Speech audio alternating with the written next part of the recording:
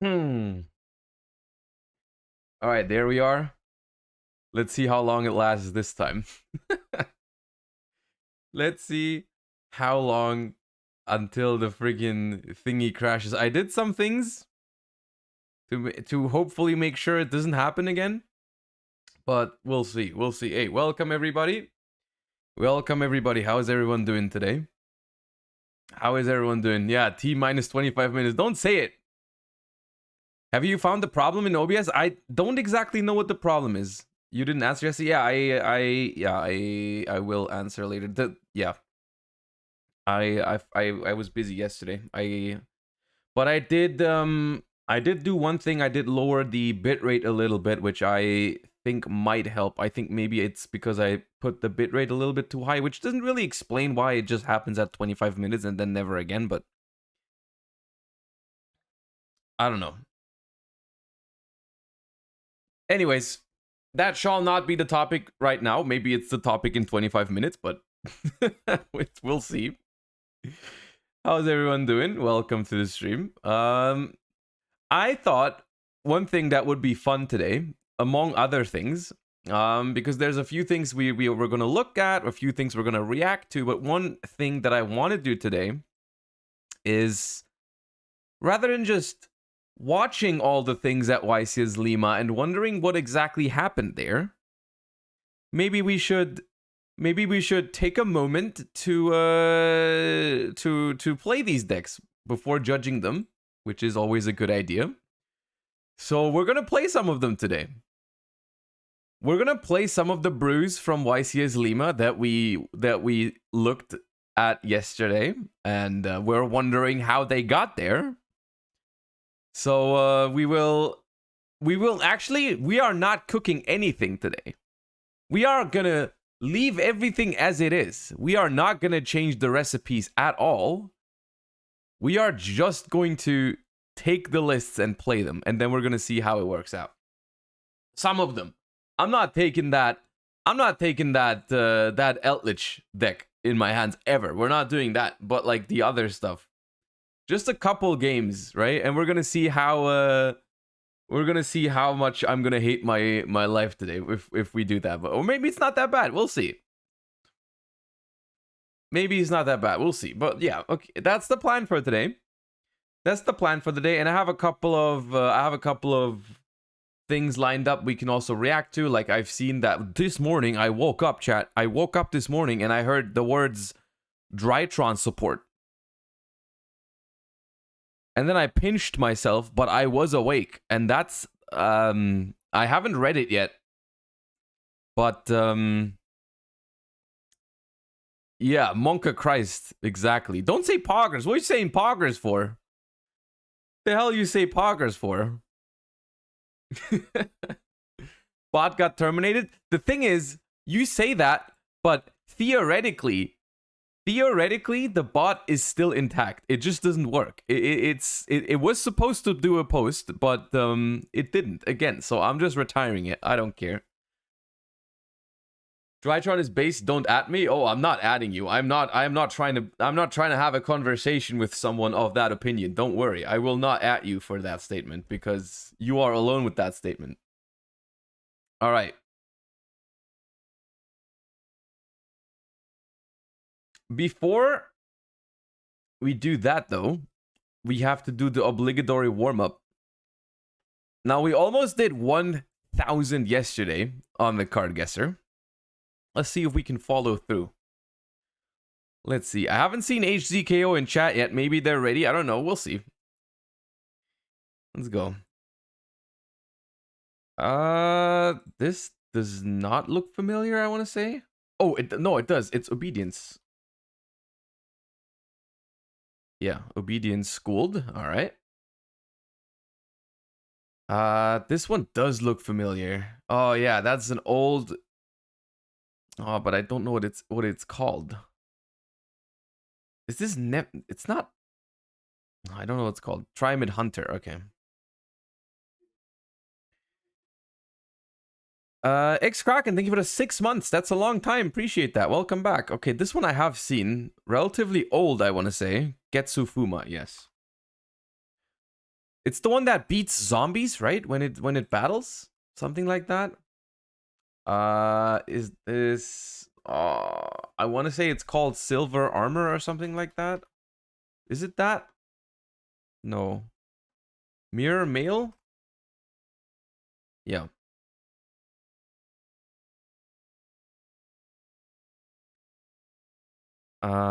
So far I've no. Oh, it's one of the. It's one of the little knights. Beginning knight, yeah. That's ABA. But is that Malakota? Oh, it is. Okay. Lightsworn, I think that's Raiden. Yeah. All right. We're cooking so far. That's all right. What is that? Oh, I've seen this. Gemini Scorpion.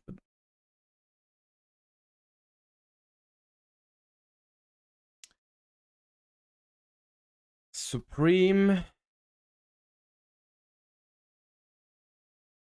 I want to say that's Dark Rebellion. Yeah. Now, what do we have here? This one I don't recognize. Some crawler? Okay, then I don't know what that is. Oh, it's a crawler. Okay, yeah, you're right. That's not something I'm super familiar with, I'll be honest. The crawlers. Oh, that's Merrymaker.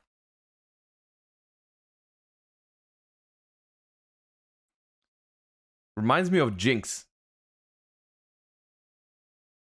I have no idea. Or wait, oh! We don't talk about it. We don't talk about it. I've never looked at it like that. This is like Curse of Aging. Yeah. That's Okazi.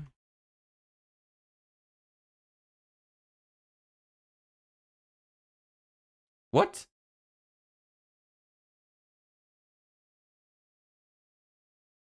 Oh!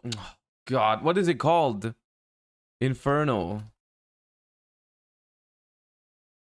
I think it's just Inferno. Wait. Oh! That was bait. That was mean. That's a resonator, but it's not red resonator. It's like Crimson or Flare. Crimson.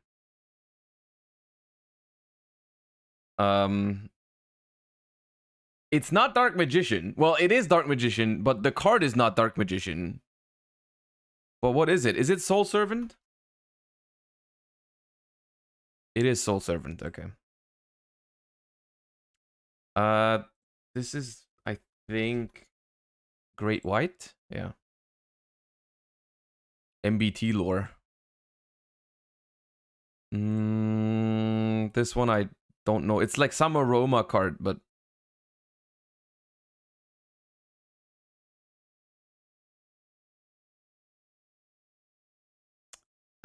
this is something creature. Moisture creature. Yeah. Moist. That's Worm Links.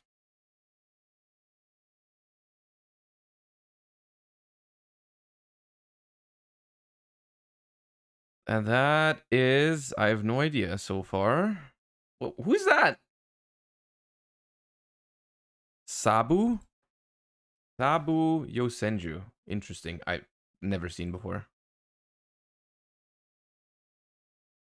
Oh wait, I know this. It's something. It has something to do with fairies or rituals. Something. It's like court. Yeah, it's Court of Justice. I'm pretty sure. Yeah, it's like fairy something support. Is that Gameciel?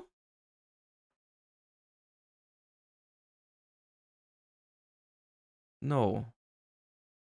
But it has something to do with Gamma. It's a kaiju trap. It's not Slumber. I don't know what it's called. The capture mission. Okay. That's Pit Knight.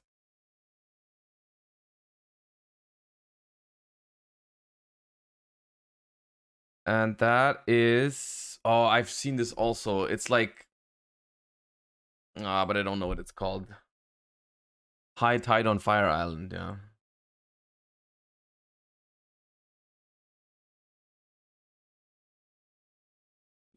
Oh, that's a Fortune Lady Dark. Fortune Lady Dark. Yep.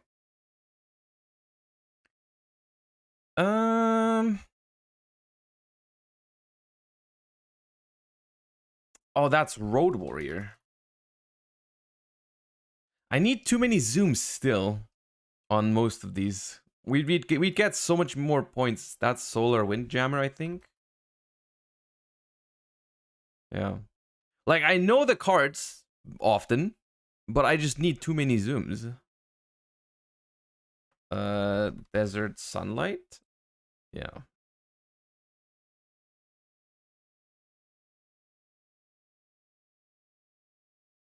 Now, this one I don't know. So I'm skipping. Because we've already zoomed in so much, we get barely any points.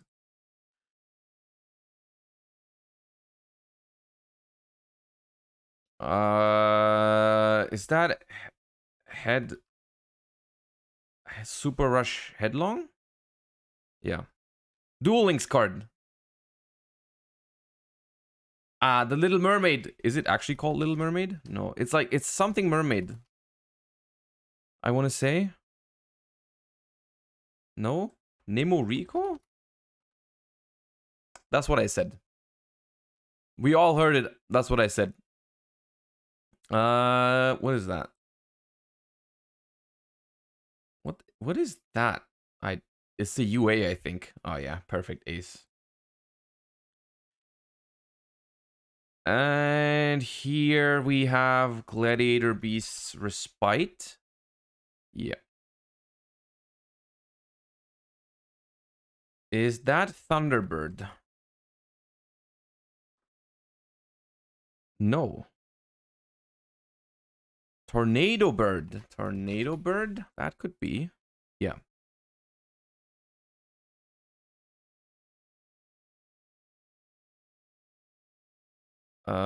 It's some Noble Knight card. But, yeah. Oh, Freed. Brave Wanderer. Yeah. Amazon is Archer? No? Crimson... Oh, the other one. It's some... Yeah, it's some burn dude from back in the day. That is, I want to say Supreme Crystal Wing. Or Clearwing. No? Is it just regular Clearwing? Oh yeah, it is. Okay, interesting.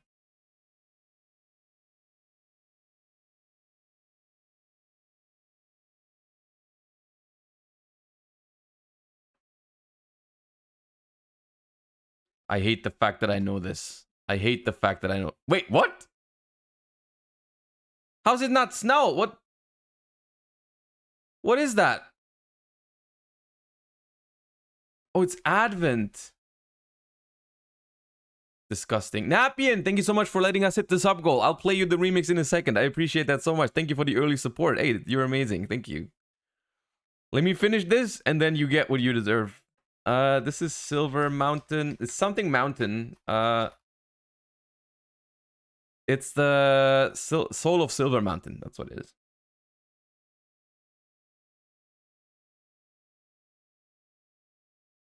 Is that Josh with the beard? No, that was Soul of Silver Mountain.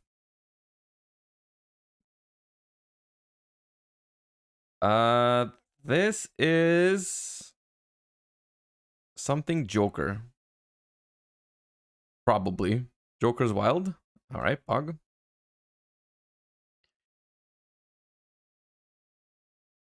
This one I don't know, I think. Yeah, nah. Skull Flame.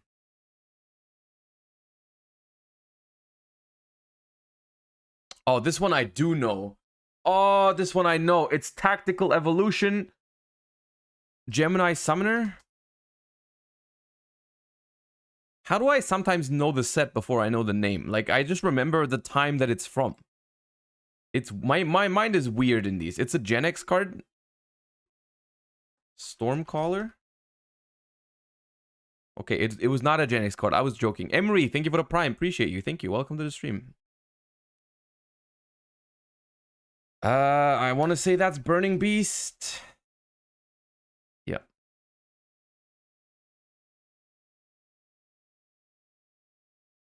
That is... The thing is, that's Dogma, but it's not Dogma. It's not Dogma. It's a card that has Dogma on it, but it's not Dogma. Yeah, Cyclone Blade. Judo, thank you for the Prime. Appreciate that. Welcome to the stream. Always happy to see new primers in there. Appreciate you. It's something Bite. Not Dragon Bite. Yeah.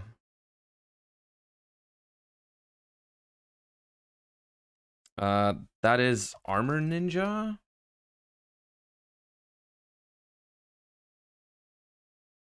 Wait, that does not exist. Is it Blue Ninja?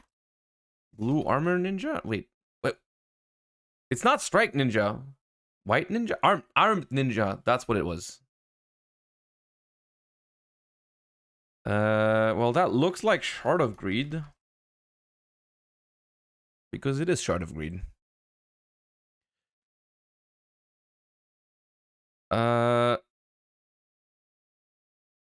What is that? Ah, that thing. Okay, I remember that. Okay, it's not Yellow Gadget. It's not Yellow Gadget. It's like Boot. Oh, it's one of those. It's one of those, but... screw it. I don't know. Yeah, it was a boot up order. I knew it, unfortunately. Could not quite tell which one. This is Mega Fleet. Mega Fleet. Yep. Is that Dark Armed? Yeah. I'll be damned if I don't recognize my dad.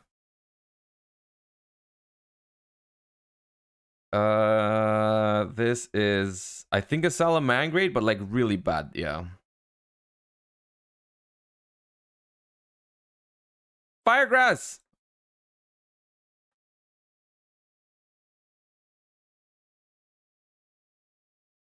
Oh god, this is the trap card that has Chick the yellow on it. I don't need to zoom because I know exactly what it is, but like Tim, this is the one. Yeah. We do have, I think this is one of these. Giga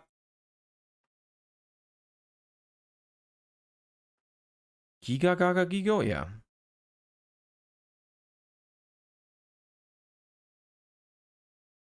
I do think I've seen this at some point, but I can't name it. Zexel Construction.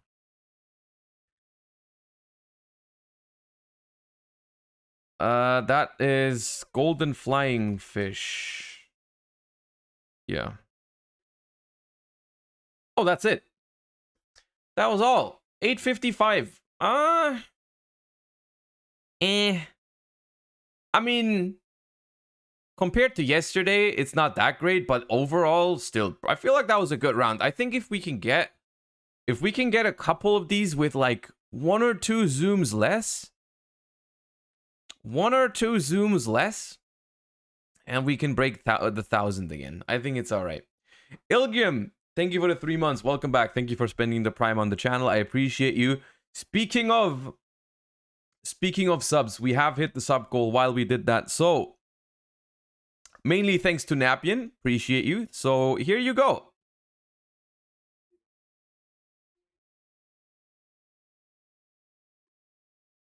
Yo, nice. I saw this morning, I was super happy this morning. I saw we almost sold half of the tickets already for an Edison event with 200 slots. I'm really happy about that. I think it's going to be great. See you there. And thank you for the 6 months. All right, hey, now I'm not gonna keep you from the remix any further. There you go. Thank you.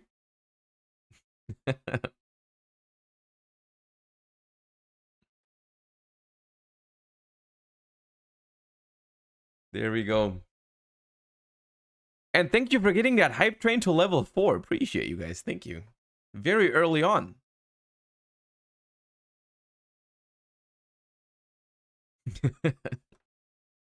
You did arrive at the perfect timing.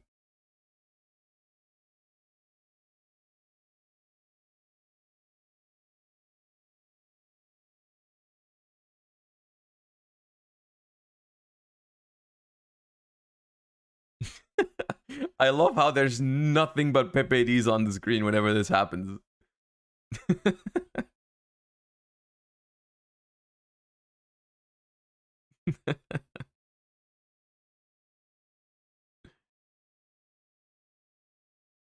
All right. You should take a look at the Kyoto Championship results on Road to the King and look at the winning deck Clueless.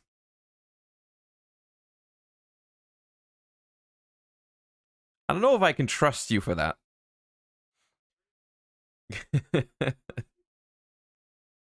Sleeve Chief, thank you for the gift sub. Appreciate you guys. Remember to use that juicy Josh 5 whenever you go to Sleeve Chief, guys. Thank you for the reminder, Sleeve Chief. Good morning. How are you? I'm doing great today. I am in a very good mood. And as you can tell from my hair, I've already slept well. Do you think there's an age limit to be a pro competitive Yu-Gi-Oh player? Do you mean on like the lower end or the upper end? Because on the upper end, I don't know, because like I'll say it this way, right? I'll say it this way because at some point, like a couple years ago, I could have never imagined to still be playing Yu-Gi-Oh when I'm 30, right? I feel like if you ask 15-year-old me or something, right? Do you think you'll still play Yu-Gi-Oh when you're 30? I would have probably said probably not, because it was just not a normal thing back then, right? You wouldn't have many people that were old and played Yu-Gi-Oh, right? But that it just changes because our entire generation just grows up, right? And we grow into it. Like, I don't know, it's like I don't think there is a limit. I think as long as the game exists, I'll probably be playing it, you know, like, yeah. Okay, now you guys want me to look at this OCG metagame. I guess we can do that first. I am not opposed to it. We have a few things we need to look at, and then we'll get to playing. But I guess we can quickly. The thing is, the reason why I want to look at this, the reason why I do want to look at this is because I told you guys last week about something that we are going to do this week, which is we're always looking at the OCG metagame here, right? We're always looking at it, and we're sometimes making fun of it when they're playing like decks with 3 block dragons and whatnot, and Maxis everywhere and whatnot, and they're still in Tearlament, Ishizu Hell, and all that stuff. We're making fun of it, but we've never actually experienced it, right? And so I told you guys last week that at some point this week, we will be playing the OCG format. Like, we're just gonna take these decks that they are using right now, and we're gonna see how bad it really is with their, like, block dragon, 1-card super heavy samurai combos, and Ishizu tier still. We're gonna do that this week, not today. That is probably something we will do tomorrow. Tomorrow we will either have a very good time, or we're gonna suffer, or rather I'm gonna suffer and then you're still gonna have a very good time, because that's how it works, right? I mean, like, I think for you it's like best case scenario if the format is completely terrible, like, you know, then It's gonna be a hype stream, I think. Anyways, we're gonna do that. We're gonna do that tomorrow. Today we will do something similar, but not for the OCG metagame, but for the YCS Lima metagame. As you can probably tell from the stream title, we looked at YCS Lima deck lists yesterday. And some of them looked... I'm going to use the word interesting. Okay? Some of these decks that they played, we wondered yesterday, or I wondered, how they got there. And we're going to see today how they got there, or like if we can explain it. We're going to try the decks without any changes. We're not going to change anything to those lists. We're just going to take the lists and we're going to run them.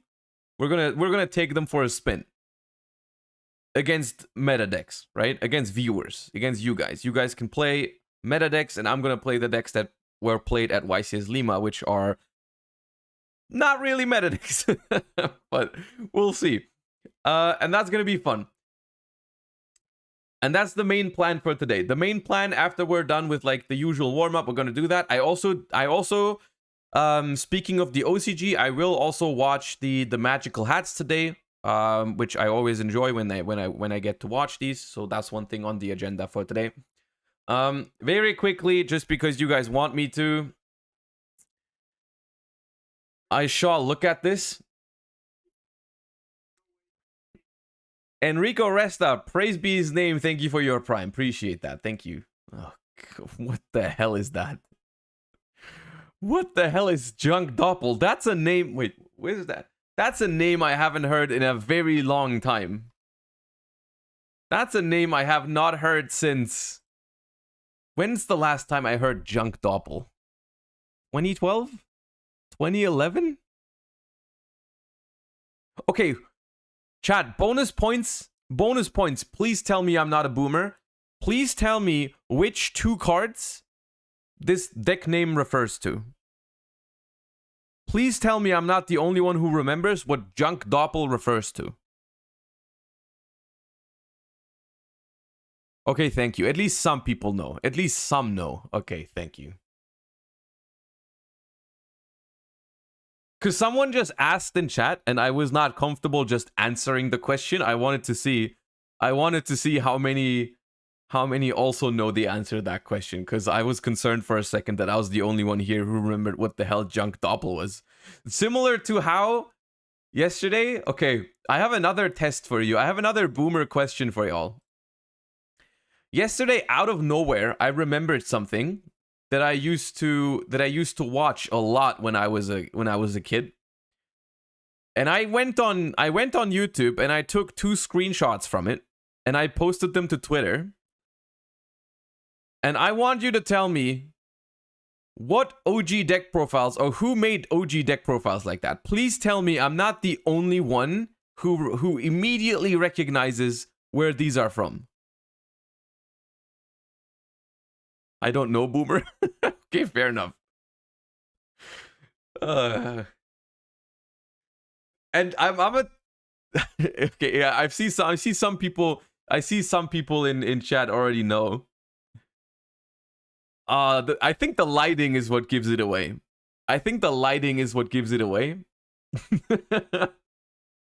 Hold up, I'll show you where it's from. This is true boomer content. This is my childhood. Hold up. The intro also hit me different yesterday. I'm gonna tell you that. Hold up.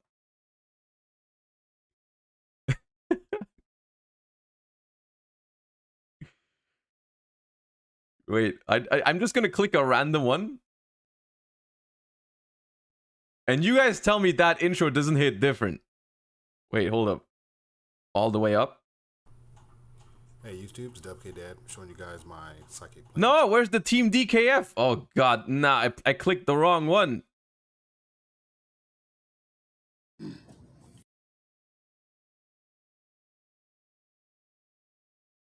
I need to see the... I need to hear the DKF. Where is it? I need it. I need to hear it. Where is it?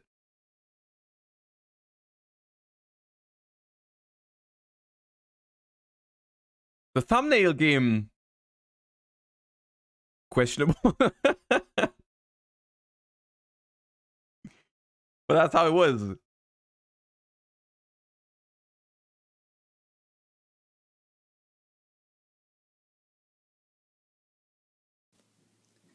Hey, what's up, YouTube? It's WK Dad. Show you guys my version of Chaos Dragon.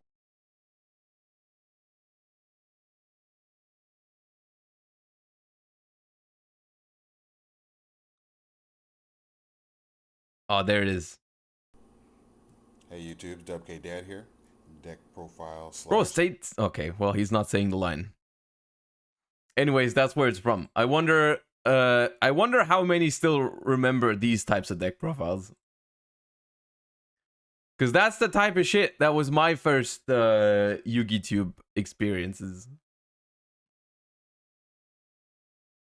That was my jam back in the day. Anyways, I don't know. I don't know why we drifted to that. Oh, because of Junk Doppel.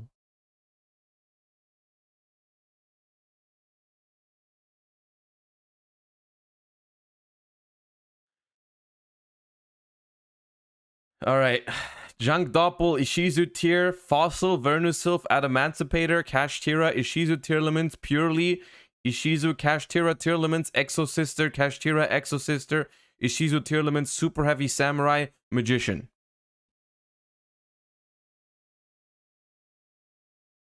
And that's what we're gonna do to ourselves tomorrow. I don't know if I want to do this. I don't know if I want to do this, but I will. I'm a man of my word. I will do it tomorrow, but I'm not sure if I want to. I'm just saying. I'm not sure if it was a good idea.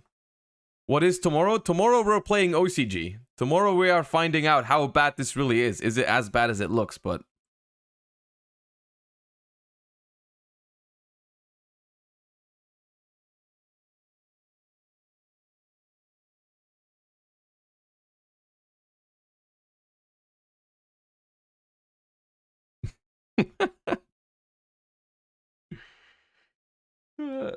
bro, this is...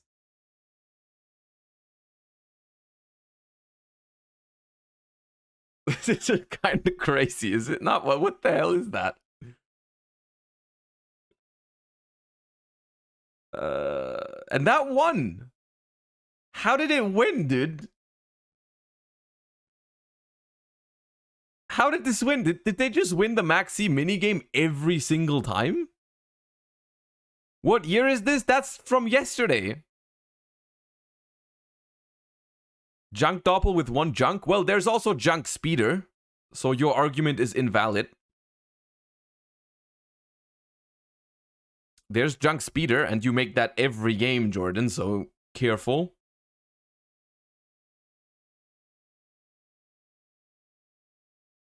He resolves Speeder every time. Yeah, you don't say, Gene. The deck makes Speeder every time. But, like, how does it never get impermed? It doesn't even have an imperm for, like, crossout. Like, if you draw imperm against this deck, I don't think it can do anything. I think if your Speeder gets impermed, you're just like, yeah, okay, well, next game. I don't know how. Well, I mean, we're gonna find out tomorrow. We're gonna find out tomorrow. Assault Synchron is insane. Yeah, the Synchron card is crazy. But still. Okay, this is like Stardust Synchron. What is this card?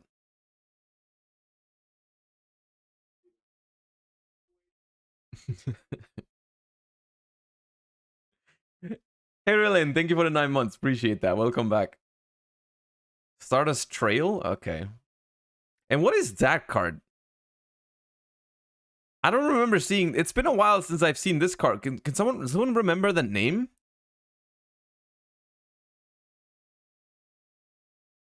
I don't remember.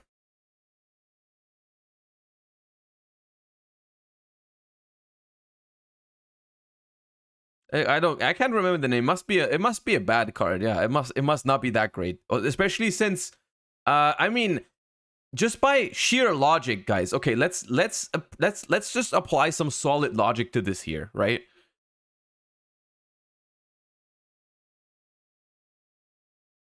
Lunacy, thank you for the 5. Let's apply some solid logic, right? You see how they have these little notifiers at the bottom if a card is limited or semi-limited, right? So on this card right here, it's not limited or semi-limited, but they still only play 1. So it's probably not that good, right? It's like the same applies to like Junk Synchron, right? It's also not on the ban list, and it's not, they only play 1. Like, it's not that important probably, so it's not, it can't be that good, right? So like this card, it's probably just about average. It's probably like an average kind of card. All right.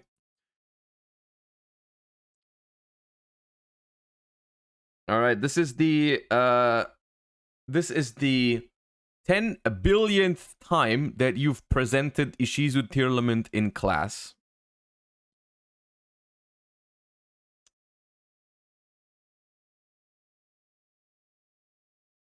I will get it twisted tomorrow. Oh, yeah.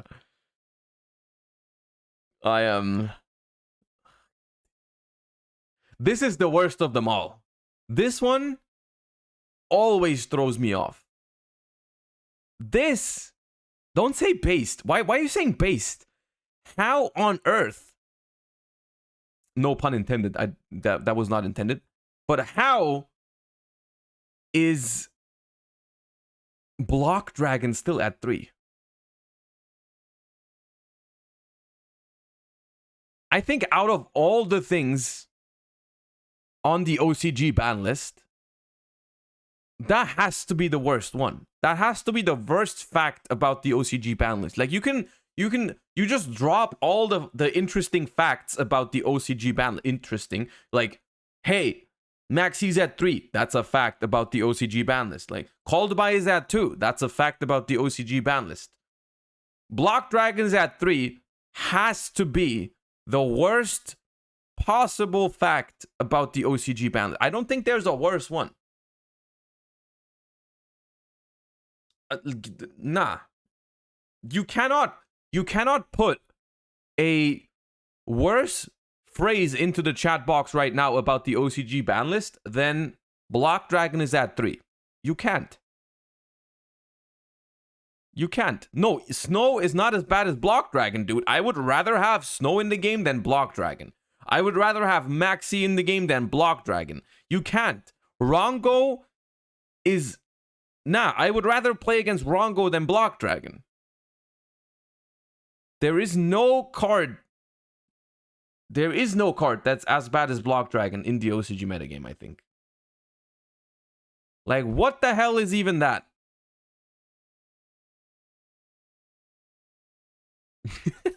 Bro, the OCG is down bad right now, dude.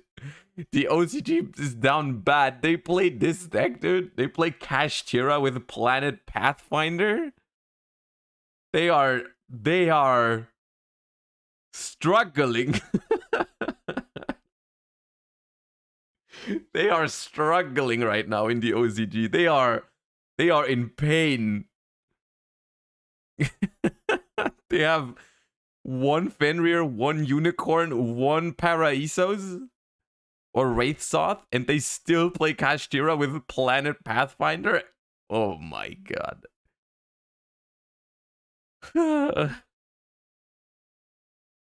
The funny thing is, you look at these decks and you realize that if they ever go first and they make a Rise Heart, literally no one has outs. Like, they don't have one. It's just like they ignore that card.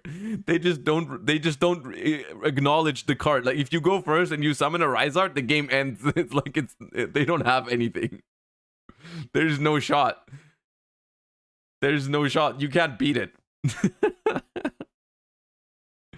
Guardian. Yeah, you can normal summon Guardian and then trigger a Rise Heart. How? If you play 3 spells. Like, it's not possible. God damn. This is the only deck. I'm genuinely like... I might enjoy this one tomorrow if we try the OCG. I'm like, purely, I might like that. I might like that one. That seems nice. I hope you have your Pearly cards already, by the way, because I think it's pretty much too late, is what I heard. I think it's too late the Pearly cards are like already insanely expensive, I think. But I want to say one thing. Anyone here in the chat who's been a watcher of the stream for a while, you have no right to complain, because I told you this. I told you this, okay? I explained to you, I don't know, weeks or like, I don't know how long ago, but right after, I think, what was it, Amazing Defenders? I did tell you that I think the deck has potential and that it's probably going to be solid. I told you this. The bot just posted? That's crazy. That's insane that they just posted. That's like 45 minutes in. Holy shit. Anyways, that was once again one of those instances where using your using your Prime on the channel gets you money, right? You subscribe to the channel and you get the insane marketing advice, and then you profit. That's how it works, right? It's a win-win every time. Anyways, I told you about Purely. Ooh, Cash Tier at Tier. Very interesting. And that's that.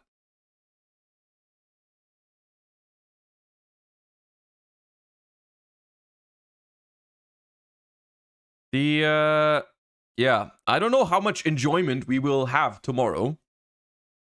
But, yeah, we're gonna play OCG tomorrow. Remember, be here or be here. Just be here. No or. Just be here. We will... No Super Heavy Samurai? Oh, yeah, there's Super Heavy Samurai. Not in this tournament, I guess. There was, but they don't have the list, apparently. But, that's what we're playing tomorrow. We will play OCG tomorrow against viewers. So, you guys are gonna prepare whatever you think is cool from these, if you think anything is cool, and then we will play OCG. We'll just play DB with viewers. I don't need a ranked ladder or anything. We just hop on DB and probably experience real pain tomorrow. That's the plan for tomorrow, though. For today, let's quickly look at something that I hope is bad. I'm sorry to all the Drytron fans, but I hope this card sucks. I hope this card sucks, because I woke up this morning and I saw the words Drytron support. And those were not the words I wanted to hear this morning. Those were not the words I wanted to hear this morning, but please be bad. Please be bad. Please be bad. Celestial Polar Illuminite Beertron Alpha. Ultimate Knight Alpha Ursatron. Oh, it's not a Drytron card, but it... Okay. Level 7 Water Machine Special Summon Effect Monster. Attack 2000, Defense 700. This card is always treated as an Arctic or Drytron card. Okay, so it is a Drytron card. Cannot be normal summoned or set. Must be special summoned by a card effect. You can only use the effect of this card's name once per turn.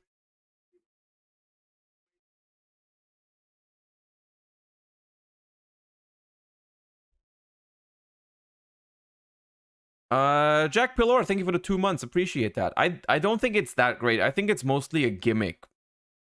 But yeah, I don't really see. Yeah. If you control an Earth, Arctic, or Drytron monster other than Ultimate Knight Alpha Ursatron, you can special summon this card from your hand. Then you can add an Earth Arctic or Drytron spell trap from your deck to your hand.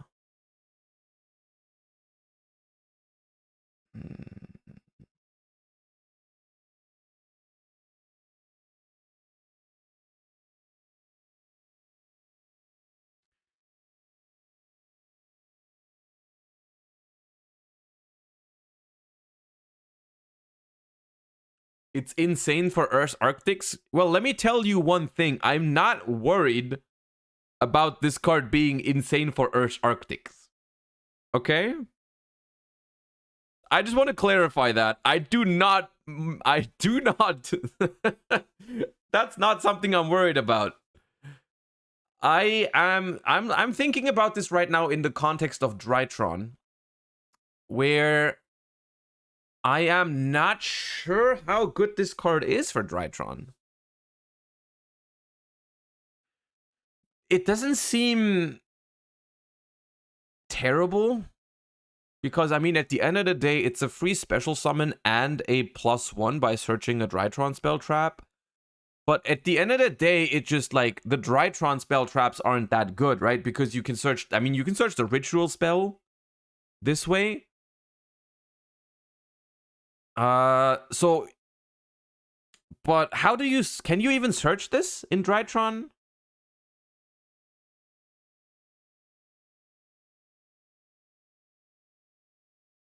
Because Alpha searches ritual monsters, Zeta searches the spell, Nova? What is Drytron Nova? But Drytron Nova special summons it, right? The field spell special summons it, but then you can't search. So, okay. That, yeah, I think that's... I think that's okay, probably. Okay, I can live with that. I don't think it's that good in, I don't think it's that good in Drytron. Because, like, if you draw this card, it's only good if you already have the ability to put Drytrons on the field, right? If you can already play, basically. So it's not a starter card. It doesn't make Drytron more consistent. It only makes it have, like, even stronger combos in a way, which in my book is okay, because, bro, Drytron, if it pops off, is already insane. So, like, it doesn't matter if it has another extender, I think. Okay. But for Earth Arctics, that might be a good card. Now, I'm not very familiar with Earth Arctic. I only know they have this, like, very weird synchro summoning mechanic where you need the level difference instead of the sum, right?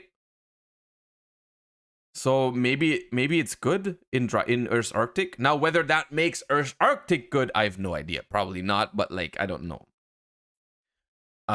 Maybe at some point, like, I mean, I'm sure that if it is insane in Earth Arctics, it's probably, like, let me check the clock. There's probably, like, 4 hours until Lithium insane combo Earth Arctic video drops. So, like, we're fine. We're gonna be informed about it. Earth Arctic Polar Star. Level 1 Water Machine Synchro.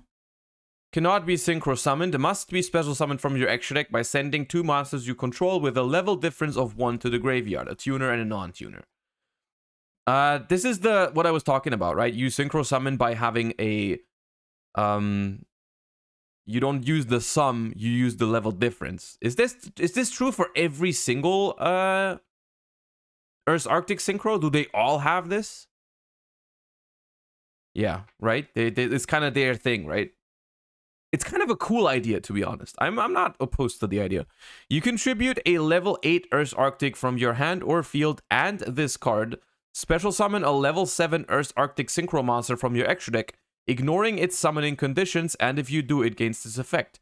Your opponent cannot activate the effects of monsters special summoned from the extra deck that have a level. Ooh.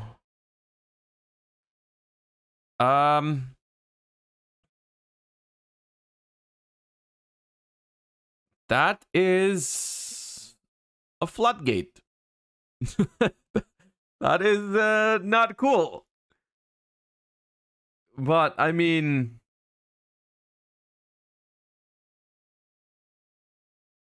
The thing is, I think the deck didn't really struggle with that portion. I at least to me, it feels like Earth's Arctic is a deck that struggles more with, like, getting started and whatnot, rather than actually putting up something crazy, because I'm also seeing people in chat saying it already had floodgates. And this is like, you need to set this up first, which requires you to set up like a tuner and a non-tuner. And then you still need a level 8 Earth's Arctic from hand or field on top of that. So it's like a 3-card combo to summon a floodgate. Or like maybe a 2-card combo to summon a floodgate. So other decks do that better. I'm gonna be honest with you. Like, other decks do that better.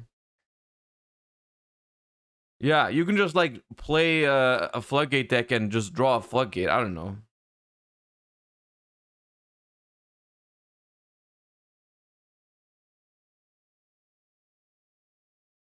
Like, yeah, I mean, like, I genuinely think like one Kashtira Unicorn is probably more oppressive than the entire Earth's Arctic archetype. So, I mean, this is still not a bad card. Both of these cards in the context of Earth's Arctics, I'm pretty sure are good cards. But more so this one, I think. Because this one is actually kind of perfect for Earth's Arctics, right? Because it's level 7, so you have like a level 8, and then you can just summon this as a level 7, and then you will always have the difference level 1. But are there level 8 tuners in Earth's Arctics? Are there level 8 tuners or not?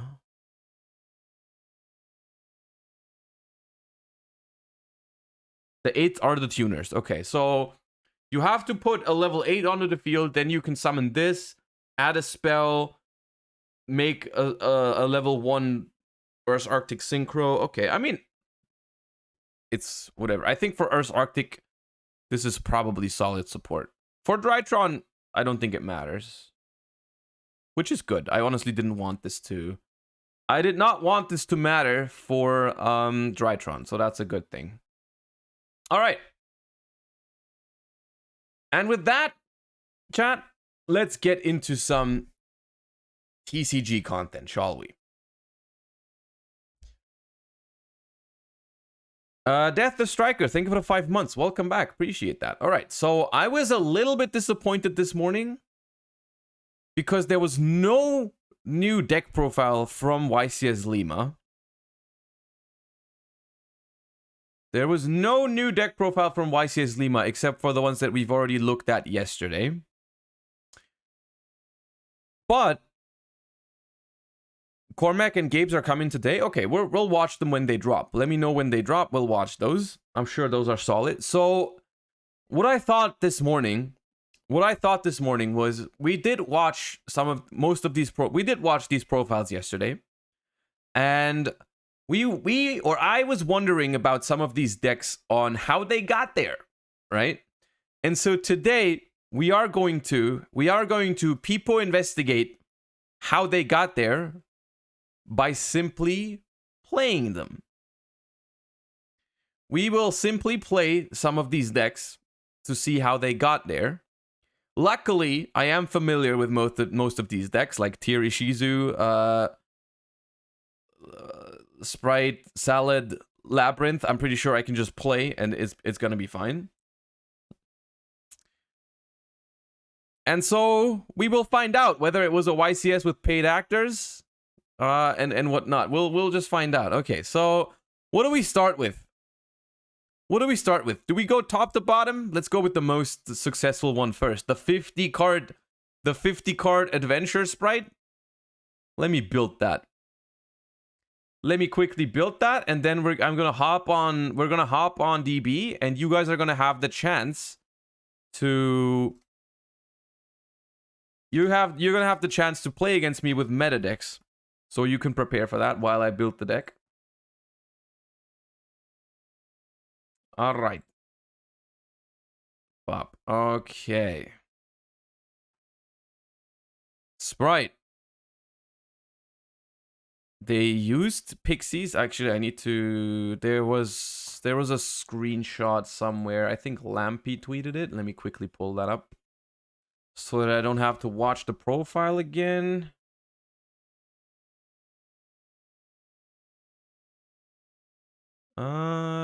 There it is. Okay. Do we know if the first place was the same list? I don't know. I am not aware of that.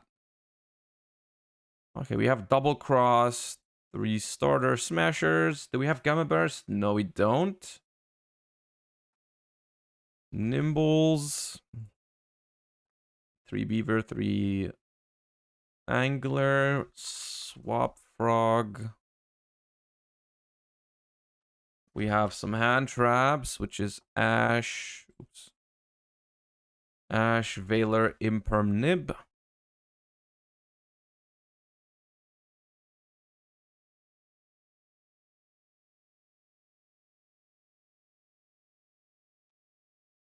Book of Eclipse. Foolish. Cap shells. Now you might think it stops there, but there's more. Bop, bop, bop, bop, bop, bop, bop, bop, and 50. Perfect. Perfection. That's what peak performance looks like. You might not like it, but that's what it looks like. Zeus. Ginbuster. Shadow Mosquito. Wasn't it only 1 Enchantress? This one is 3. The 1 Enchantress was in the... There was like a 42 card... The Salad deck had 1 Enchantress. Toad-based. Ahashima. Downerd. Masquerena and Avramax. Phoenix. And what's the last one? Onibimaru. Onibimaru.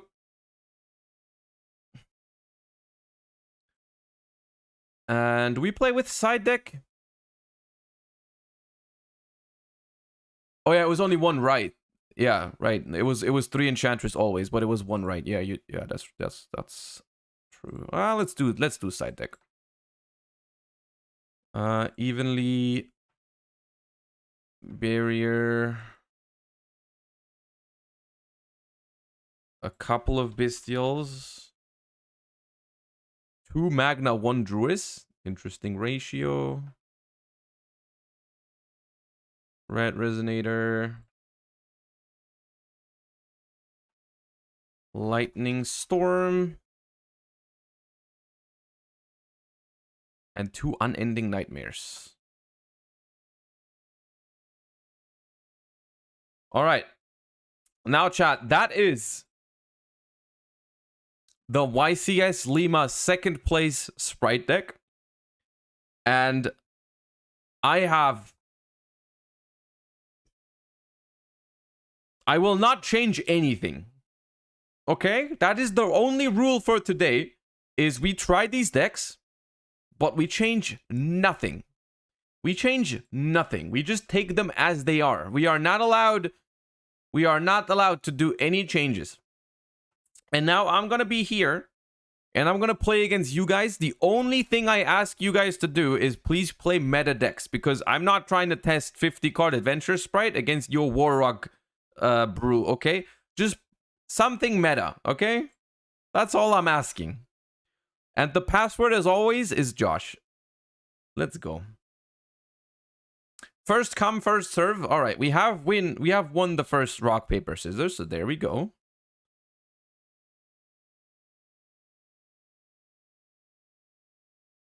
All right. Hand is okay because we're going first, luckily. Normal swap, effect. I mean, this is just a regular Spright hand, I suppose. So we are supposed to go swap, and then we go... I guess we special carrot first, play around Imperm. special this, grab red.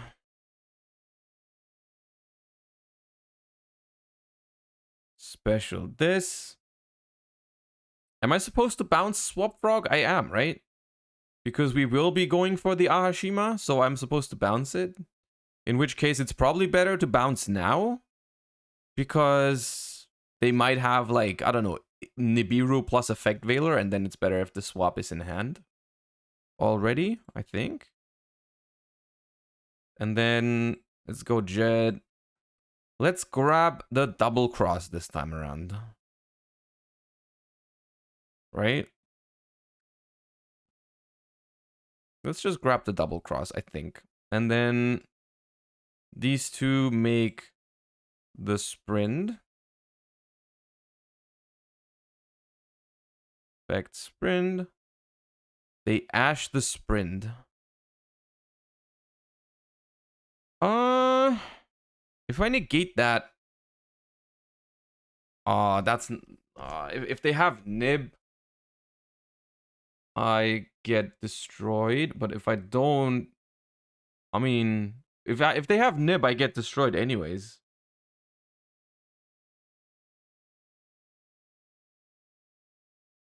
Because if I don't negate now and then I make gigantic.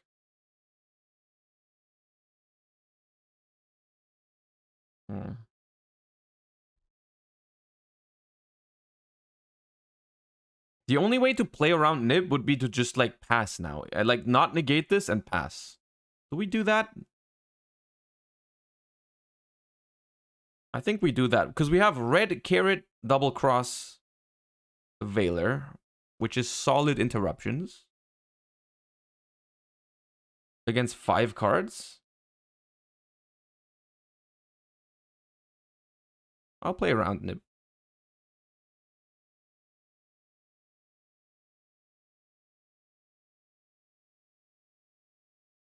In this case, not bouncing the Swap Frog could have been better. To play around Ash Nib. But, yeah. Ooh, Flashing Fire to special summon. Okay.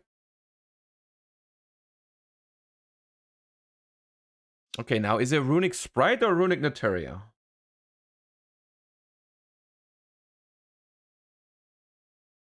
Ooh, that looks like it's Runick Naturia, most likely. Still, I mean, if I tribute with red, if I tribute sprint for red now, then double cross is dead. I guess we'll have to accept it. I guess we will have to accept it. We can't Veiler, they stayed in draw phase. Correctly so, probably, unless they play talents.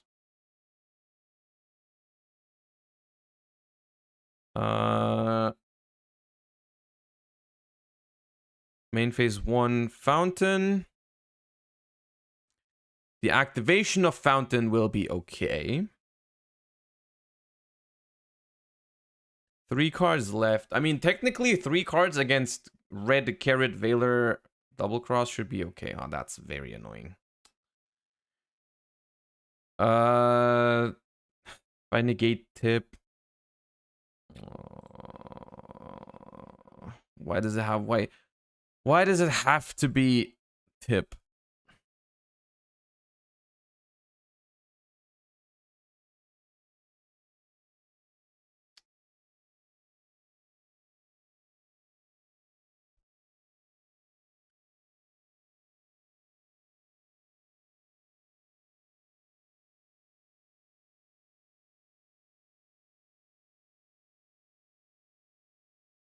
It's a disaster because I didn't get smashers.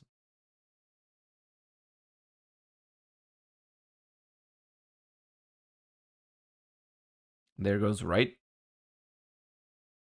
Thank God we're playing multiples in this version. Destruction, target the back row. I mean, all right, well, I'll take your Hugin.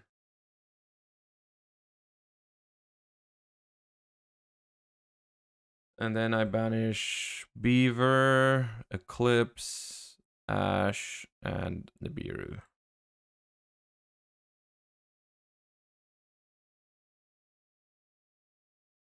I mean, they have freezing curses. It's the most telegraphed freezing curses ever, but yeah, I mean, what am I supposed to do?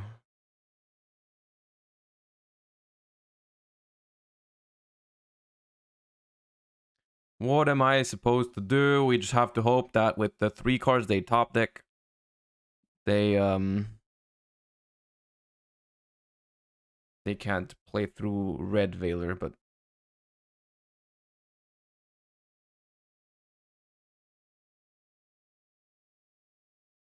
Tribute Hugin? No, if I tribute Hugin, I can't destroy, and I wanted to destroy Fountain. Like we can tribute Hugin, but it's we take control of it forever anyways.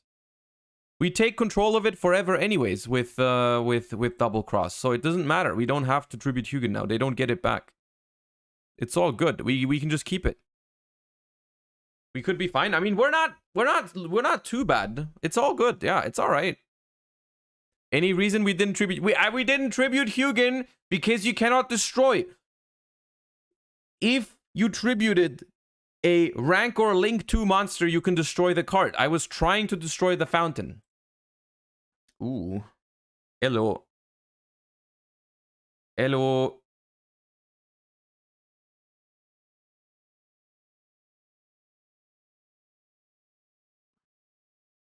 Let's just pop the starter.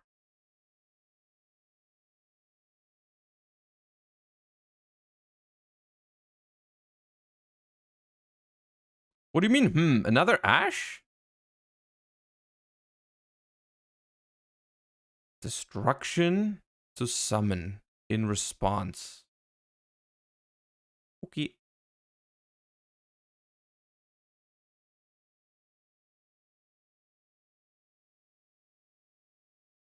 Oh, because I could get I could grab Smashers. Okay, then I am going to summon blue. 11. Declare blue. It's smart of them. It's smart of them to do this because otherwise I could have gone for Jet, and then if once I have Smashers, I invalidate their Fountain. Oh no, my Smashers is gone. Never mind. Yeah, this is awful. 2 Fountain, 3 Hugin.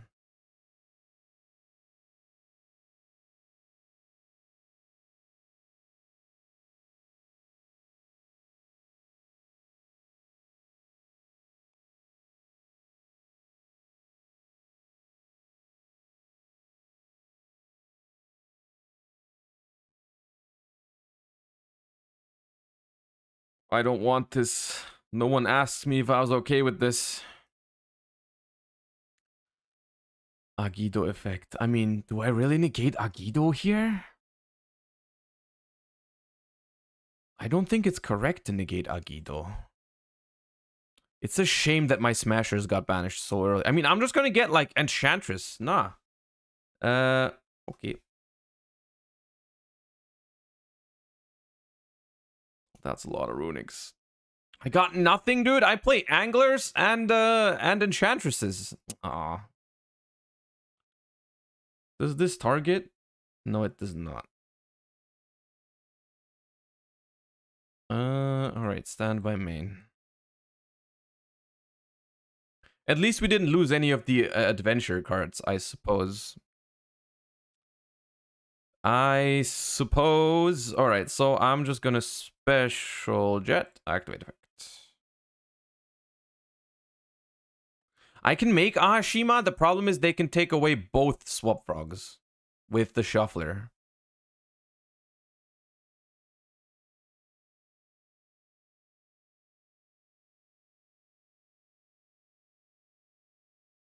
Okay, unfortunately, we can just grab starter here because Smashers is banished. I'm pretty sure we win if we don't banish Smashers early, but it's okay. And now probably just sprint into attempt Ahashima. If an XYZ monster discard points to activates an effect by detaching material, you can target a spell trap your opponent controls, destroy it. They did also mill the cricket, which is unfortunate. They did mill the cricket, which is really freaking annoying.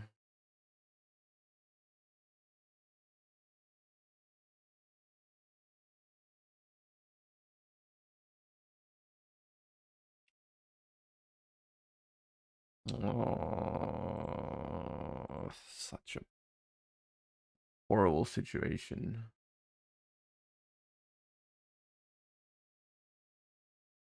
I mean, it's probably just sprint. And then negate cricket, honestly. We do have to get sprint, I think.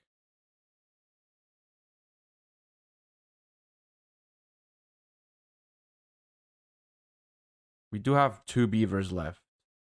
They activate mole cricket. Sure. We can negate the tribute effect as well, so that's okay. I wonder if someone in the world has ever fusion summoned the Runick monster the proper way. I saw someone do it on Reddit recently. They used magical hats to summon Runick spells from the deck as monsters, and then they used like a quick a trap polymerization.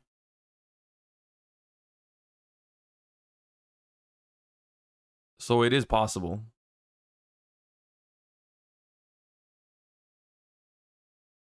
Ash the Angler. I don't think I can prevent that.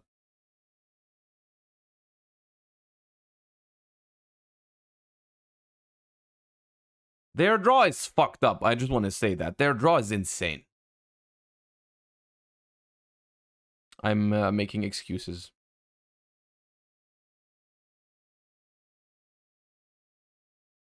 Normal summon swap. No effect.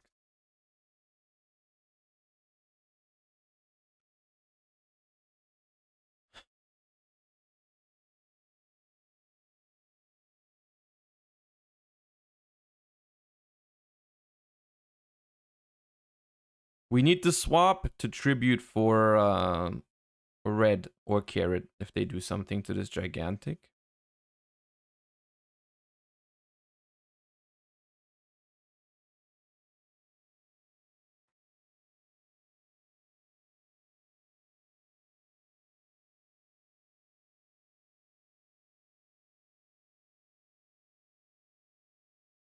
And now I guess it's just cap shell.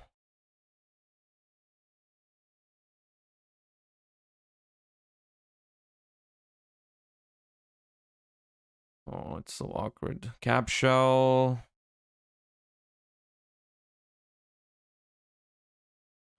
I can't Ahashima.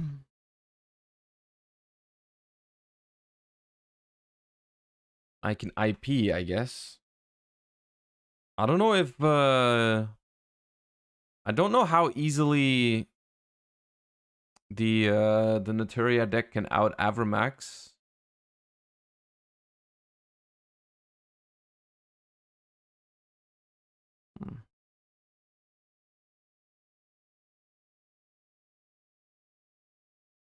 Baron outs it, but like they don't have a battle phase.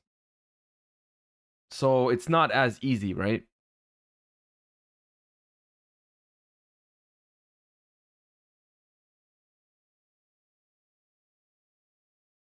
And when I go to battle phase, I can like negate their Baron with red or something. We are on the starter, yeah, but we can't make it anyways. Ahashima. I could make Ahashima without using its effect. Just like if an XYZ monster this card points to, like I could make Ahashima, draw a card, make a, I don't know, Onibimaru, activate effect, pop the fountain. Nah. It's just IP probably. Or Phoenix for this.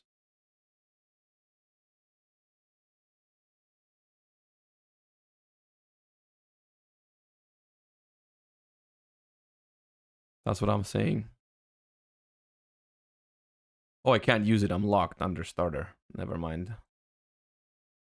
We can switch these to attack. It's still a good pickup for next turn.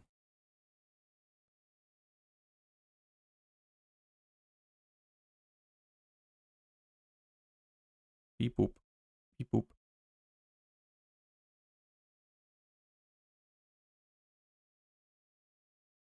Set starter. And pass. And then I do think I want to starter immediately. For multiple reasons. I now have tribute fodder for red or carrot, and I'm gonna go for what do we have left? We have jet, pixies, starter. We don't have blue, so it's jet into starter. Hope we don't lose our blue, our pixies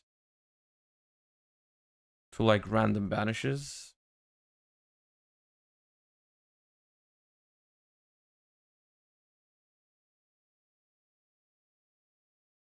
Now we can't Avermax. We can't Avermax anyways because it needs monsters summoned from the extra deck. We can only go Phoenix, and that's fine under starter. We can go IP plus Jet into Phoenix. Pop the Fountain. Maybe.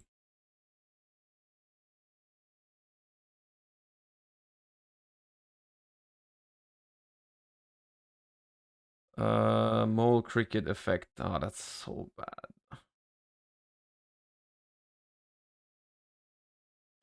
I kind of need to red negate that.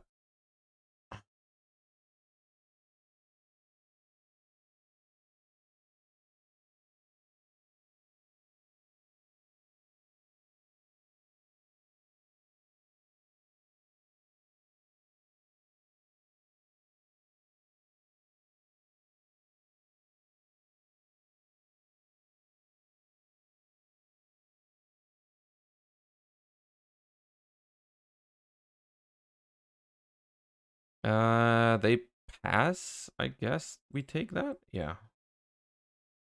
Beaver is a horrible draw because we have Right of Aramis here, but it is what it is. I mean, we are still happy about having Right, so... And we've also not banished or milled anything yet. 50 card deck comes in clutch. All right, the Blessing to summon Mole Cricket back. I mean, we care? Do we carrot negate that? We can just red negate the Mole Cricket again. Yeah, let's do that.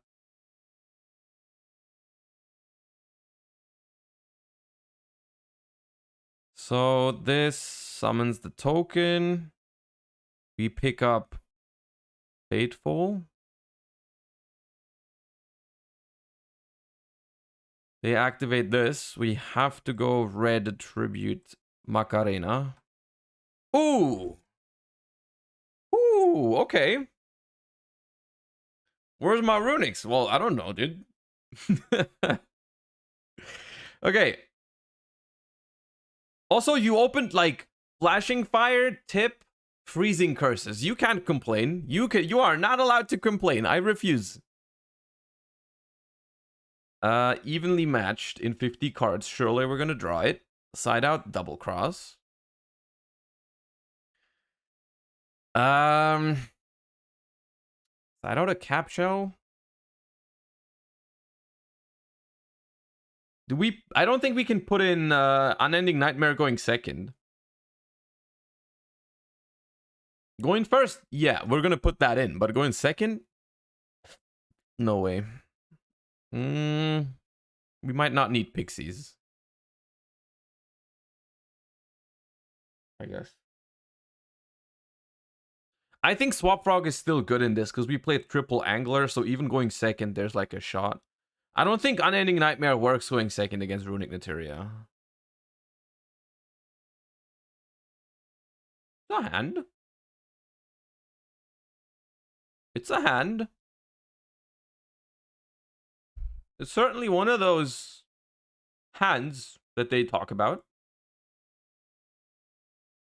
Okay, now their opener is quite good.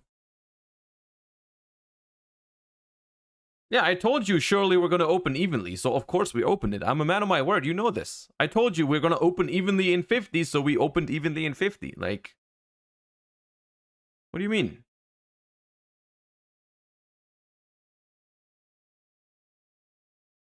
I do want to point out how in the immediately the first game after we talked about it yesterday, Valor was infinitely worse than Impermanence.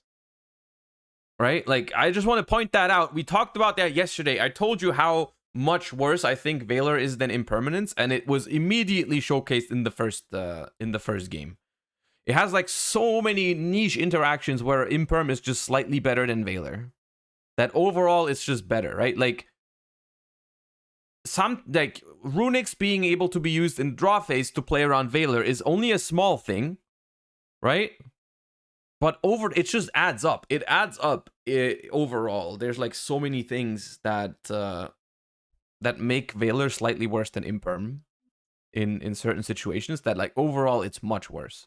Okay, going for Charge Warrior is interesting. I mean, I guess they do have the quick spell to revive Camellia already.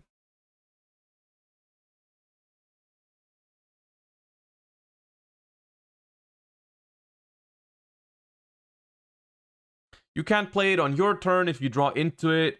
You can't use it in their draw phase. You can't use it in the battle phase. It can get called by the grave. It enables triple tactics. It's like there's so many small things about Effect Valor that just overall make it so much worse. Why do people still bring it? Because they can only play 3 Imperms. Right? People want more of this, basically. People want more of this this type of interaction, and Valor is like, I guess, the next best thing, right? Like, I mean, you can't play 6 Impermanences, but maybe you want a certain number of hand traps. So that's the reason why people still use Valor, but it's kind of underwhelming. I mean, Mourner is also good, but it has other downsides, right? Like, Mourner doesn't work really on your turn, and Mourner has other things that are bad about it. I think Mourner is better than Valor. Yeah, it depends on the matchup a little bit, but it can be. I mean, against Runick it is, because you can like hit the Hugin in the draw phase if you want to. It might be. Okay, we have a Baron de Fleur. Okay, the right is not awesome here. Stand by main. They did not draw with Fountain.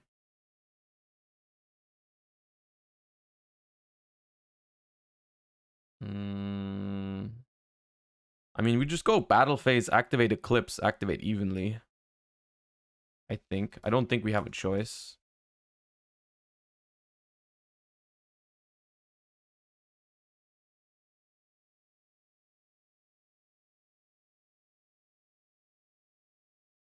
Uh-oh. Uh-oh.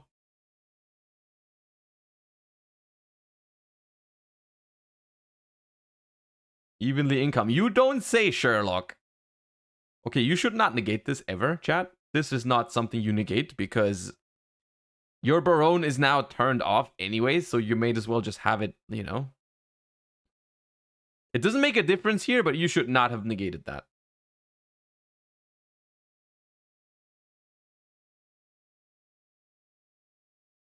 Activate right, chain Griffin seems like the move here. That's really good. Activate right. Chain Griffin. That puts down the Griffin before they can interact with the token. It's really good.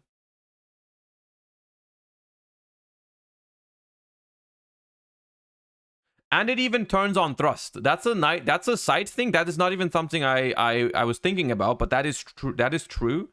They also played into thrust now by doing this. I don't have it, but that could have been a thing, right?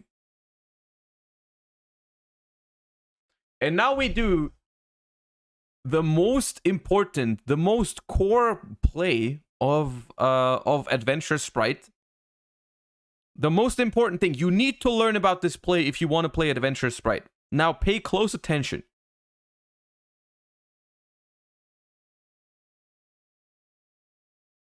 Very important. You need to normal summon that beaver, and you go like no F.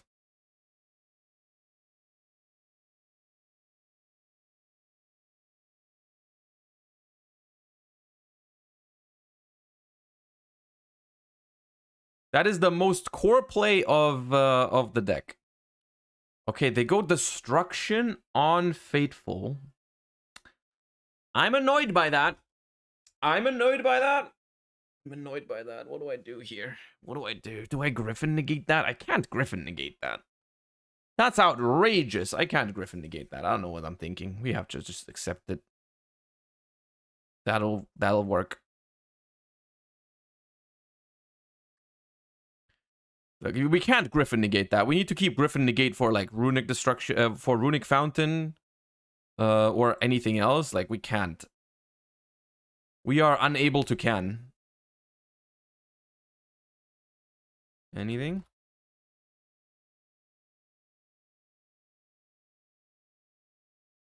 Didn't you didn't get Draco back when you summoned Beaver? I wanted to chain block my jet from like Ash. Not that they would Ash it, but like, you know what I mean? 1, 2. Nah, Carrot. Oh god, rip Carrot. All right, and then we grab a starter. I would like to grab Smashers here, but I can't use it anyways. I could grab Smashers, but I can't use it, so there is no point. And I think Fountain for 2. I think Fountain for 2 is something that I could consider griffining. I shall griffin this.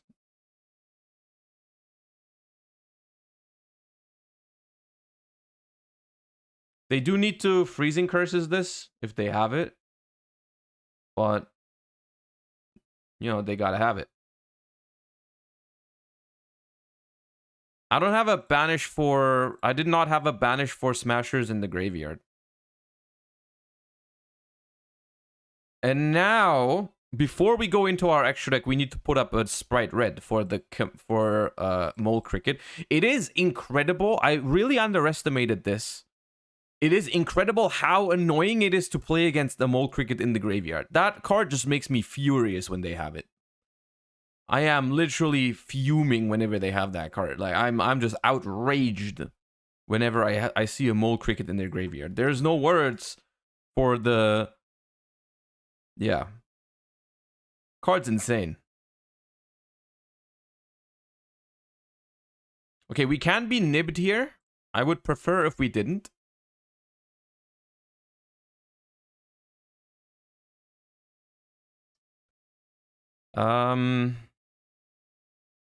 Is there a reason in making Djinn Buster first? There probably is. It's probably good to make Djinn Buster immediately and then proceed with beep boop. Okay, and then we can actually link it off right away. We can keep the token if we want to. Do we want to? We do not want to. Could have also used red, but that would have cost me a body. I didn't want that. Sprint. Bop. The effect resolves. Okay, we have a lot of beavers. Sprind. Sprind F. Okay. We can, with this board, we make a gigantic now. We summon swap. Bounce swap. 2 monsters with the same level. I think we do need to use the sprint for it. We do need to use the sprint for the gigantic. We cannot keep the sprint around, unfortunately. Because if we use the 2 beavers, summon swap, bounce swap, we can't make sprint. We can't make Ahashima. Unless we use the red, which I don't want to. So we do need to use that. Bop.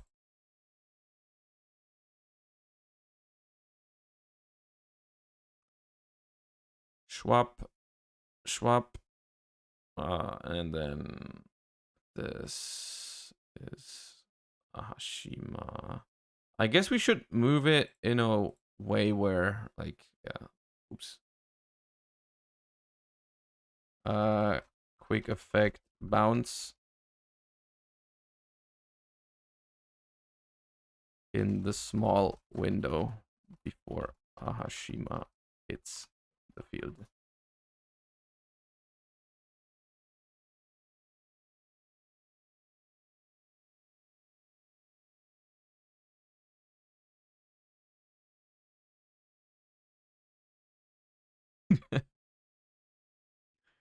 And then we get Toad. And then we pass. And then we do get the Toad in the standby phase. We do summon a swap.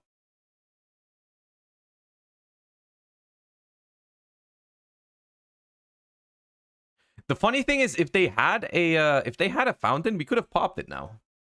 If an XYZ monster discard points to activates an effect by detaching materials, you can target a spell trap your opponent controls, destroy it. That would have been pretty good.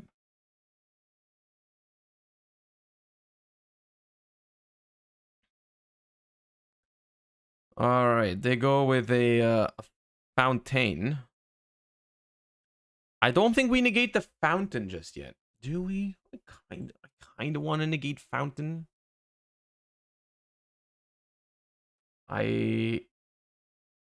I'm gonna negate fountain.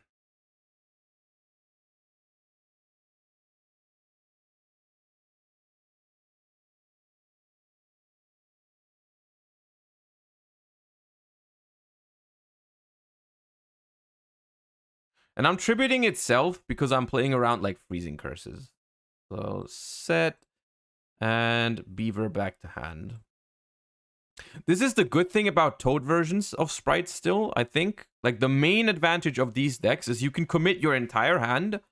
If you have Toad, you get the Beaver for next turn, which is always a play, right? Like, you always have a follow-up play into gigantic blue jet, you know, like, you have plays, which is good. So they can summon here.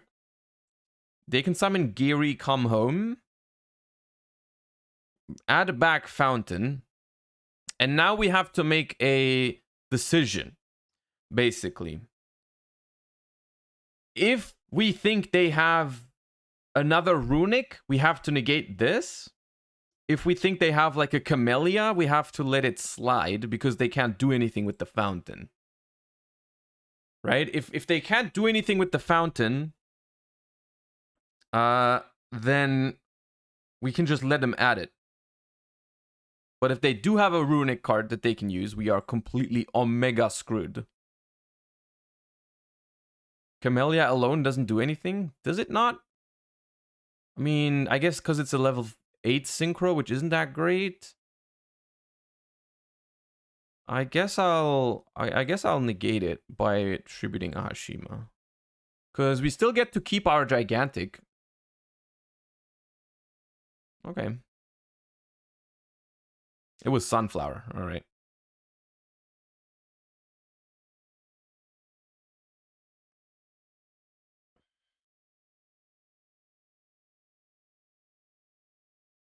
All right. I mean, I will say we did 2-0 the deck. We did 2-0 the deck. But we also went first, and we did draw a pretty nutty hand in game 2. Like, in 50 cards, you should not expect to draw, like, Book of Eclipse evenly matched, Rite of Aramsir, Griffin, Nimble Beaver, and Spright Jet. That was a pretty sick hand. Like, that was a pretty insane hand we had in game 2. Like, we couldn't really have a better hand for game 2. Was there a better hand possible? Nah, I don't think there was. I think that was literally like the hand you want in that case, right? So I guess 50 cards is just as consistent as it gets. Close my window. It's just as consistent as it gets, I suppose. Let's do one more. Let's not do one match for each deck. Let's do like 2. That's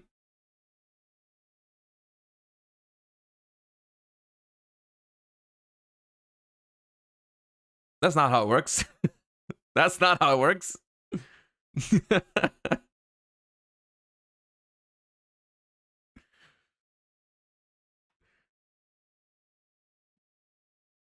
Jerome gave us 20 flex spots. Okay, we'll go second this time. That was me, Satch. I was thinking about rewarding it for a second, but then like there's other people who've been who wait to get in, so it wouldn't be fair. Gabriel Nets just put up his Lima profile too. Yeah, we can watch it after this game. We can watch it after this game. Ooh, an Allure of Darkness. Is that Despia or Dark World? Please be Despia. Please be Despia. Please be Despia. Please be Despia. You need to draw 1 Mercer. No, you already have 6. Never mind. Don't draw 1 more. Okay, it's Despia. All right, no tragedy. Oh, Pog.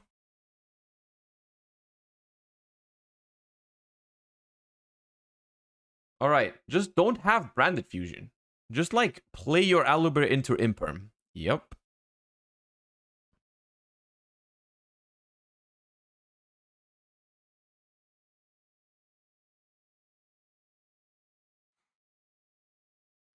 Anyways.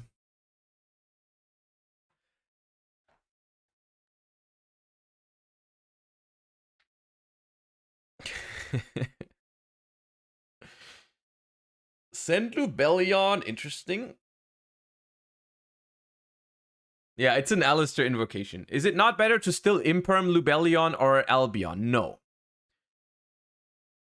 Imperming Albion or Lubellion never works. I'll tell you why. It's an interesting little logic thought experiment. But you can trying to Imperm Aluber over Lubellion or Albion never works. Because there is 2 scenarios. Okay? There's 2 scenarios. The first scenario, they already have Branded Fusion. If they already have Branded Fusion and you don't Imperm the Aluber, it always gets this card. So you cannot respond to the Albion or Lubellion. It doesn't work. The other scenario is they don't have Branded Fusion. In which case, you also want to Imperm the Aluber. Right? You want to just Imperm the Aluber because why would you let them get Branded Fusion? It doesn't make sense. So the only other thing you can do is you can keep Imperm in hand for your turn. If your deck like can't play around a Mirror Jade, for example, then the completely safe play, quote unquote, but it doesn't feel good, is to just keep Imperm until your turn. That technically does it. Wait, what the hell is going on? I explained some simple logic to chat, and now there's a Borreload Furier's Dragon.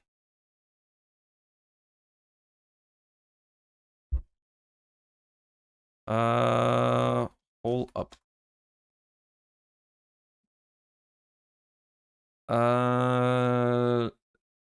Did you make...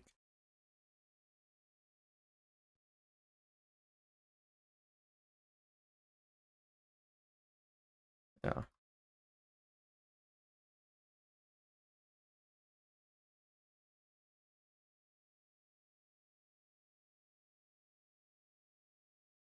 It's funny how I didn't pay attention and I thought they made it with Lubellion and Albion. But I wrote Lub plus Alp and they made it with Lubellion and Albaz. So my sentence still worked exactly the same, even though I didn't know which cards I was talking about.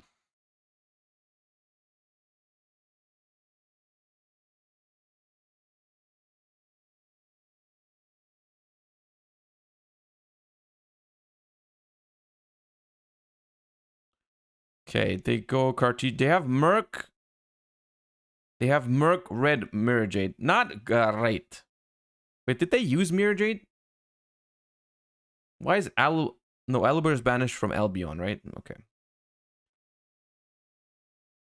Who do I imperm? Normally, I will say 99% of the time, I think it's just correct to imperm the... Ooh, imperm the Aluber. Yeah, imperm the Aluber. Just imperm the Aluber. Okay, Brandon in red, Mirror Jade, Adlib in the graveyard, Merc in hand. Not looking too hot, I will say.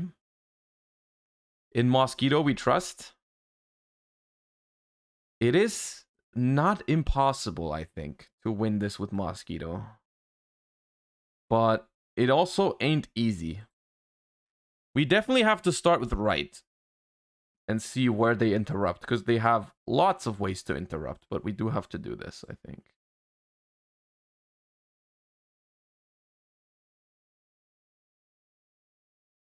To attack. And I think we can win this.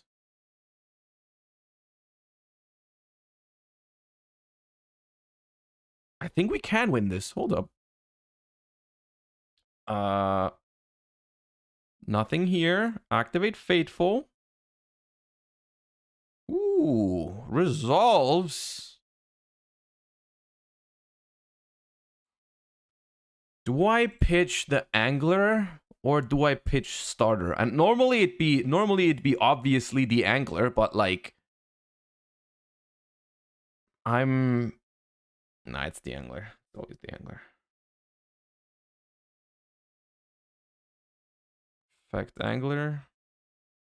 They merc that. Alright, they merc the Angler. So it's still a lot. It's still a lot to play through, but I mean we have a godly hand, if I may say so. Okay, so the problem is we cannot Griffin the Brandon in red. That's the biggest problem because of the Brandon in Lost.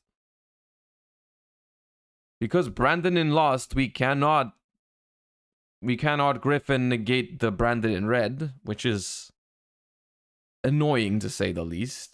But we could carrot it, right? Ooh, chain the Jade, that's mirror. Yep. Move that token.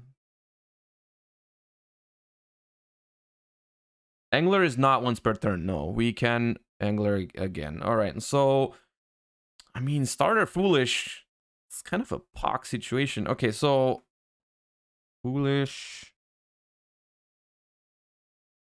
Angler. I'll say one thing.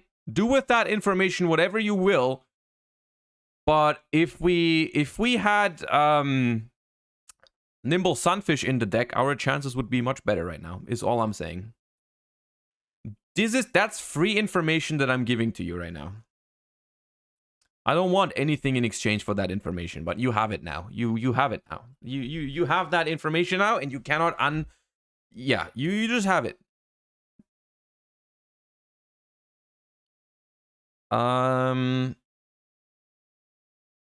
Foolish. This card. How do we beat this card? I mean, I guess it's Starter.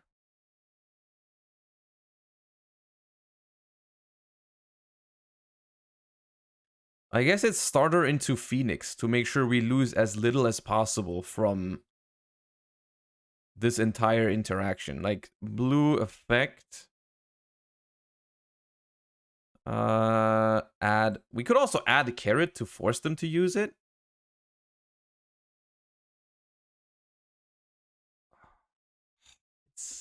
We're so close. We're so close to being able to do it. Okay. What if we went add a carrot here, forced them to use the Brandon in red,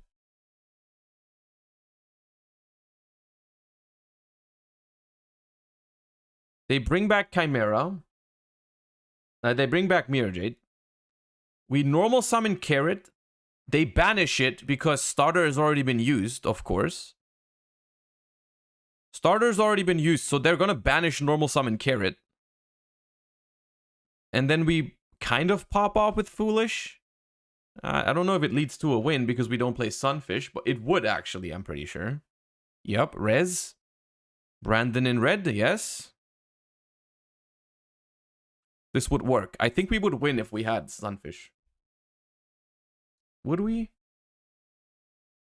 Yeah, I'm pretty sure we would. I'm pretty sure we would. That's unfortunate.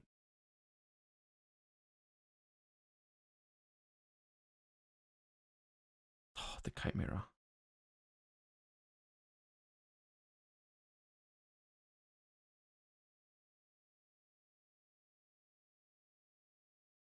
One Chimera, two Adlib, target Mirror Jade, three Lost. Yup.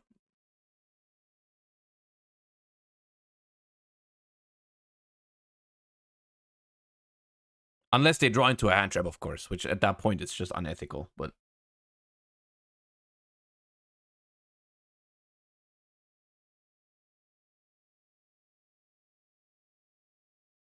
Normal carrot. See? They did not even think about that. Alright, and so... Banish. And now if we had Sunfish in the deck, we would win. I think.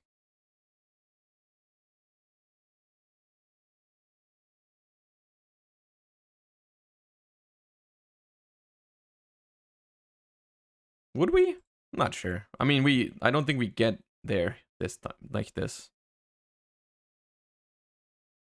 Like, this would... If we had Sunfish in the deck, we could go Sprint, send Angler. We only have one more target for Angler is the problem. We only have one more target for Angler, so Sprint is not very good here. It still makes our Gigantic bigger.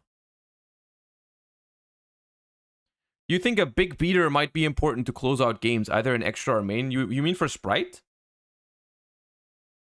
What do you mean by big beater? Like, what would that be? You're missing a monster for Sunfish too?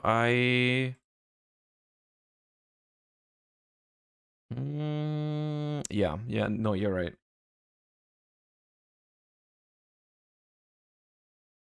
Because we would get...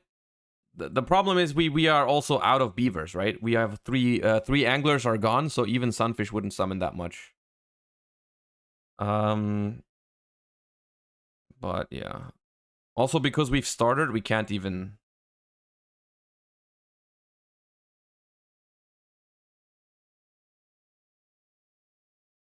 We cannot even... Zeus.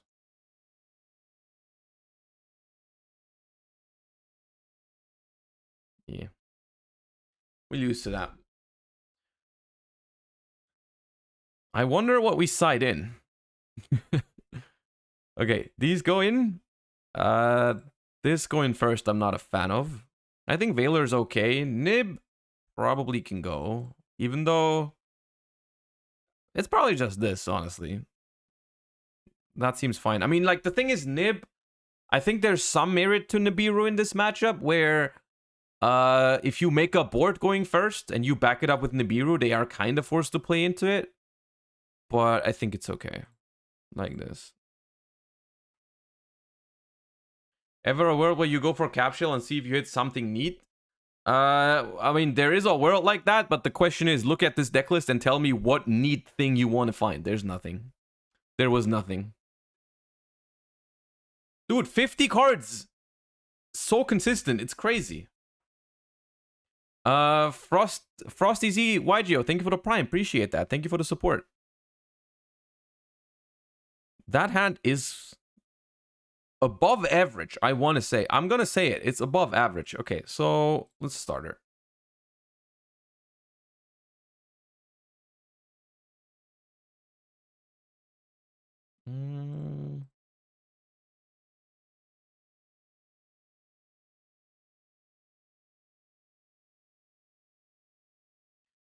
Probably just Jet. I don't like starting with starter because it always leaves me with like, nah, it's fine.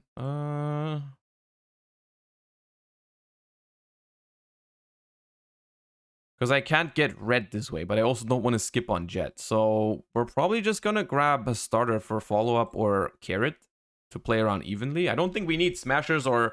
Like, what am I trying to smasher or double cross if I have D barrier? It ain't happening. It ain't happening. And then just sprint before committing anything else, I want to say.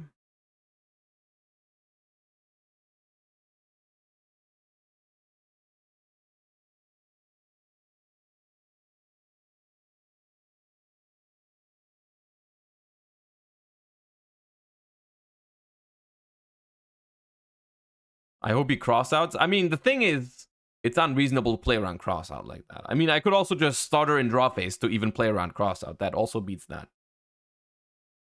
And then probably just go for the gigantic now. Don't commit the normal summon into like Nibiru. It's interesting that since the introduction of Sprint, a lot of Spright combos actually do play into Nib. You still can't rely on them playing into Nib. Like, sometimes they just don't. But some of them really do. Do we go for the cap shell draw here? What am I even trying to make? I guess cap shell turns into Ahashima with the beaver. That's what I'm doing. Is there a toad line? Yeah, there's a toad line. Here. I haven't normaled.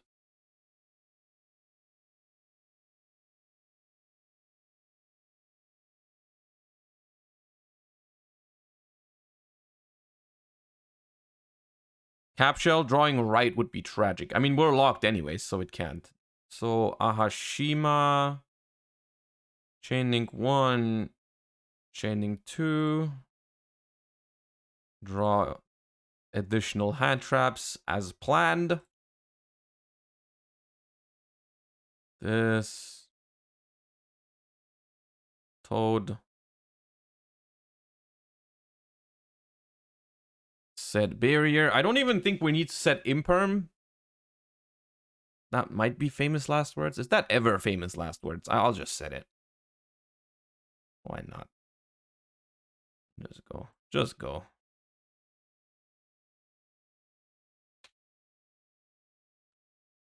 It's funny because I'm not even feeling like we win off the back of adventure that much. It's just the regular Spright combo seems to be okay. Hold up. The regular Spright board like that just seems to be okay. Especially if you back it up with a Spright dimensional barrier. My favorite Spright card.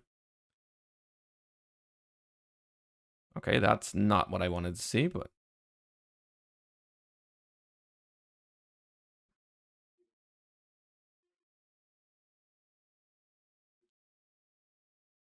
It's a J, thank you for the 3 months. Or it's Ali J, thank you. Normal summon, Blazing Cartesia. Yes. Effect of Blazing Cartesia. Hold on. That's not cost, is it?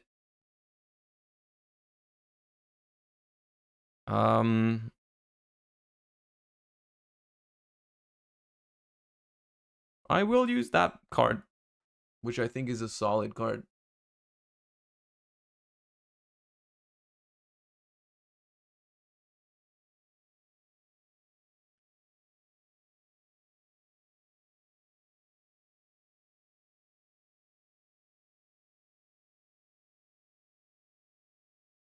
End of main. Yes.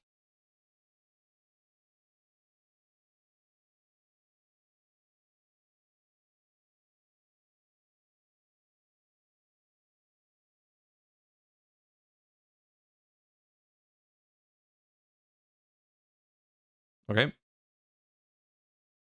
Are we done? Okay, we are done. This is during the main phase? Yeah, during the main phase. Okay, so end phase. Activate starter. Special blue. I can grab red here and just summon it at the start of my main phase just to stop the Cartesia or anything else. It's fine. Oops. And I'm pretty sure that's already just game on board. I don't need to do anything.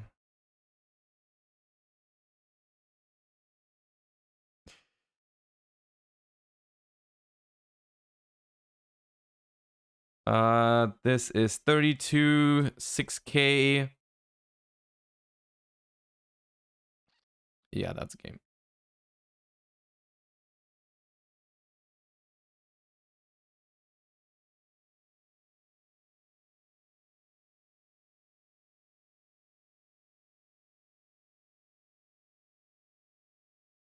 Wait, is it game? Nah, it doesn't matter. I stopped calcing when I drew D barrier.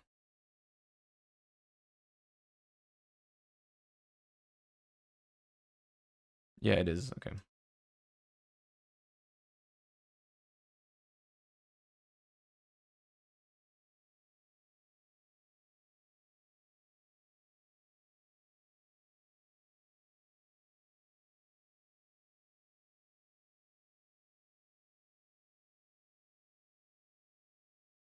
Wait, what?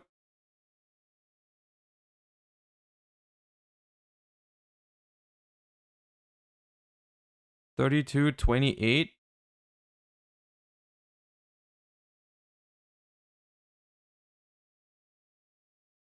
Was it game or not?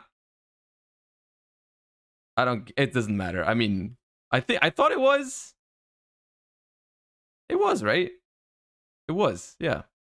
Because if it wasn't, I could have just used pixies, and then it would have been.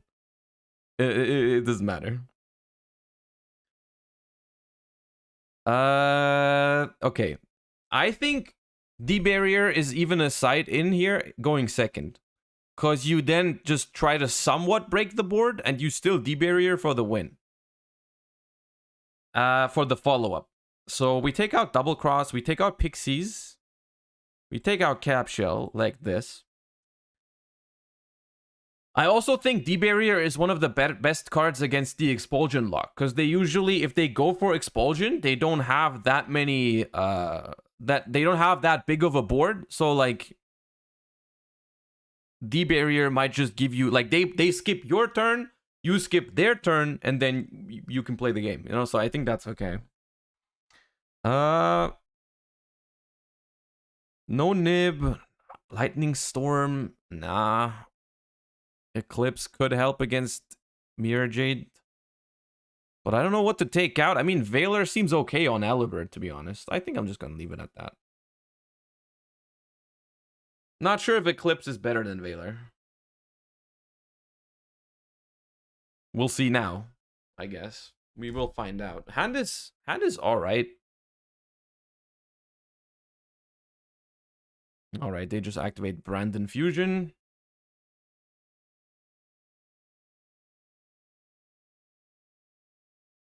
Pretty sure Storm is good. If they summon an attack, yeah, but like if there's like multiple scenarios where it's not, right? Because it doesn't work if they use any like branded expulsion shenanigans. You can't do it. If they put their shit in the fence after siding, it doesn't work. If they have opening, it doesn't work. I don't know. Oh, nah, there's expulsion. Nah, stop.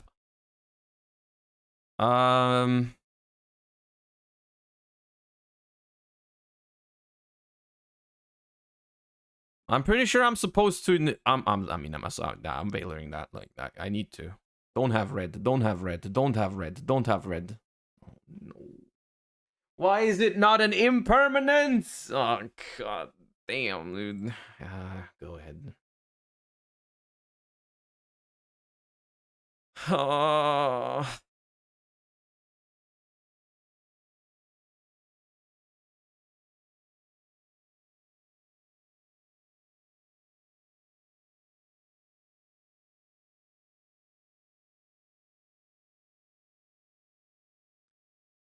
But you still need like to normal summon something, right?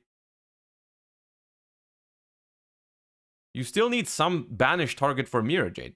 If you don't have a normal yeah.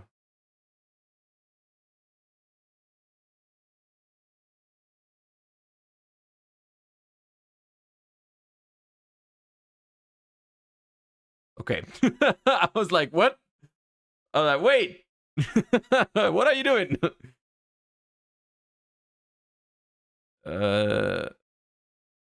Banishes Albaz. Okay. And this is what I mean. If we had... We don't even lose to this gimmick puppet right now. Like, we don't lose to this gimmick puppet. First of all... Yeah.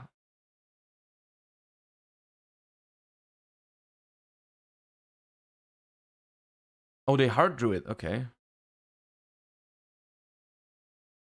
Yeah, there's Expulsion. Hard draw. Yeah, go for it.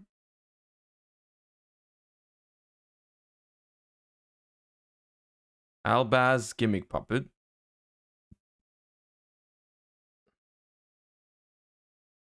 Thank you for that, gimmick puppet. Oh, sec. I think I need to change starter. Oh, sec. I need to change starter. I need to change to exp.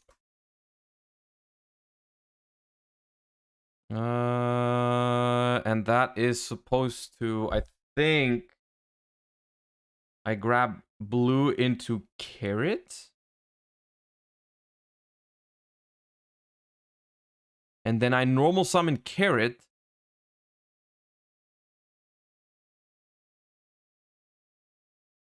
Or I don't chain, normal summon cap shell, activate starter for carrot. They beat over it, but then I live. That's what I'm thinking. Yeah, I mean, I can still chain though. It still works the same way. I can just summon carrot in defense. Here.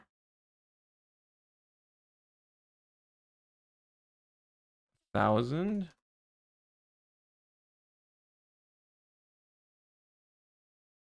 And then I guess I normal summon. Can I tribute a set monster for these? I can, right? For carrot, I can. So I can just set Capshell. I can just set Capshell or Beaver and pass. And then they have to attack over my set monster first.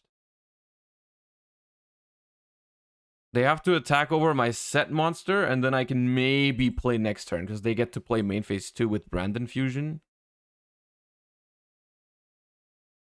Wait, I can also attack the Albaz.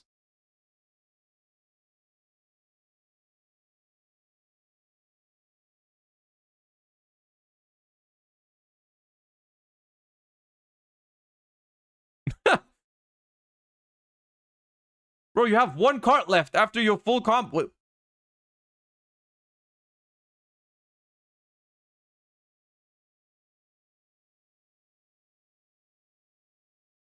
Nah, come on, dude. Stop. Oh, what?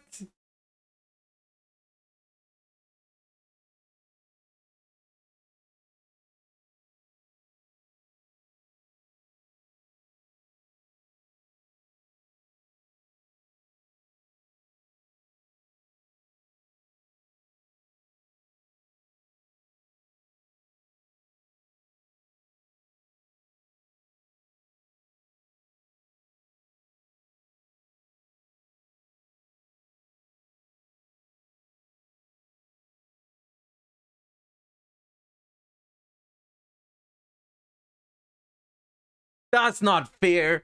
That's not fair, dude. There's like so many dead draws you can draw that. Like, at least draw like the Cartesia right away. Like, how is it both of these? That's not fair. That's not okay. Oh, nah, I disagree. I disagree with what just happened. I disagree with what just happened.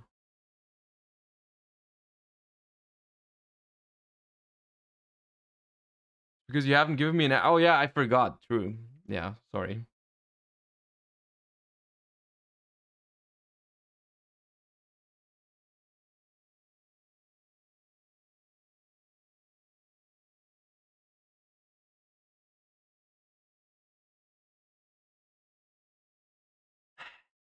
Do we cry about it or talk about it?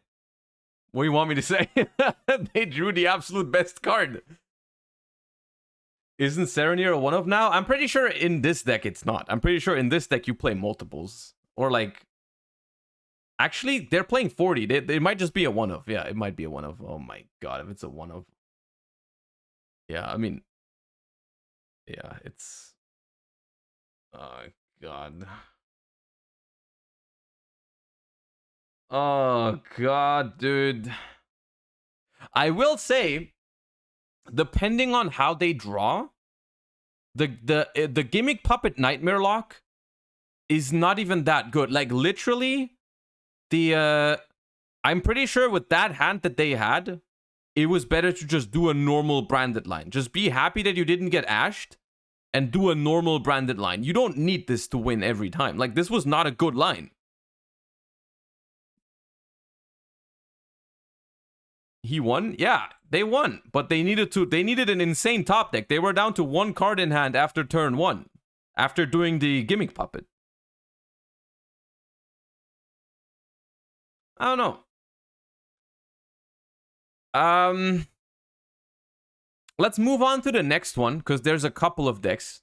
But this deck is not as bad. I still think it's better to not play Adventure and go closer to 40, but it's not a bad list, I think. Like from what I thought, like it's all right. I don't like the Pixies. I think that should not be here. I don't know why there should be 2 cap shells. I think 1 is fine for the occasional gigantic summon, but other than that, I'm okay with this list. I think Veiler just sucks. Let me quickly check the Gabriel Nets deck. Oh, I hear praises. Halflings, thank you for the prime. A new primer to the channel. Appreciate that. Thank you so much. All right.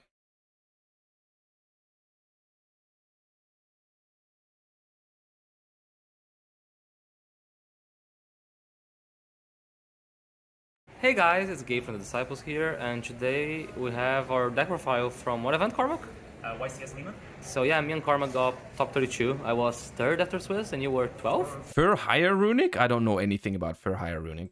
14th. Oh, 14th. it was 14th? I was finished X2, you finished X02? Yeah, so I was 8 wins and 2 draws. Cormac was 8 wins and 2 losses, and then we both D-Mock, thank you for the prime. Appreciate you as well. Thank you. ended up getting a Farge on top 32. Yeah. But I think our list is pretty cool. Yeah. Oh, yeah. Hi, I'm here. There's Gabe. We just don't have a tripod, so I had to just scramble this in the airport. Yeah, we're doing. It's a little bit scuffed. We're in the airport. We're waiting for our flight to start boarding in about probably 15-20 minutes. So this might have to be a fast one. Yeah, and if you know me, I'm not usually the best at doing fast tech profiles. But I'll do my best. You talk a lot. I talk a lot. Yeah, Anyways. we're both guilty. So we'll get into the profile. So we played Runick Naturia. Runick Naturia, yeah, 40 cards, clean. You know, just want to play a very simple, clean deck that would be good into a very wide format. Yeah, 40 cards is just quite good for it that. makes sense. I felt the same. Mr. Zatz, thank you for the 7 months. Thank you for starting another hype train. Appreciate you guys. Thank you for the support.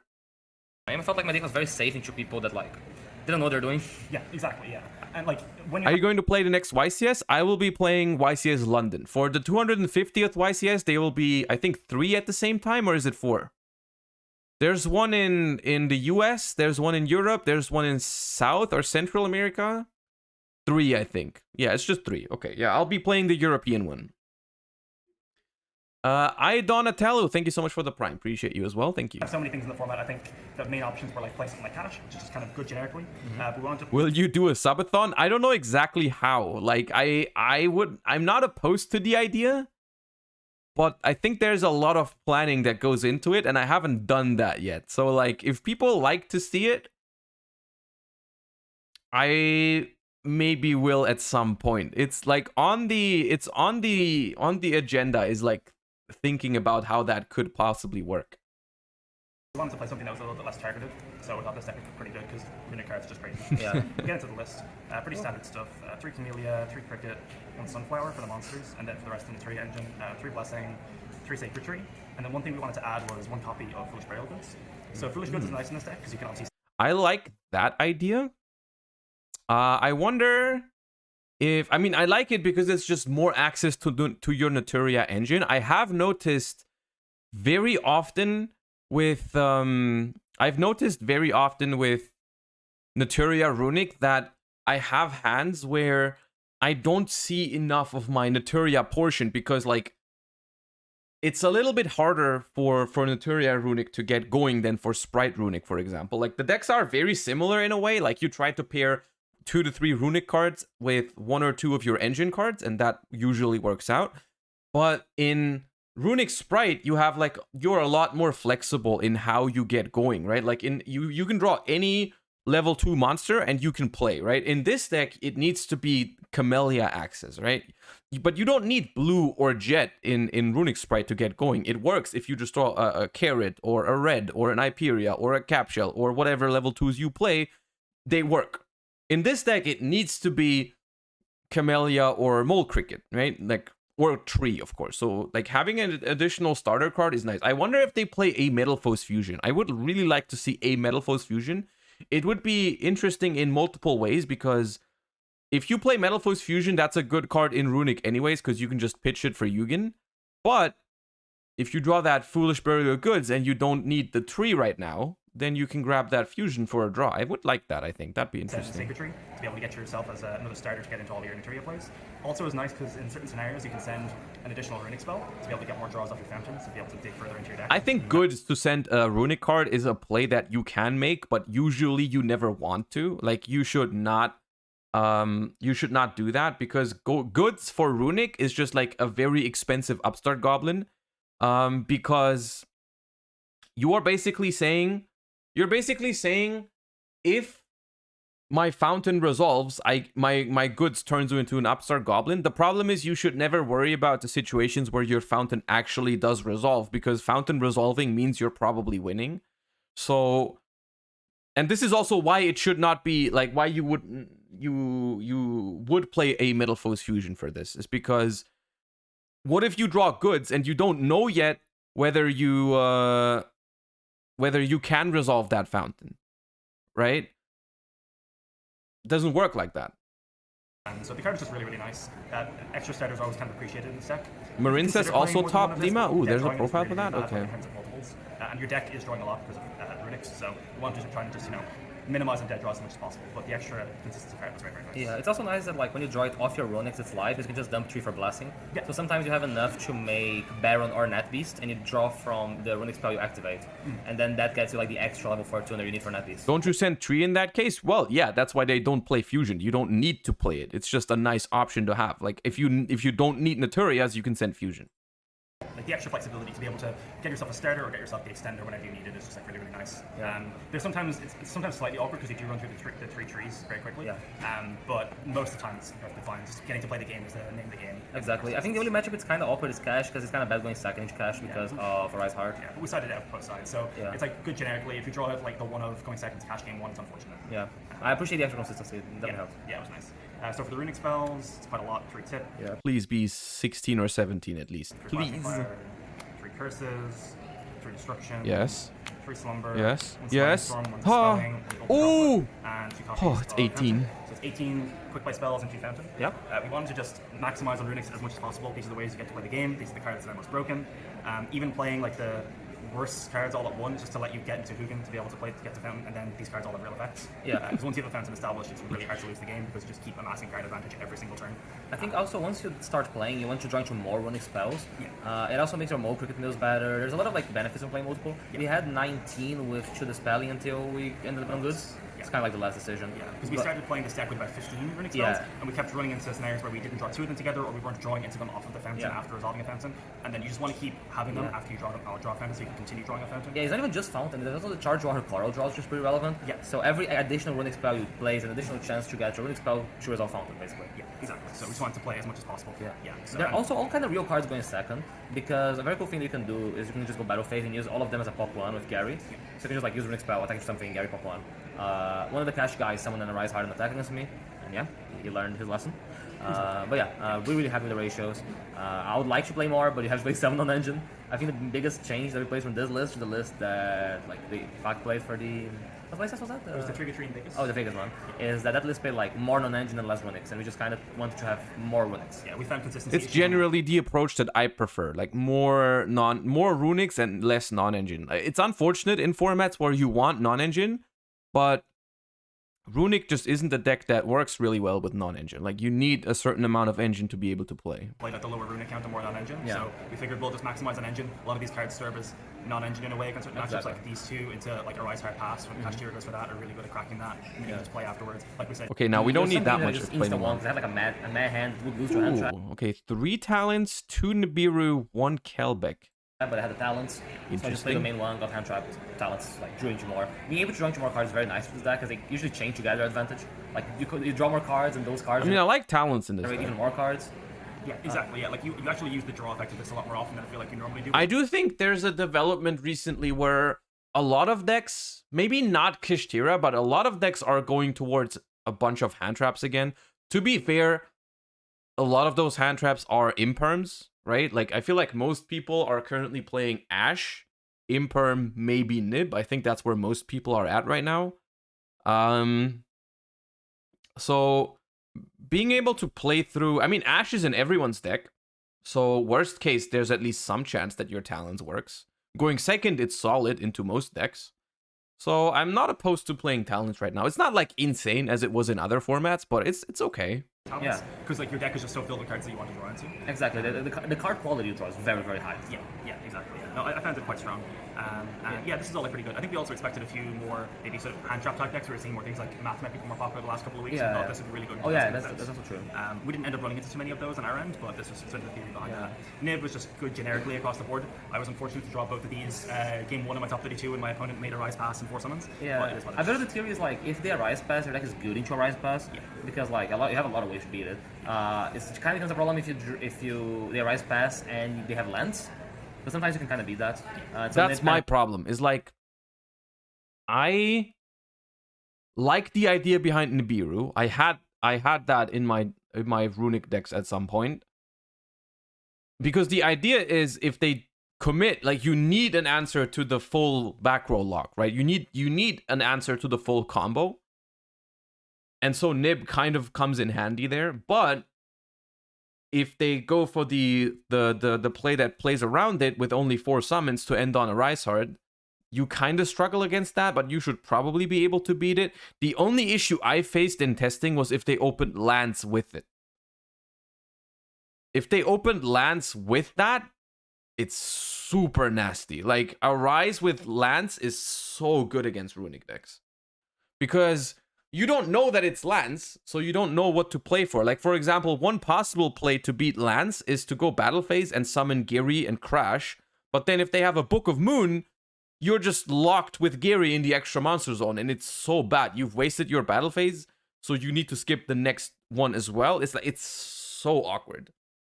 Covered for the other case against Cash, which is it's so awkward. Kaijus would solve that. Kaijus aren't our solution to that, but of course a Kaiju is a lot worse.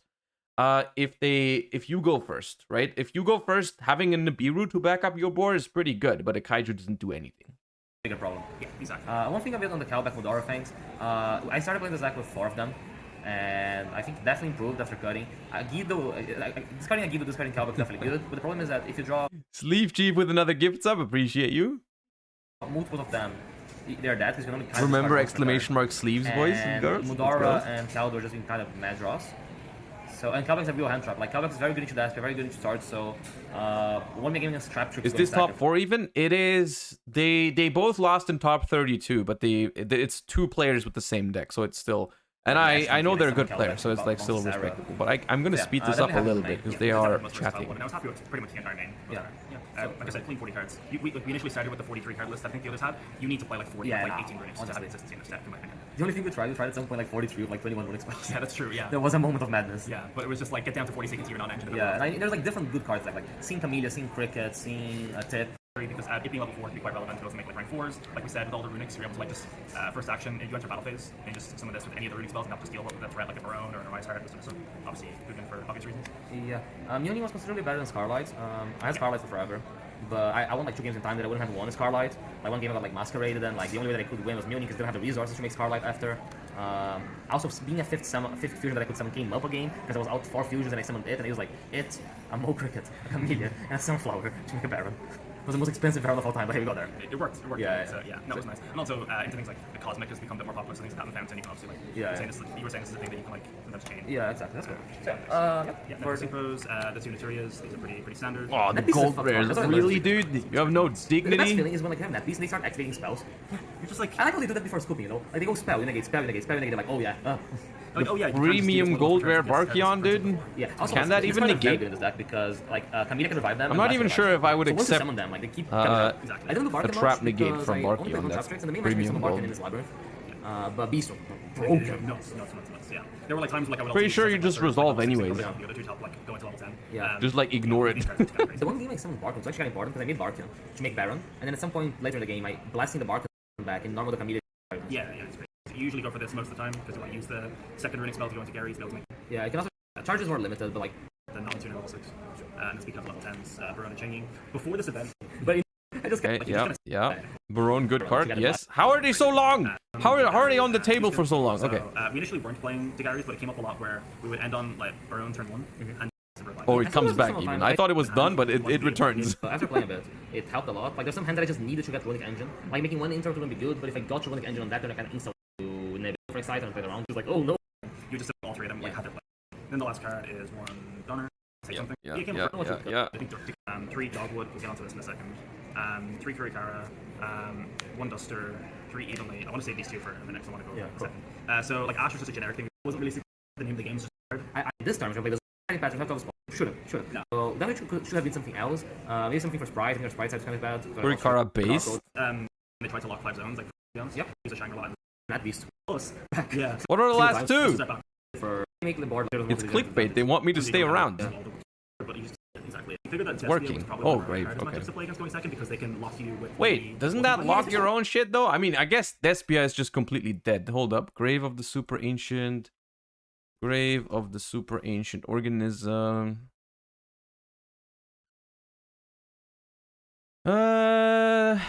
Level 6 or higher. Level 6 or higher special summon monster on the field cannot declare attacks, nor can players activate their effects. So it locks you out of your own Baron. Oh, they can't beat... I guess with Beast, they cannot beat... Kashtira can't beat it if you have Nat Beast. Post side, I think game 1 you can kind of break that pretty reliably. Yeah, but post side it's hard. Like cards like Evenly weren't really working because everyone is doing Explosion for Puppet or Rise Disciple. And what we realized is the best way to beat the whole thing is just setting Grave. Yeah. You just let them do whatever and just like, okay, set Grave. Exactly. And it kind of works. It's true. It's what I also just thought is like, maybe you don't need to worry about beating, like, outing the Expulsion lock with, like, hand traps. Maybe you can just go, like, I'm gonna side cards like D-Barrier and Grave of the Super Ancient Organism, which are really good going first, but when you go second and they go for that lock, you're just like, okay, well, set pass. I'm just gonna set pass and probably win the game off of that, too. As a floodgate going first. But yeah, I mean, this is... The thing about Naturia Runick is, like, it's relatively standard in terms of... Any Runick deck, really, is... There's not that much agency in terms of deck building. There is a little bit, and it matters a lot what you do with your few flex spots, because you draw so many cards, you're more likely to see your decisions are more likely to matter when you play a deck that consistently digs, like, 10 cards deep in a game. So what you do with the few choices you have is still very important in Runick specifically.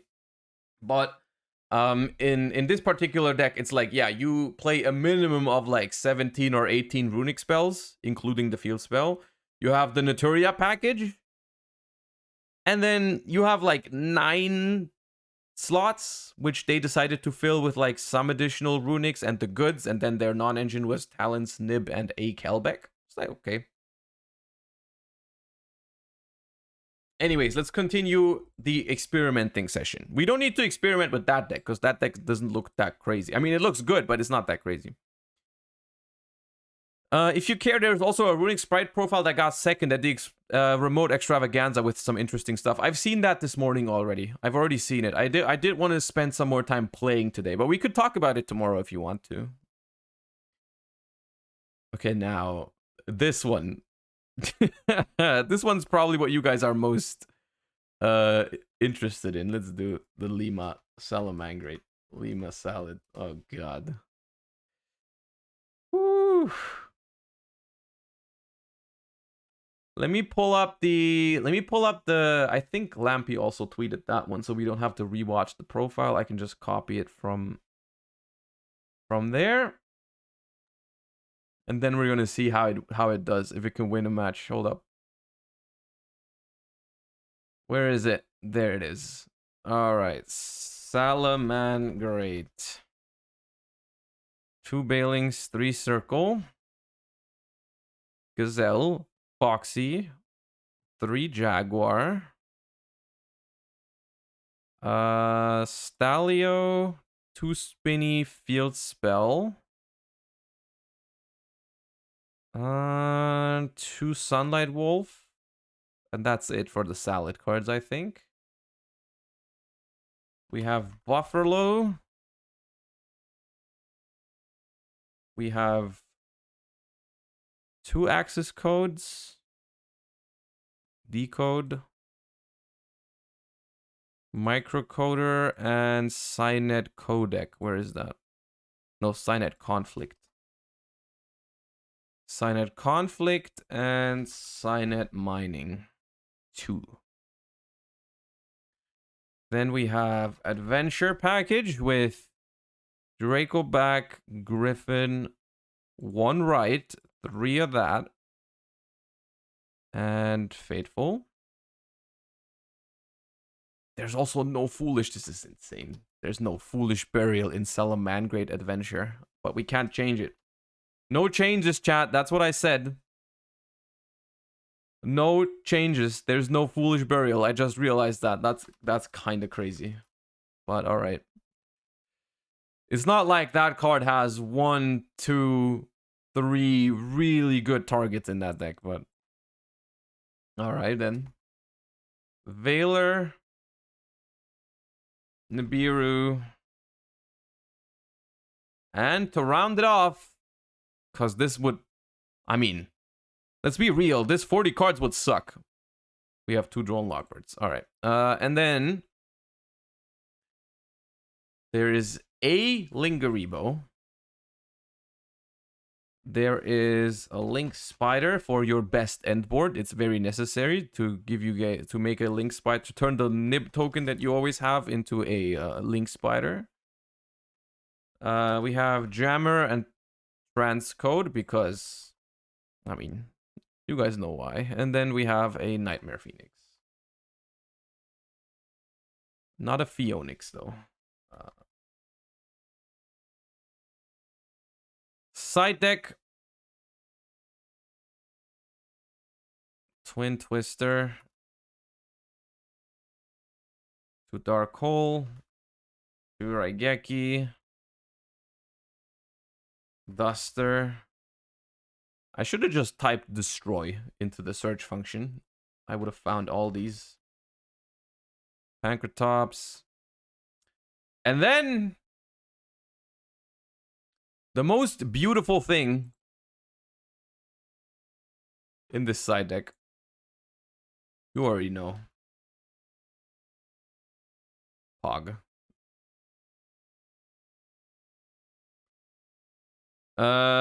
And that's the deck.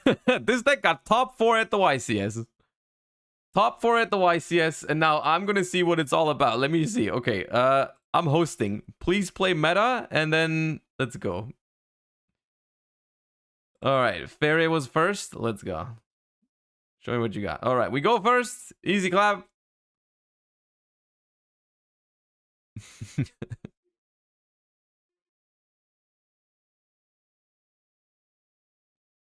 Flow Freeze, thank you for the 4 months. I have not played that on stream yet. We've looked into it. I've played it a little bit with just the Melfi trap with the XYZ. I haven't played full Melfi though. Okay, how do I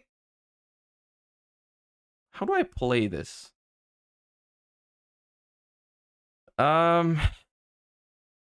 It's a good hand. We just have to get to Heat Soul, I think. I'm pretty sure this hand should be Heat Soul. This hand should probably be Heat Soul plus Baguska. No, wait, there's no Baguska? Okay. I'm trying to think. Maybe we go...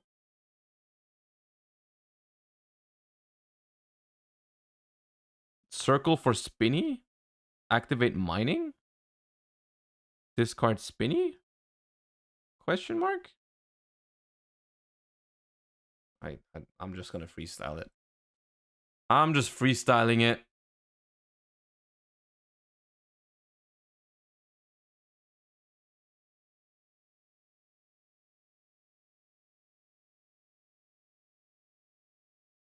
Gazelle.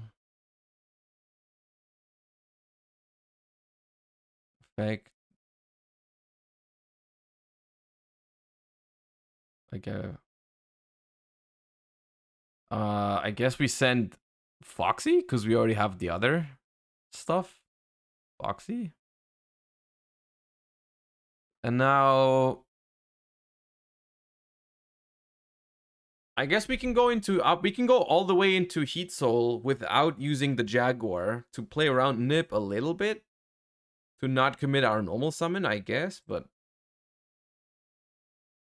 I'm a little confused. Hold up.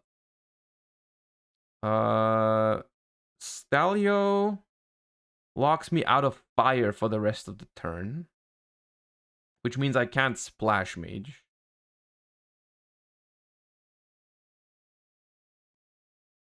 But I think that's okay. This is so awkward. I'm gonna die to Nib.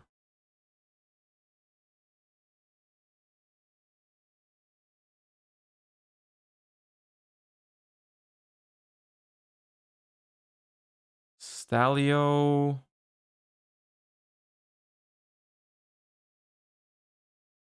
Different attributes. Stalio summon something that turns into Balinks.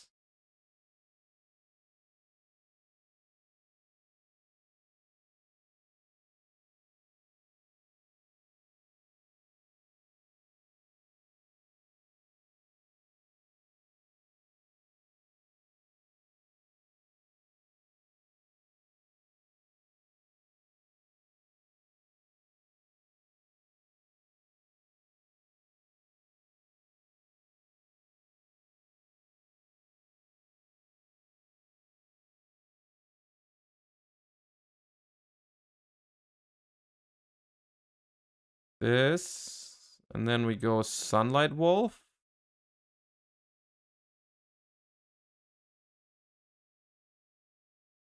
And then we go Jaguar.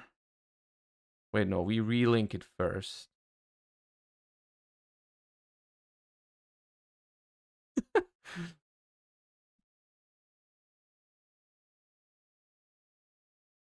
Effect Sunlight Wolf, add back circle.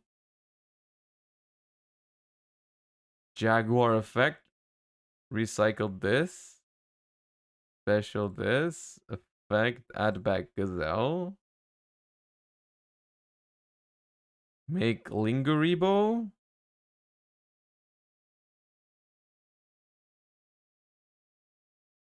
Make Heat Soul.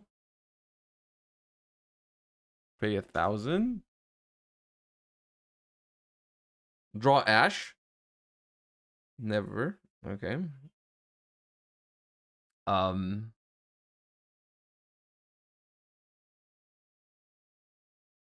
Pass. Effect.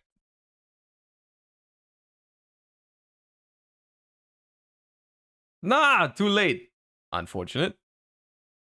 So we have 2 interruptions that we hard drew, by the way. We hard drew Imperm and we hard drew Conflict. We did not do anything for these. We just drew these. They are here for no reason. Prosperity. Do I negate Prosperity in general? I mean, I think I do. They went for 6. The problem is that if they go for, like, if they're Kashtira and they just summon if they just summon a Fenrir, they can just attack my Heat Soul. I can't do anything about it. I'm just gonna do it.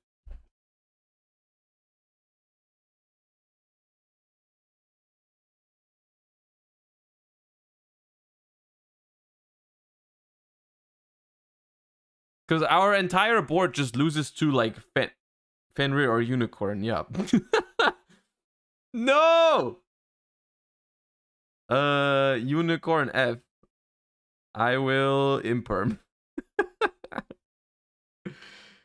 No, you don't have Theosis. Nah, not that card. That's not fair. Don't draw good cards, dude. It's not okay.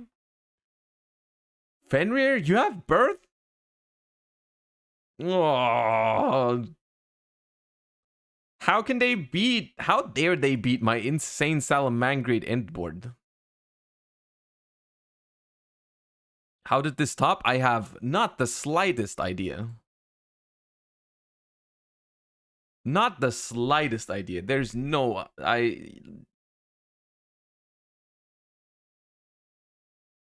Jesse lost to this? No, Paulo lost to this.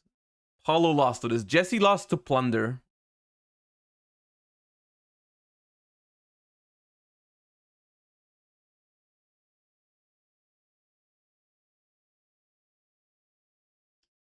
We will stream the event, yeah. We will stream the Edison event from on this channel. All right, that is... I've seen enough. Okay, I guess anti-spell? Called by is mid. Who will cast the event? We don't know yet. It's either going to be me or we're going to get casters for it. It's not been decided yet. I'm going to take out some Veilers. I don't love Veiler. Do we want D-Barrier? D-Barrier seems okay. I don't know, dude.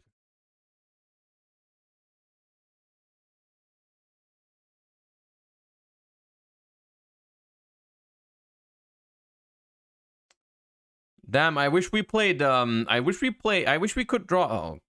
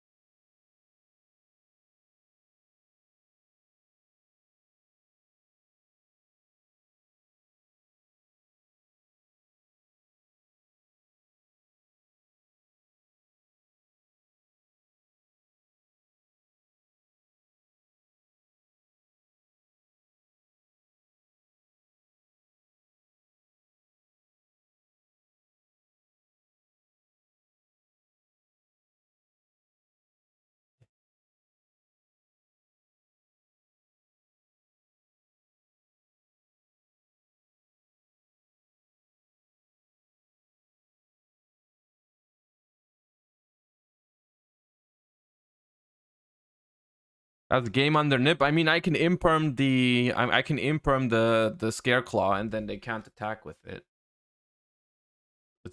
But the problem is they can just make a Rise Hard in main phase 2 and just pass, and my deck can literally not do anything to it. Yeah, we lose even if we imperm the Scareclaw. Like, we can't beat. Okay, well, interesting.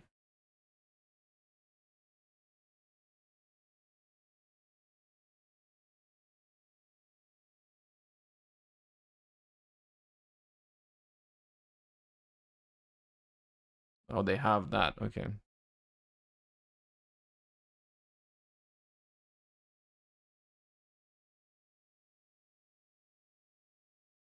Yep.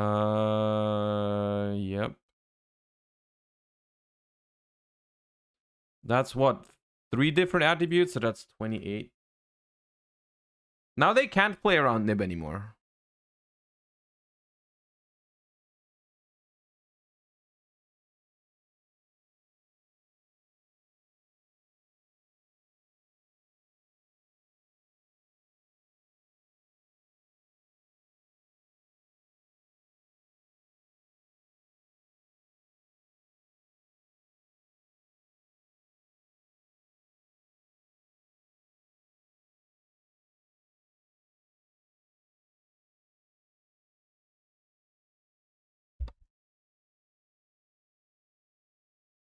Oh.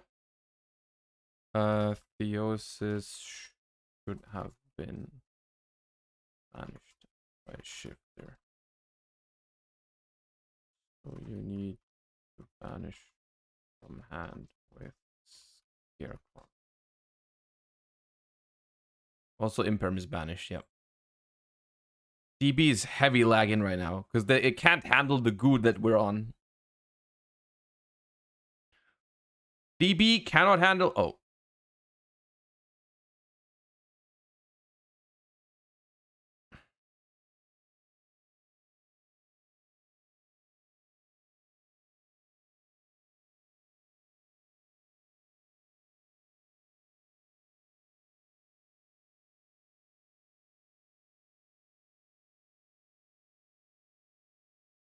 You know what?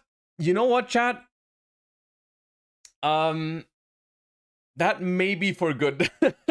Because I'm gonna be honest with you. I have no idea how that deck got top 4.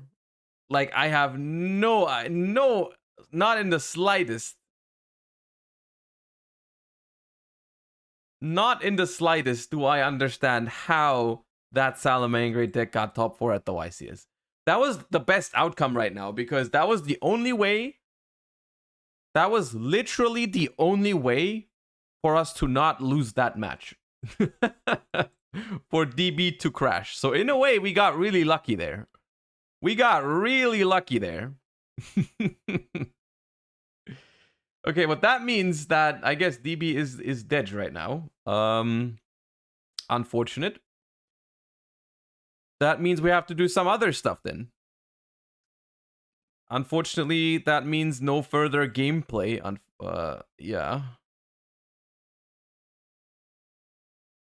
But we have some other content we can look at, I think. First and foremost, oh yeah, we haven't done the lunch break yet. It's kind of late for the lunch break, but let's watch the magical hats together, shall we? Who's down for some magical hats? Who is down for some magical hats? I'm down.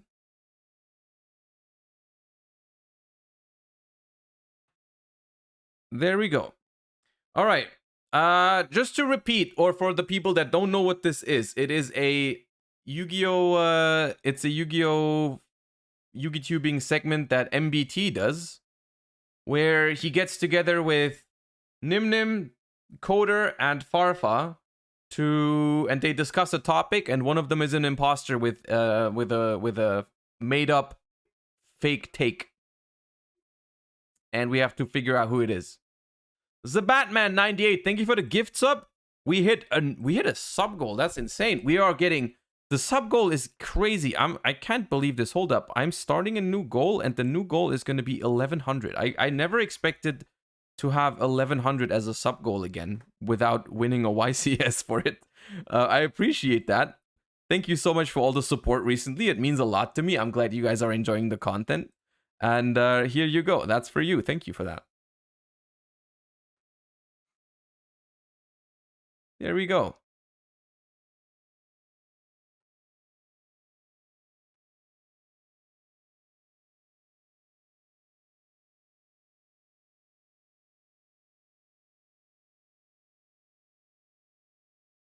And I want to see nothing in chat that's not a PEP-AD. It's forbidden. The law, by the law, you guys are all required to spam PEP-ADs right now. You can't post anything else.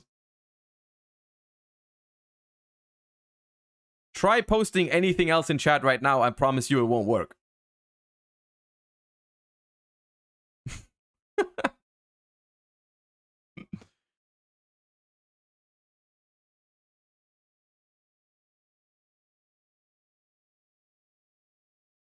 I like how the mods deleted everything else. I like how the mods just deleted stuff that was not PPD. Okay. Anyways, should the OCG and the TCG combine? Magical hats is the question this time. That's an interesting question. I haven't really thought about that. Like, to me it's always been weird to me that we had that, you know? That we had the different, like, the time skip and whatnot. Like, I was always I didn't understand. I to this day I don't understand why we have it. I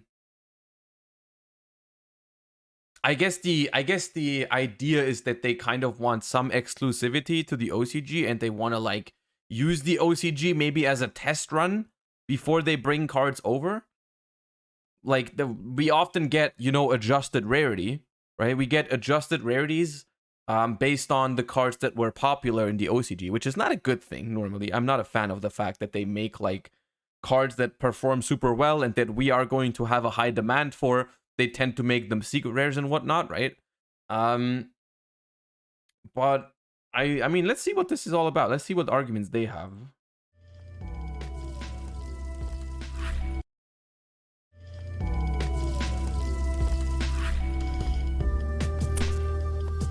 You've triggered my trap card, the Magical Hats. In this series, myself and 3 of the top Yu-Gi-Oh! Streamers will give their unfiltered, uncensored, and uninformed takes on some of Yu-Gi-Oh!'s most pressing issues. The catch?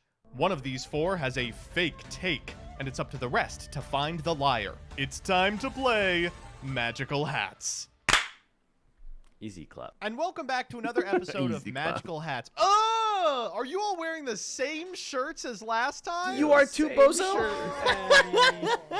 Whole bozos here. Smelly. I can smell you from here, and I can smell your takes as well. As you know, we're going to be talking about a hot topic in Yu-Gi-Oh! And someone here is going to be a lying liar. Today we are discussing, should the OCG and the TCG merge into one beautiful, How's the volume? Unified format? Is the volume fine? Globalism. Of course, he'd push this in his agenda in his YouTube channel. The globalist Joseph Rothschild.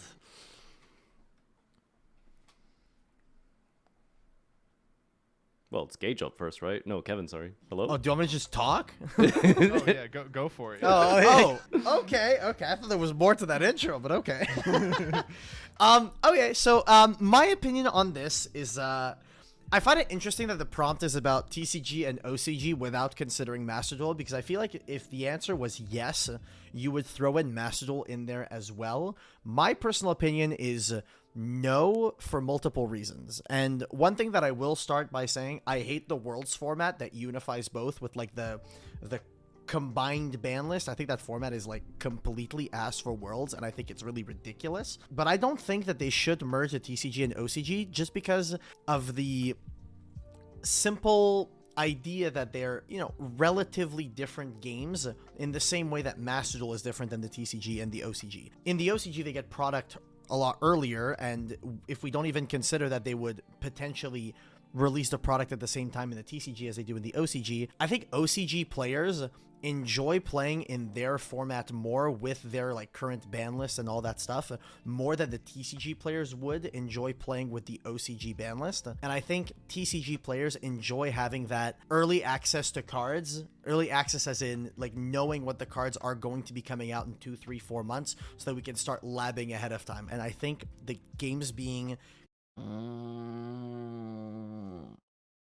some of those arguments I don't understand. I mean, like, you can, like, the thing is, the question is, in general, should there be a lot of different formats in Yu-Gi-Oh! Where, like, why, like, I can't really wrap my head around, like, why do we play a different game in Europe and North America and like the entire TCG territories? Why is the game different than the OCG game, right?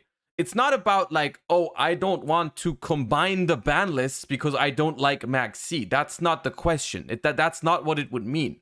Because I'm pretty sure that if they were to combine the two, it would be a very complicated process, right? I would like that. That is an argument, right? Like, even if I would like them to be the same, how do we get there? Because we don't really, you would have to fix the release schedule, which is a hard thing to do. Like, how do we just catch up to the OCG? How would you do that? How would one, how would that be possible? It would be a very complicated and hard thing to do. How do you handle the ban list difference at this point in time, right? You have to handle the difference in card pool, you have to handle the difference in ban list, and you would have to find a very good solution for that, and that would be a very hard task. That is an argument against it, right? The fact that it would require a lot of work, and it's less an argument against it. It's more so a reason why they probably won't do it. As to why it's not realistic is like, you would have to basically unify so many things, and it would be very hard to coordinate that and to make everyone happy, right? So at this point in time, I don't think we are ever going to get that. But that's not the question. The question is, should we have it? Not will we have it? And I think most of those arguments don't really make sense. Only because you hate the Worlds format doesn't mean that we should never have a combined format with the OCG, because that's not what they would do, right? That's not what they would do. They wouldn't just be like, hey, now everyone will have to play with the Worlds ban list because we are combining OCG and TCG. That's not the exact process as to how I imagine it. Kind of not unified allows for the best of both worlds, where the OCG players who like their format get to keep playing in that format, and the TCG players who like to play the way that they currently do get to keep doing that in the TCG. I don't know. It seems like a non-argument. Like, we're not going to change everything. We're not going to change anything so that the people that like how it's currently can just keep doing it. But what about the people that don't like it? Like, what about all the OCG players that don't like the OCG format? What about all the TCG players that don't like the TCG format? This is it's not a discussion about like, I don't want to play the OCG because they have Max C. It's more so like, as a whole, as a concept, why are there two separate formats when we're all playing Yu-Gi-Oh? When our hobby is Yu-Gi-Oh, why is there two different versions of it in different parts of the world? Why is there not one, right? Why is NA Yu-Gi-Oh the same as European Yu-Gi-Oh? And why is OCG Yu-Gi-Oh different? Why? Like, and also the argument of like the release schedule, right? Some people like to have info of the cards ahead of time, right? But I'm also sure some people don't. Like, I'm pretty sure some people would really like to be the first to play with cards, right? Because sometimes it really feels like what we get is not like fresh, right? It feels like we would sometimes it's like we just get what everyone knows about for like months. And I do think that's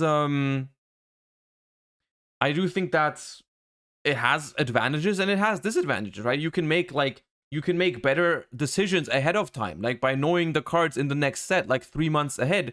We can like prepare for it and already practice and also already get some cards that we want for that format. It has some advantages, but in terms of how exciting it is, I feel like it'd be more exciting if we got a new set without having knowledge of the cards like 3 months in advance. I mean, just think about how exciting it always is to wait for the releases of the TCG exclusive cards.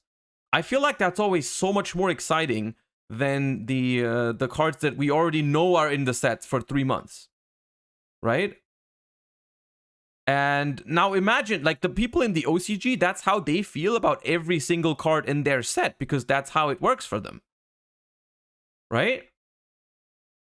So I think it has pros and cons, but it's not really a definitive answer to the question.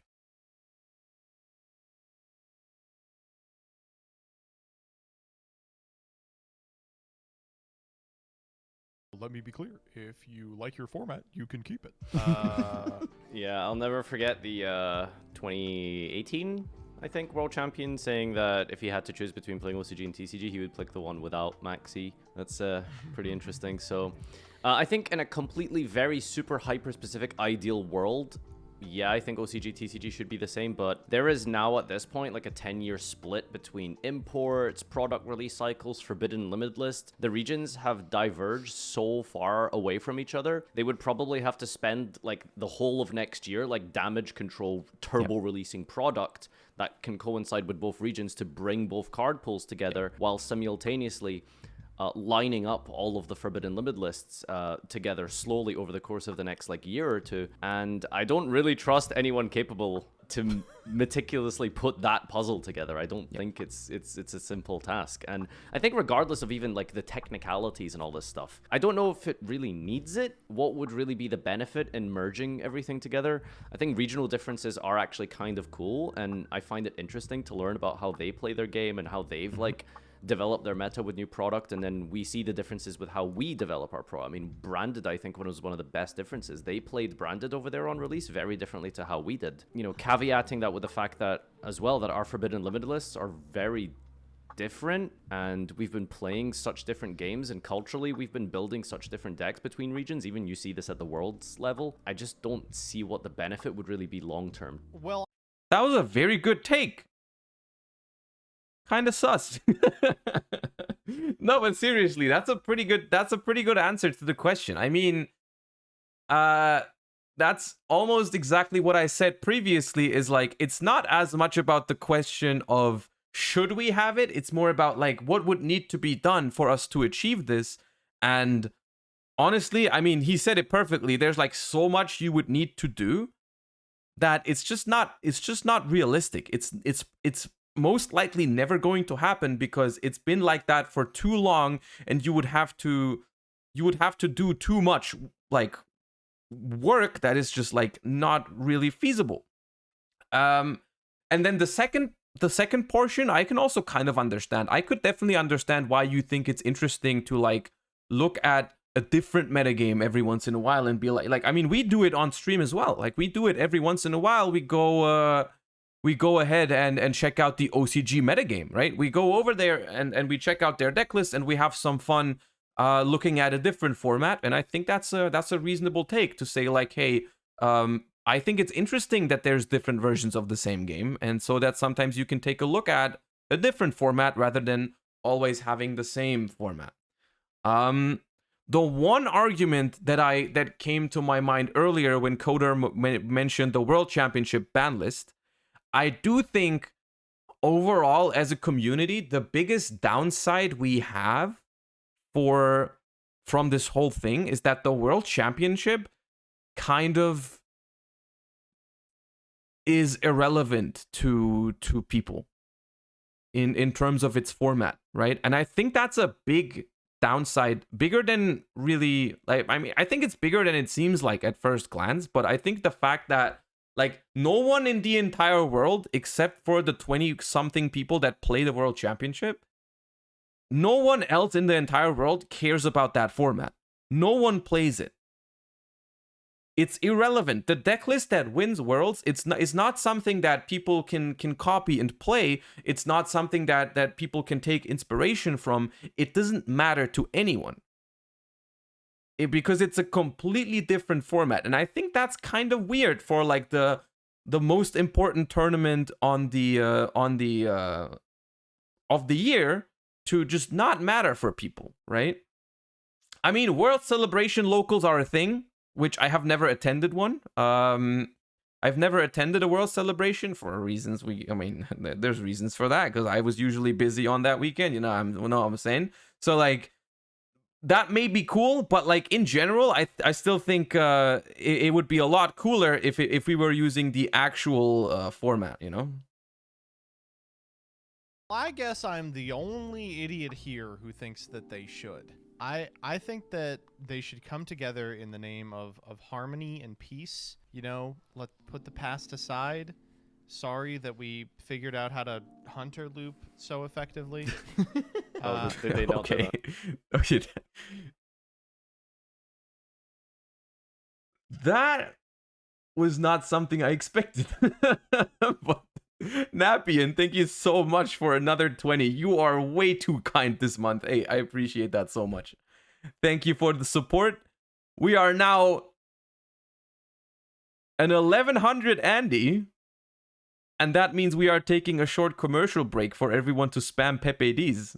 Thank you for that. I appreciate that. Thank you.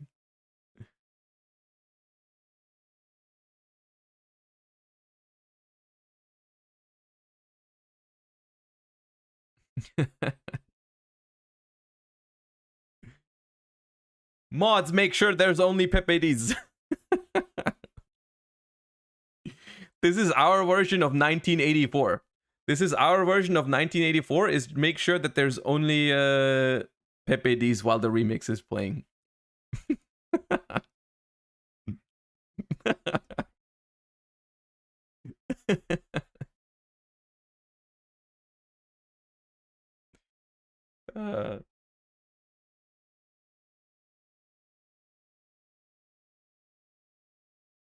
I like how you actually delete messages. Alright, anyways, thank you for that. Thank you again. Hope everyone enjoys their subs that they were just gifted. Let's continue.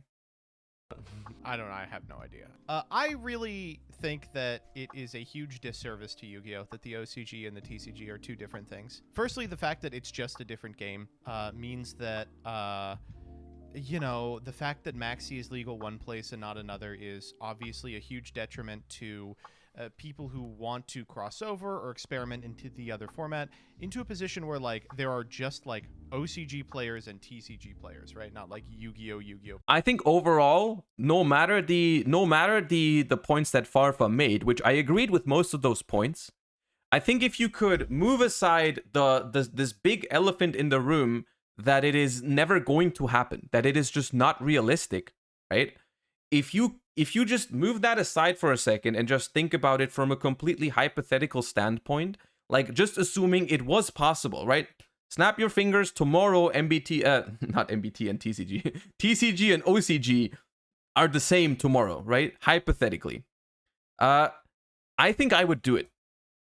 I think I would do it if I could hypothetically just do that, you know, make sure that TCG and OCG are the same tomorrow. I would do it because I think it would be nice to be able to, you know, play with people, maybe communicate about decks with people from the OCG. Maybe that is something that would happen, right? The OCG players would be able to maybe go into discussion with TCG players about how to play their decks, right? Because there's always this, I feel like there's a different approach in how they build decks over there, right? And I would be really interested in seeing how they would approach our game, right? If we were playing the exact same format, I would really be interested in seeing and taking input from OCG players, right? I think that would be great. I think that would be far more interesting than what we have right now. While yes, it's interesting to sometimes look at cards a couple months ahead. Yes, it's interesting to look at a different format from ours, yada yada. Overall, I still think the benefits by far would outweigh the downsides when you combine the two. Like combining the two, I think overall would just be awesome. You know, if you ignore the fact that it's just never going to happen. Also, Worlds would be so much more exciting if we could just like play the exact same format that you've always been playing. Like I think it would be I think it would just be overall so much better. Players who can specialize in whatever. And we always I think every reveal being relevant soon would be sick. Exactly, that too. I see cards months in advance now, right? Now that I'm streaming, we always look at the card reveals on stream. And I'm going to be honest with you, 99% of the cards, I read the reveal, I get kind of excited about them if they are a good card, and then they are not relevant for me for months, and I forget about them.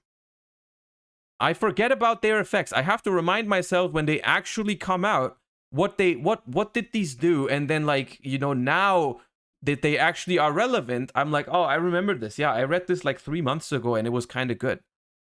It's not the same hype as like reading a new card and being like, hey, I can immediately try something with this, right? I can immediately play this. I can immediately do something with that. right? Which is sometimes the feeling that I get when they release a cool TCG exclusive, which they don't always do. Like, they rarely release a TCG exclusive that has me hyped like that. But, like, you know what I mean? Like, I feel like it'd be more hype if we just got those cards and then, like, they revealed them and then, like, next week, legal. Play it.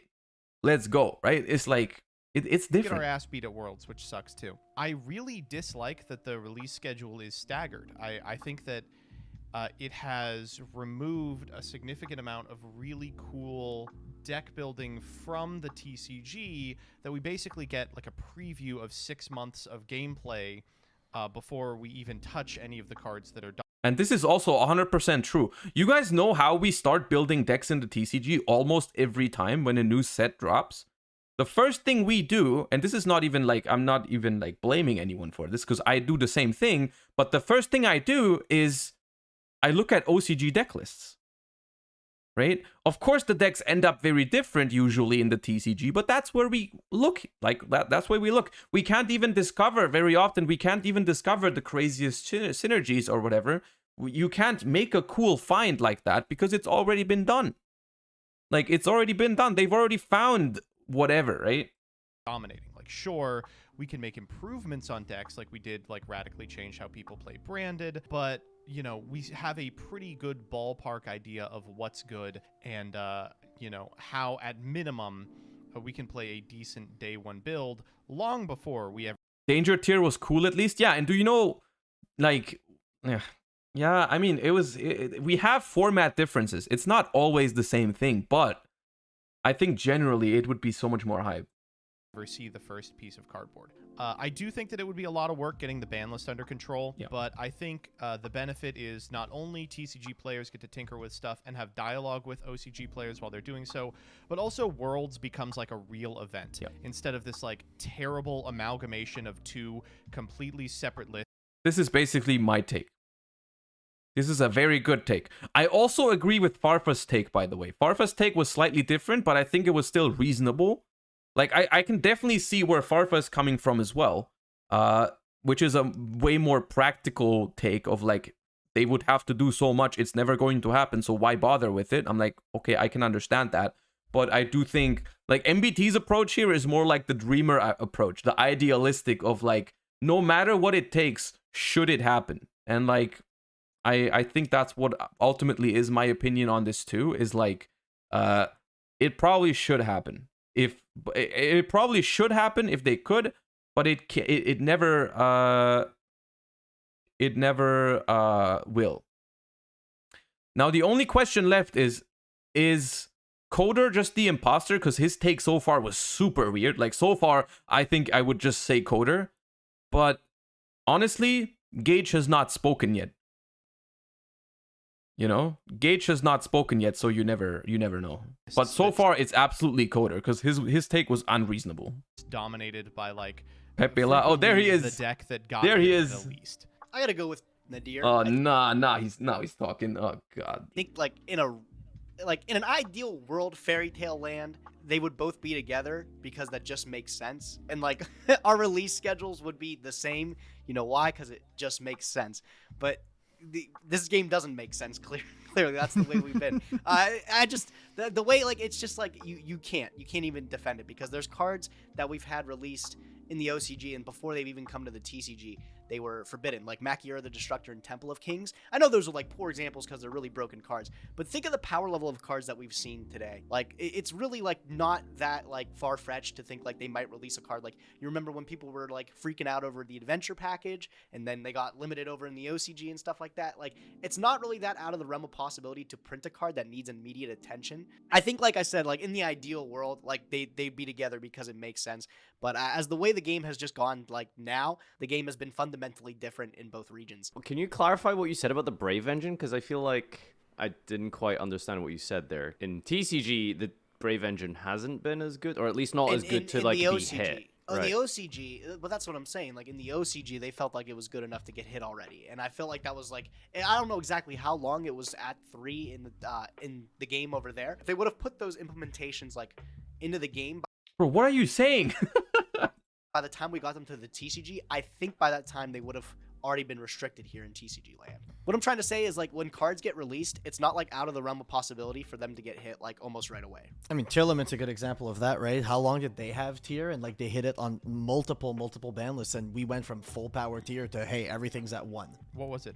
Brotherhood of the Fire Fist Rooster got banned or limited on release here. Rooster's another one. Yeah. Yeah, Rooster was I think it was here for like a solid 2 weeks or something. Got limited. Yeah. So here's the thing. I don't think that's like What's Gage's take? Yes or nah? a bad thing. Even in Master Duel, players are complaining that like, oh, we have starter at 2 off rip, or the adventure engine was limited off rip. Kevin, you don't think it's bad to pull like a banned card or something, or like a limited card from your product? Like, I look at it as the OCG is the beta test, the TCG is like full release. You know what I mean? And I don't think that's like a bad way to look at the game. Good to know that we're playing the Sigma format. Thanks for clarifying. You can patch those problems in like a video game, though. You can't patch those problems in. Okay, that would be theoretically a good thing if it was actually true, if they were actually doing that, right? Hypothetically, yes, it's kind of a what's it called? It's kind of mean towards the OCG players, or it would be kind of mean. But if they were just to release those cards over there and then just like make sure that the really broken stuff does not get over to the TCG unharmed, basically using the OCG as like as a beta testing ground, right? That would be a good thing for us. It would suck for them to be like the testing ground, but it would be a good thing for us. But in practice, I don't really see that happening. I think it's the other way around, literally. I think it's in that example that I just made, we would benefit from that.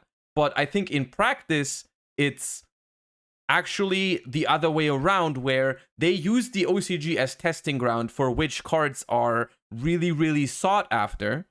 And then they give these cards rarity bumps, right? They don't put these cards on the ban list to make sure that they don't run rampant in our format. No. They don't go like, hey, Cash Tira was super dominant. We're gonna make sure that doesn't happen, so we're gonna limit Unicorn right off the bat. Nah. They go the other direction. They go like, hey, Cash Tira was super good in the OCG. We're going to make Fenrir Ultra, Unicorn Ultra, Rise Heart Ultra, a Rise Heart Secret, Theosis Secret, Field Spell Secret. There you go, TCG. Have it at full power, but you have to pay $1,000 for it. That's what they do. So like, this is not an argument that benefits us TCG players. That is not a good thing. Like, that's not what. Nah. That's not how it works.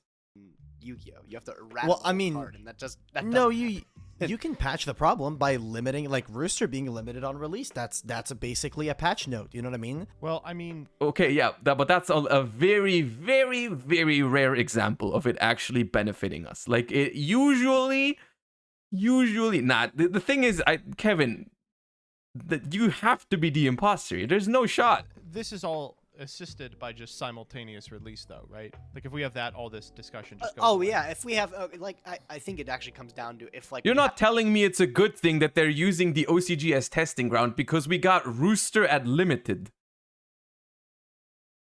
Have simultaneous release. This entire discussion is completely different than what we're doing it at now. Well, no, because we have different ban lists, so we won't. Who is Rooster? Exactly. It's so far ago. It's so long ago that people don't even remember this.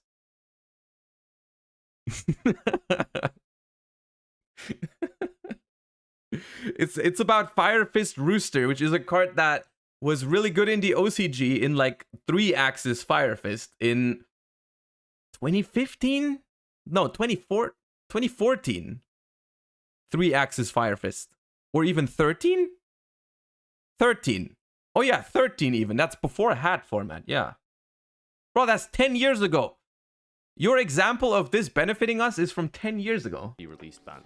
Like, if it's unified, then we wouldn't be having this discussion because there would be no beta test. The beta test would be when the cards release and then wait for a ban list if the format is unplayably broken. And you can also see that same sort of line of thinking when the OCG takes 3 ban lists to like destroy tier limit, whereas in the TCG it went from full power to everything immediately limited. So we have that knowledge, and I think that allows the TCG to I will say this, in the case of specifically tier limits and ban list decisions, that is a kind of a reasonable answer, because in the case of tier limits, I will say the same thing. Or I will say one thing. When I saw the last OCG ban list, where they hit a lot of stuff from tier limits, I expected that to be enough, right? I remember reacting to that ban list and being like, yeah, tier is screwed in the OCG, right? I thought the same thing, right? And then as it turned out, that was not the case. And I think that the TCG definitely took some inspiration, or they definitely used that information to make sure that on our ban list they would do a better job of hitting tier limits, right? And that is a reasonable point. I still think overall that never outweighs all the arguments that speak against it, right? Against the separate formats. thrive. And because all it means is that, yes, you are right, there's no like testing ground ban list from the OCG anymore, but all that means is that they have to be more careful with card design and more careful with their ban list hits, which honestly, that's a whole discussion on its own. But I think that being kind of like a premise for this would be a good thing anyways, right? I mean, that is something that is true regardless. I do think if there is any criticism of the Yu-Gi-Oh card game, it is that they do without rotation and with the current ban list cycle of like 3 to 4 months, they should pay more attention and better attention to the cards that they design and to the ban lists that they make. They should put a little bit more thought into it, I think, anyways. So like I don't count that as the argument against unifying the formats, because that's a thing that's true in general. To be a format that people like for it to be without having to go through multiple ban lists of being disappointed. Multiple disappointments. I mean, with the exception of Firewall Dragon, which is like a whole other story. So what's everybody's stance at the moment? Bro, I know everyone's stance except yours, Gage. Tell me your stance. What the hell? I think it's not Joseph. I think that's a very MBT take there that Joseph is producing here. I feel as though it is either Farfa or Gage, and I'm leaning a bit more towards Gage because I feel like Gage is the kind of person that the moment something can be like a hype event, like yo, Worlds is actually hype rather than being not hype, I feel like Gage would be 1 billion% on board with that and go towards whatever would get us to that point. I think it's Coder, and the strat is just when you're the imposter, just blame Gage, because honestly, that's the best thing. It's like the best strat is just if you're the imposter on this, just blame Gage, dude, because no one knows. No one knows, dude. No one knows what to make of Gage. Any defense, Gage. I think it would be cool to have a Worlds format, but at the end of the day, I'm a realist. And you know what? I think the game's fine where they're at with the split ban list. Kevin's being a bit pushy. Ooh. He is being a bit pushy, but I don't know. He's not being pushy. He's being unreasonable. This is quite hard. That's classic Kevin, though. I think I have a guess. I think I have a guess here. No, nobody's got anything else to throw around here. I'm having a hard time trying to figure out who it is. I'm trying to think of a question to like throw out to like everyone. I can't think of like, one though, because like everyone's this. takes are pretty defensible. I don't They're know. pretty normal, yeah. It's a very gray area. I don't think there's like a correct answer for something like this. There really just isn't. It is such a complicated subject. Wait, no, I have the question. Farfa, Max C, 0 or 3? In TCG? And just in Yu-Gi-Oh. I mean, that's a very different question. I mean, probably I'd say mostly no. Okay, Joseph. You're really at 0. Okay, Gage. 0. There you go. No one wants to play OCG format. Okay, solved. Solved. But that's not No what one it's wants to about. play It's not about that. It's not about Max C. OCG format. Confirmed. Take your merger elsewhere, Joseph. You're not tricking us with your glow. You can merge the format and be like, and they could agree on 0 Max C. That's not what's the agenda. Here's the real question. Who gets custody of Master Duel? I mean, Master Duel is a whole other thing. I don't think it's OCG or TCG. We have a WWE ladder match. custody of Master Duel. Yeah. All right, No, ready? I think I have my guess. I just need to actually go get a piece of paper because I just don't have it. One sec. Oh, I'm using both sides of my hands. Oh, I'm gonna be. Man, I don't even know. I'm just gonna write this down. Sounds like I'll Gage be with his shocked if progression it's not list. Coder. 3, 2, 1. I am the imposter. How? I mean, I said it earlier. I said it was sus that he made a reasonable take. Oh, he made a reasonable take, dude. I've fallen for it. What? Ah, damn it. I wrote Gage. I wrote Joseph I wrote again. Gage, too. Why Oh my me? God. Stupid idiot. I wrote Wait. Kevin. What? Nadir, what is your actual take then? Oh, I completely was lying out my ass. This game should absolutely be one game. What the hell is that? I want to play with the cards as well. I want a deck build. God. I don't want to go on Road of the King and then just Google Yes! like the decks and then just call. It was too reasonable for it to be a Farfa take. Because I said it earlier, I agree more with MBT, but I can see where Farfa is coming from because Farfa's critique of it was reasonable. And that should have started the alarm bells. When you use Farfa and reasonable in the same sentence,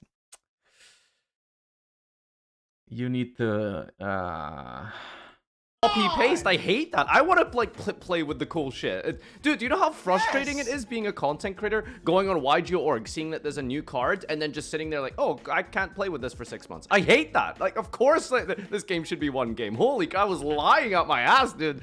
Man, that's I was saying. Like in a perfect world, it's like awesome. That would make sense. But no, Dude, like I don't.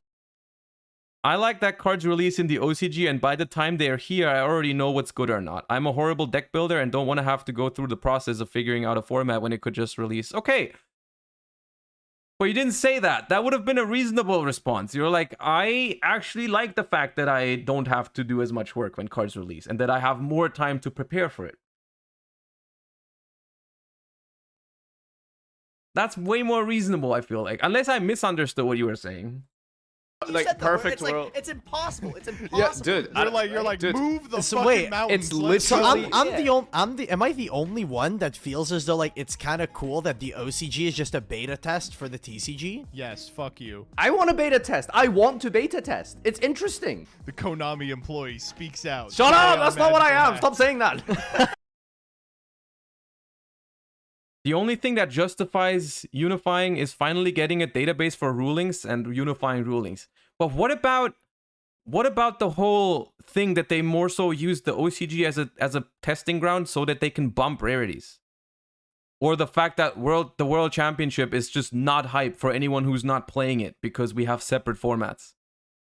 I feel like those are such big arguments in the room that like I feel like everything else crumbles in comparison to those.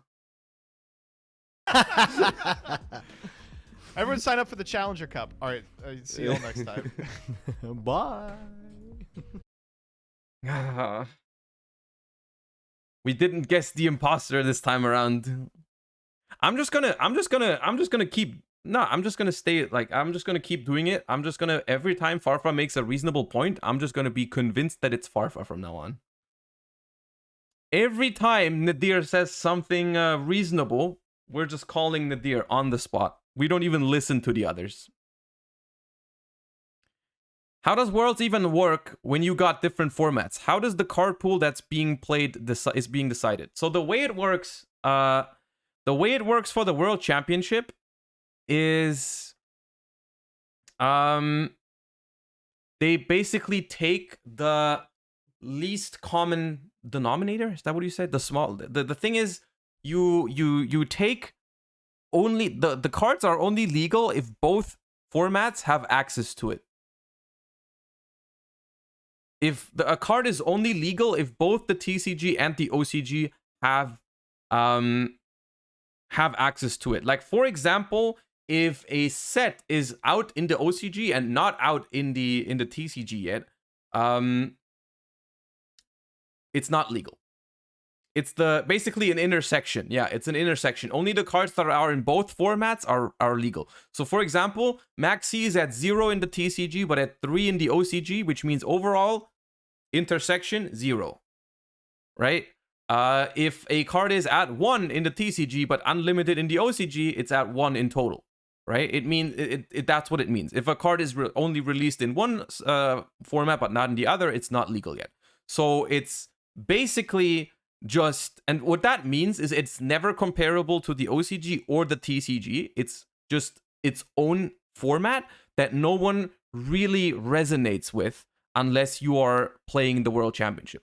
It's like incredibly hard to prepare for Worlds because there's no one in the world except for the other competitors who are interested in the format. Like you will never find someone who is as dedicated as you are to test for the World Championship, except for the other people that participate, which makes it a little weird to prepare for. It also just like, I feel like it would be so much more of a hype event in general if it was using a format that everyone cared about, right? I think that would be so much better. And I think that's one big argument to why it would be cooler to have them be the same format. But there's a lot more. Like, it's like I would like to theorize and talk to OCG players about the game, but the games are just too different. The formats are way too different for us to ever really communicate about, you know, what should I play, what should I not.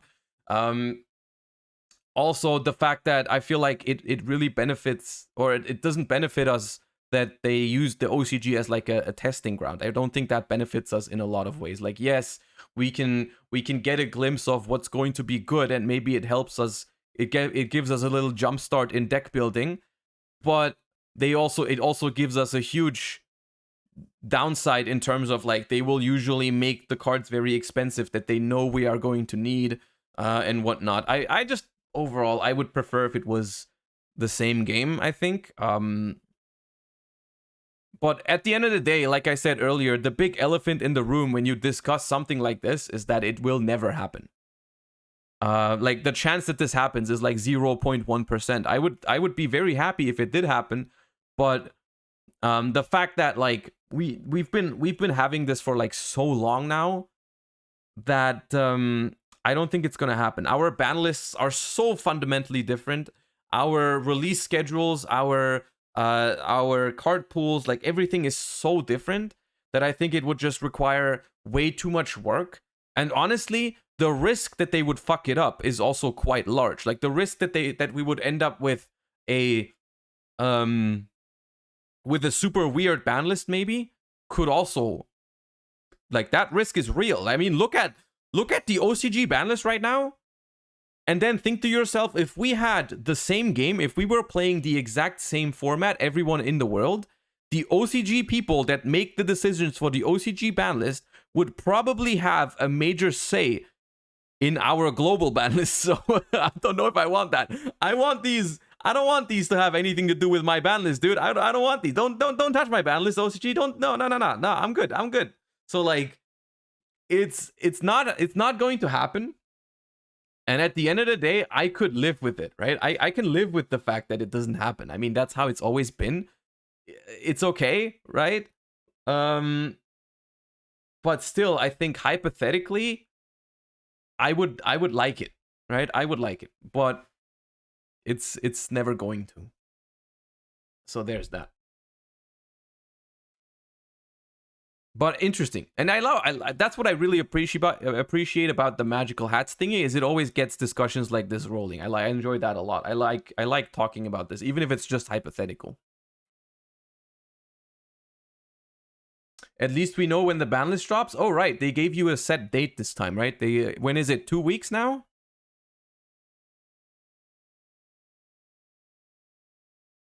Yeah, it's about 2 weeks, right?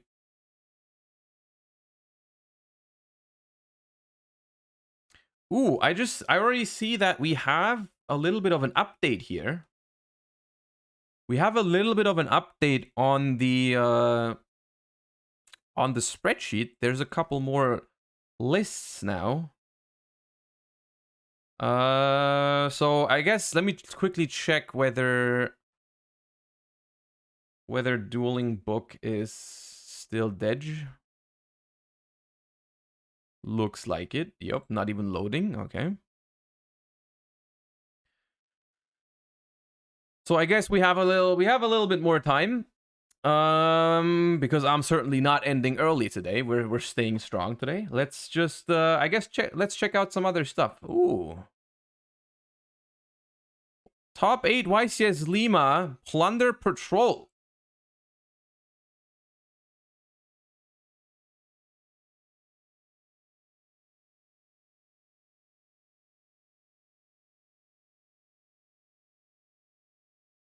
I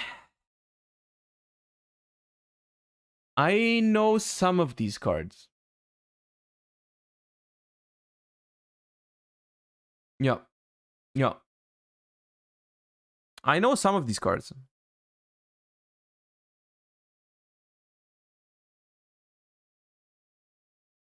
Now, I still have no idea how it works. I have no idea how it works.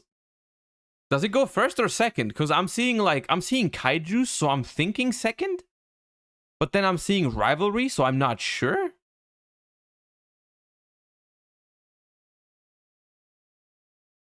It goes first. Okay, does someone happen to have a standard like turn 1 combo for this that I can look at?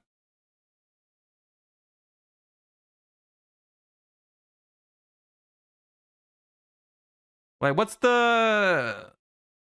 There's a video on YouTube of this deck exactly, or like of Michael. Oh right, DB is dead, right? You can't even send a replay, I guess. Okay, I mean, we might try that at some point, but the thing is, right now I don't want to, because first of all, DB is down, so I can't. But also, I would probably just struggle to even play with it. So. Special summon Hugin, search field spell, draw cards, set floodgate, pass. Okay, noted. What else is there? Oh god, dude.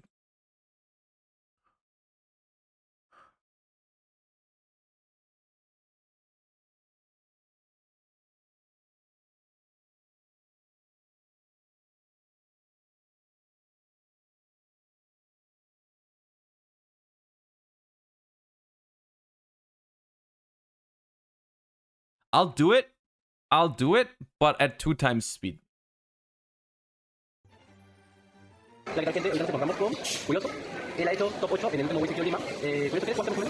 it's a slideshow. Bro, they made subtitles for the Flunder profile. The hell?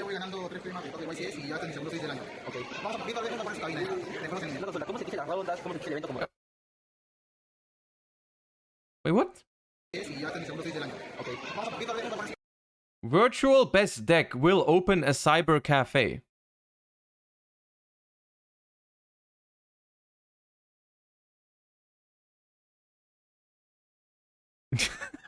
What?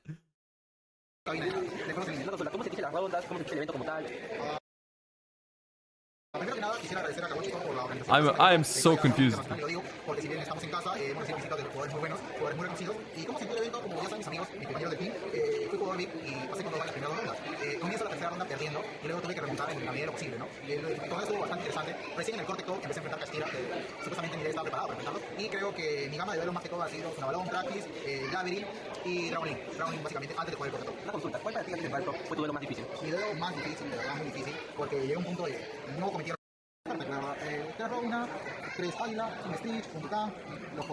Wait, was that 3-3?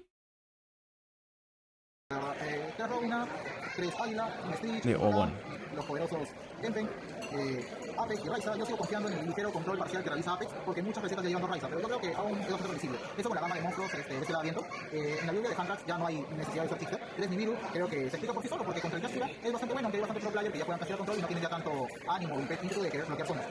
It is self-explanatory. Proceeds to explain. La consulta. En relación a qué tanto control Nibiru en este torneo. El Nibiru en este torneo únicamente más que con casi China me quitó con practice, porque si el practice abre muy bien, claro, puede ser que puedan responder con reflexión, pero si no, un libro bien chantado. Por ser H, la carta del formato me parece muy buena, y con recovery contra Flonderis, no me parece mala, me parece que puede dejarlo preciso. Con la gama de magias de Flonderis, 3 campos, 3 quick, una playa, ahora con unas magias que no son propiamente Flonderis, 2 Bucos Moon, me gustaría un tercero, pero solo juego porque yo soy de la temática de solo jugar 40 cartas. No juego más, así que también un Terraforming, para la celebración 3 Dualities, 3 Prosperities, y la carta que lo ha sido todo en la mayoría de mis rondas, TTT Trash, de verdad me parece una carta increíble, que es genial, me permite agregar cartas como Evelyn, me permite agregar o sea, la trampa arpía y ciudad saneadora. Por lo general, siempre me activaba una hand track y TTT Trash terminaba de resolverlo todo. Sin embargo, justo en top 8, mi oponente no era cualquier oponente, definitivamente Ayrton juega muy bien, y sabía, o al menos intuía que tenía una posibilidad que usara TTT Trash, y por lo final me bloqueaba más que todo con cartas impermanentes, más no hand track. Bueno, esa es la gama de mi main, la gama de 40 cartas, no hay más que añadir acá. Con respecto a la relación con el main, sí que alguna carta no te funcionó. Todas las cartas jugaron. Did I miss shifter? There's no shifter. Why would there be shifter? Lo único que sí me pareció bastante extraño, pero supongo que es mi suerte, en todas mis rondas de... Shifter's not good this format. Like, you can side shifter if you want to against a lot of decks, but main deck, there's no point. Like, Kashtira, nah. You don't play shifter. Please don't explain the extra deck to me. Don't dare. Nah. Nah. Oh, come on.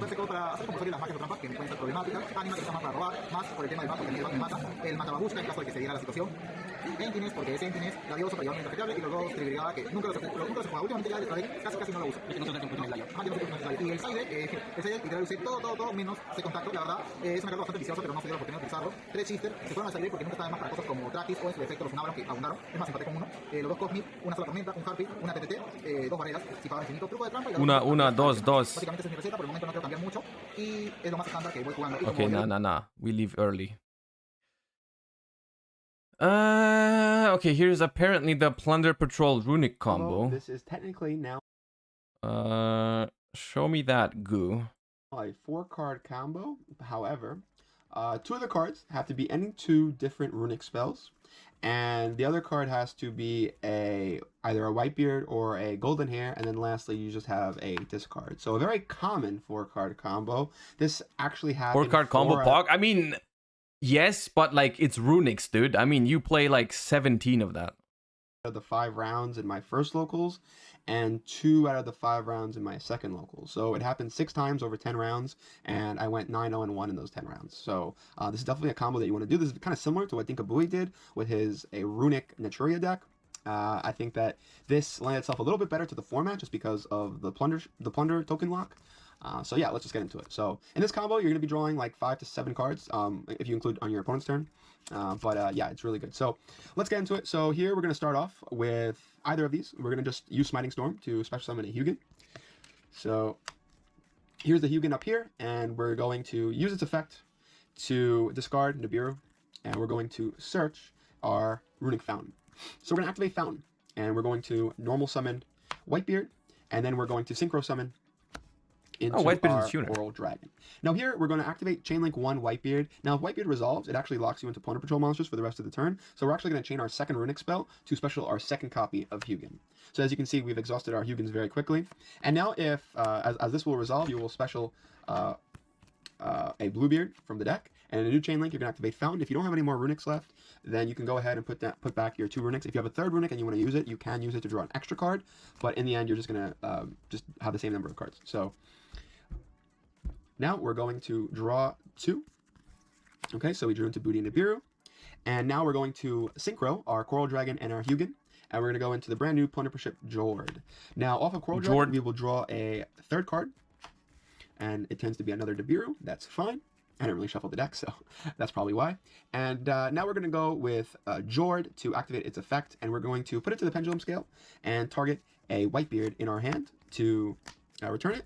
And now we're going to use the second effect with Jord, calling Light, to give them a token and ourselves a token. So we're going to have a token here and a token on their side of the field. Again, we're calling Light. If we know they're on Labyrinth, then you can call Fire, just to be able to have another back row removal. So now we're going to link off the token. Ranga, thank you for the 5 months. Welcome back. Appreciate that. Thank you. And the Bluebeard.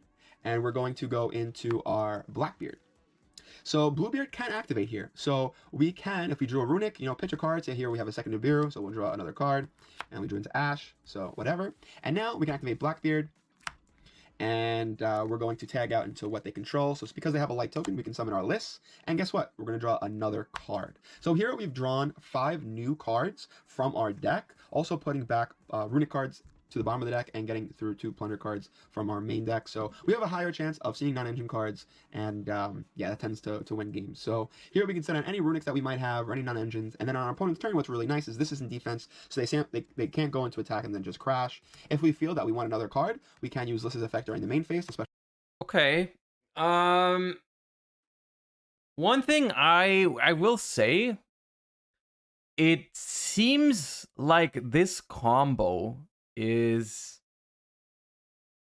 interesting in a way where it plays it lines up very well against the current format, because it does play around, like, for example, it plays around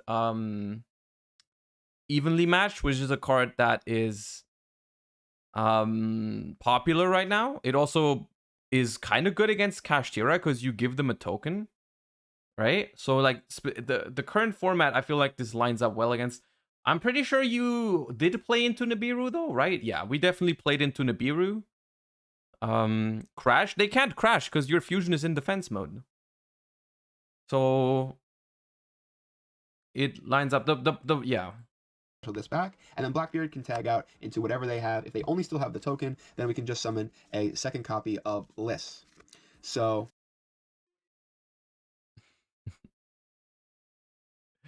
Silari Carter, thank you for the 4 months. Appreciate that. Welcome back. It's okay versus Nibiru. It seems okay because you accumulate a lot of card advantage in hand, right? You don't commit everything to the board. One other question that I have though is like, hold up, where's the deck list?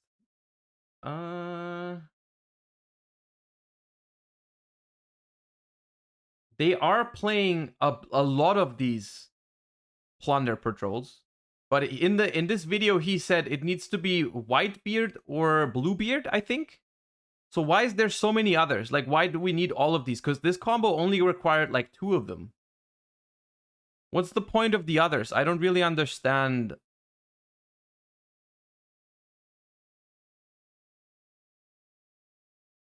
Because that's the one thing I'm seeing here is that, like, you need a lot of, like, your engine of plunders is relatively big.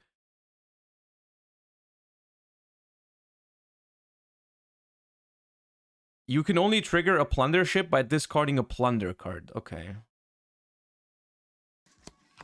and then guess what? We're going to draw another card. So this is essentially saying 6 new cards. I guess if you have Tip, then you will see 7 new cards. And yeah, that's a lot of cards. So it's a little bit different with white with golden hair, but the lines are still very similar. So yeah, that's the combo.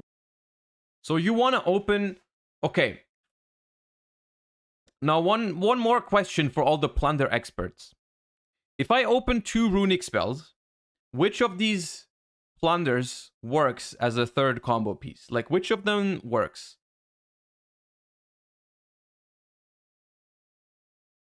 Is it all of them? Is it only the tuners? Whitebeard or golden hair? Okay, but then explain to me why. Because this is golden hair, right? Which one is golden? This one is golden hair? Why is there only 2 of that one? And why is there like multiples of the others when they don't start it off? Like, why wouldn't it be 3 of each of the tuners and like some other, you know? I don't know, man. Let cook. I mean, I'm trying to actually try to understand, right? You know, like I'm trying to actually understand. Because it didn't look that bad in terms of the combo. Like the also, thank you for the gift sub to the anonymous gifter. Thank you. Because it doesn't look like it's much. It's like the same version as the it's the same approach as the Naturia Runick deck, right? But in the Naturia Runick deck, from what it looks like, it's like you're trying to draw 2 Runicks plus Camellia, Mole Cricket, or Tree, right? Which is 9 cards. right? You have like all your Runicks, and then you draw one of those 9 cards, you're good to go, right? Here, we have the same number of Runicks, but we're playing only 5 cards that we can draw. Apparently. Because it's only Whitebeard and Golden Hair, is what you're saying. Right? On top of that, it means that in the Naturia version, if you look at the cards we don't want to really draw, right? You only have Sunflower. You only have Sunflower, which is like a terrible draw.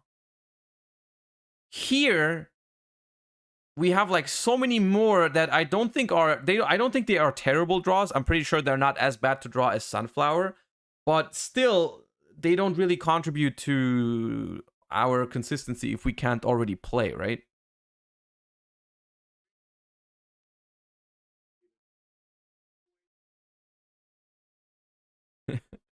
Muscletov, thank you for the 2 months.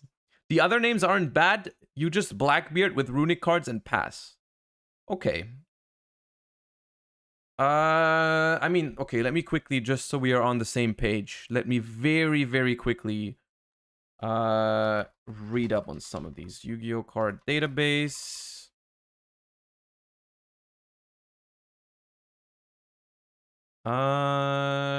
Database, English, Plunder Patrol.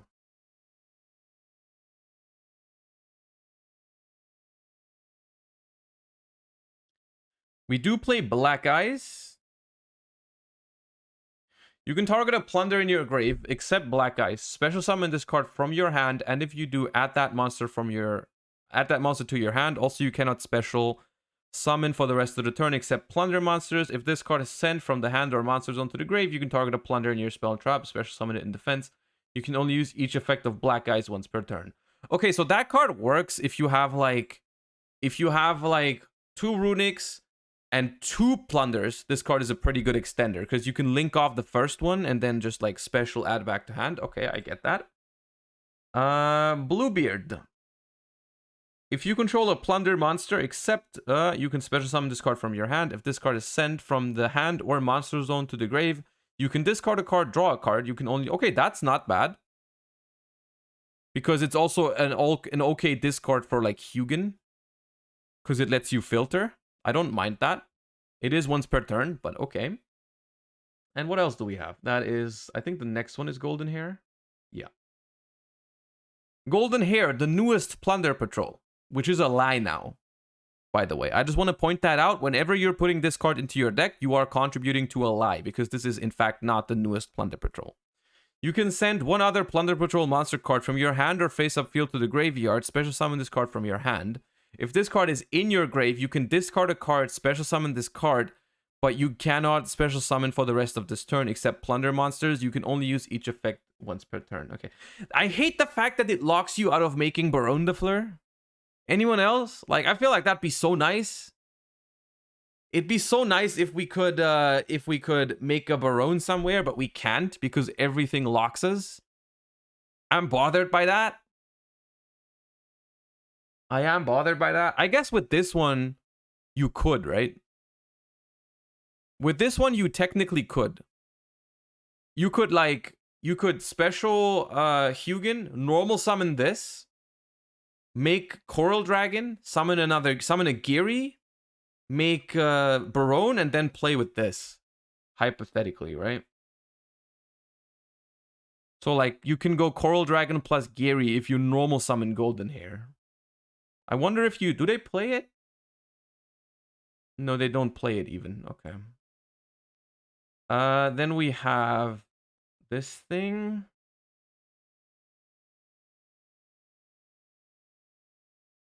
Which is Redbeard. During your opponent's turn quick effect, you can special summon a plunder from your extra deck with the same attribute as a monster your opponent controls or is in their grave, and if you do, equip this card you control to it. If this card is sent from the hand or monster zone to the grave, you can target a plunder you control, equip this card to it, you can only use... Okay...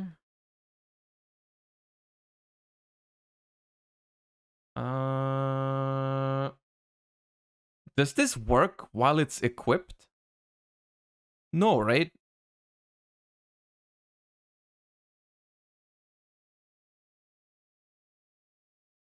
What's the point of this card?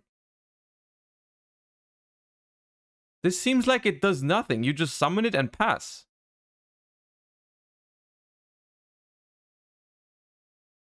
Yeah, this definitely is the worst one. You can summon it on your opponent's turn. Okay, so why is there two? Why don't we play one if we can like summon it out on your opponent's turn? Why is it the two of? Why? ¿Por qué dos?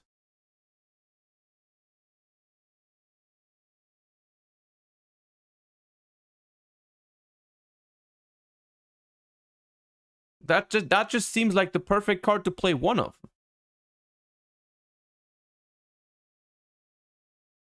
I feel like you would definitely play 3 of each of the tuners because those are by far the best draws, I feel like. And then it's arguable how many of these you need to play. But okay.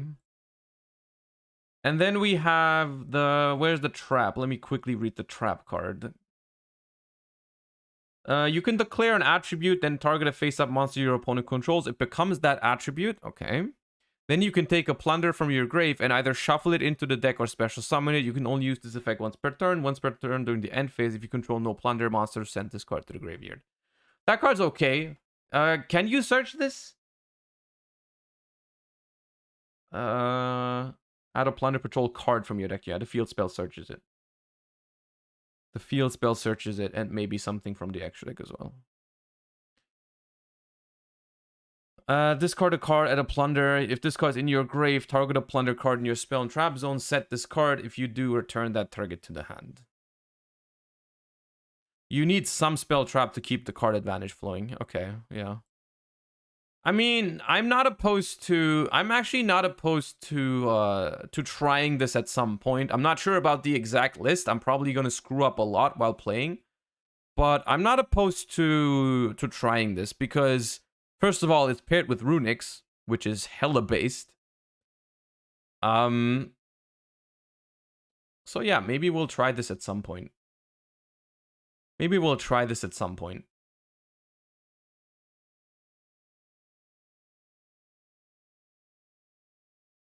Yeah.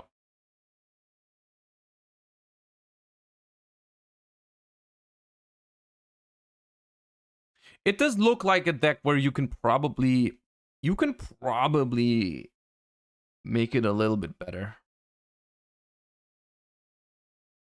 Is everything in Plunder Fiend? Which is why they play Rivalry, probably? Yes, okay.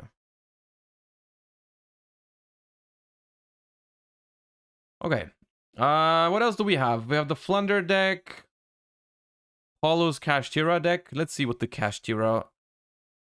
Of course. Hey, Paulo, only 12 hand traps. Kind of on the low. Kind of on the low here for Paulo. We have... Oh, we also have no... This is such a Paulo deck, dude. This is such a Paulo deck because it doesn't even have... It does not even have the option for the full zone lock. It doesn't even play it, right? There's no ogre, there's no preparations. We never go for it. We just play our engine, 1 card combo. This is such a Paulo deck. This is just Paulo just took a Zodiac deck from 2017 and just deleted all the Zodiac cards and put in the Kashtira cards instead. And of course, it's 12 hand traps. And only very, very little other techs. I wonder about Cosmic Cyclone. I have the feeling that the format is becoming more and more diverse. What do you think about Gozen or Rivalry in the main for Labyrinth or other decks? For me, these two have become more side deck cards. I don't like them overall right now. I think it's too much of a gamble of what you're playing against. Like, Rivalry is good against some decks, but like really bad against others, and I don't like to include cards like that in my main deck. I don't really, yeah, I don't know. A Rise Heart control is the most based version of Cash. I mean, I do agree. I think overall it's the more consistent. Like when I'm looking at the current deck lists that I'm seeing, like most of the time, a Rise Heart pass is safer because most of them are playing Nib right now. Most of the lists I'm seeing are playing Nib, and I see very little that is super prepared for like a Rise Heart plus Forbidden Lands, you know, because everyone is like couple of hand traps, Nibiru, Book of Moon, or Book of Eclipse, and if you get hit with a Rise Heart Lance, like all those decks just crumble. This lost against the Salamangreat deck? Yeah, it did, and I have no idea why. I can't explain this. The matchup should be overwhelmingly in Paulo's favor. The Salamangreat matchup should be overwhelmingly in Paulo's favor, but I guess it happens. I mean, the variance just struck, I guess.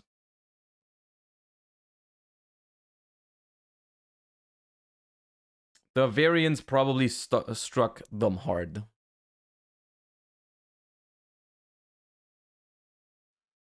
We have Marincess. And we have this Spright list. Oh. Oh, it's the Ding Kang Fam Melfi Spright that topped. Okay. I've seen this before. With Caddy and Penny. No Melfi Trap is interesting. I kind of like the Melfi Trap. I might try this as well at some point. I'm not sure what I feel about how I feel about Soul Scissors. I'm really not sure how I feel about Soul Scissors. Especially because this deck does run the Nimbles.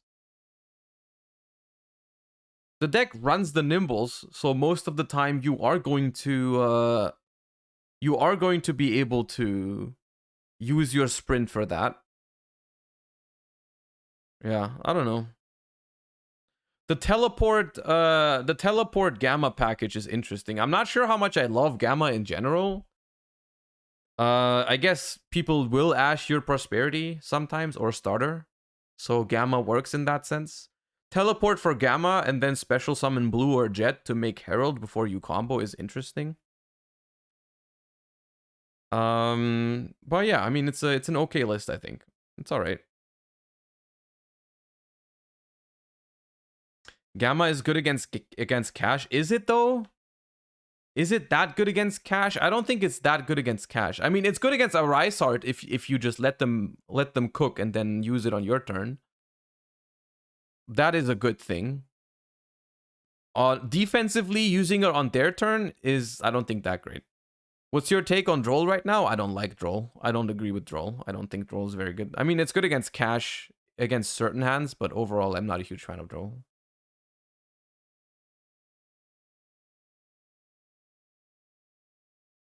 And then there is the Marincess, which I think is also the... Yeah, I think this is the one that also topped... I'm pretty sure this is the one that also topped YCS Las Vegas with Marincess.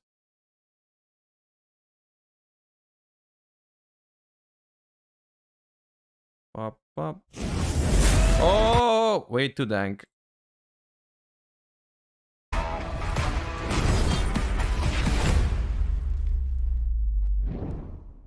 What is the YouTube? It's your boy Shannon along with Team Scheme coming at you with another Marincess top deck profile from the YCS. We just got back from Peru, literally like a couple minutes ago, so I wanted to get this video out as fast as possible. I know you guys been waiting. Yeah, we did pretty good over there. We finished after Swiss. I finished 6th. I got 1 draw, 1 loss in Swiss, and then unfortunately, the curse is still alive. I still can't get past top 32 out of all my YCS tops, but Rid's voice. But we're gonna keep it moving. Quick shout out to Wesley McAllister, obviously my main testing partner, part of Team Scheme, putting the work in. Obviously the results are, they've been showing. Shout out to Hansei, our 2-time back-to-back champ, the GOAT himself. You already know what it is, baby. And shout out to Chris James. Give me those pointers, those onesies and twosies, and those court choices. You know, help me at these YCSs. And obviously all the team scheme, right? Shout them out all the time. I played the Malfi Spright at the YCS. It's really strong and consistent. Teleport are good extenders, and scissors are really strong to special with the Gigantic when you have all your engine cards. Oh yeah, that's a good point. I guess that's a good point, because if you already go through... I mean, I guess you can always summon Carrot or Red, but if you have both, getting scissors and then linking it off to have it in the graveyard is good. It does trigger... But how do you trigger it? Can the Malfis trigger it on your opponent's turn, or is it just the Herald Negate? Because the Herald Negate triggers scissors, but how else can you trigger it? Is there another way to trigger scissors on the opponent's turn? I mean, Red Carrot can trigger it if you destroy with them. But yeah, I don't want to take up your guys' time. Let's just get pretty much right into the deck profile and show you guys, you know, a couple choices that I chose, as well as the matchups. You know, just gonna get right into it. Show me the choices that you chose. So to start it off, obviously, pretty much damn near the same list as Vegas. 3 Bootings, 3 Spring Girls, 3 Seahorses. Those aren't really gonna change. Then we got the 2 Mandarins. This is almost the same deck. It still has the triple wave. It's not really popular in the Marincess community. I find it interesting that a list like this one does not have desires in it. That feels odd, because you're already playing 3 waves. Why is there no desires? As well as the second pass. I think you guys are, a lot of you... And double dive even. 3, I can see that, but I played 1 for Vegas. I bumped up to 2, and I like it just like this. I like this ratio of all the Marincess monsters, and they're not really gonna change from here on out, pretty sure, right? The next event that I got going on is the 250th, so we're gonna pretty much play the same list damn there. I'm gonna make a couple changes because obviously it's a rogue deck. You gotta play for the event, right? So changes will be made. Next for the hand trap lineup, I played the 3 Nibiru, the 3 Ash, the 3 Veilers, and then the new addition is the Ghost Mourners. I opted to not play the Contact Seas for this event. Like I said before, it's a rogue deck. You gotta change. Things change, guys, right? This deck was legal for Nationals 2022, except for 1 Zealantis.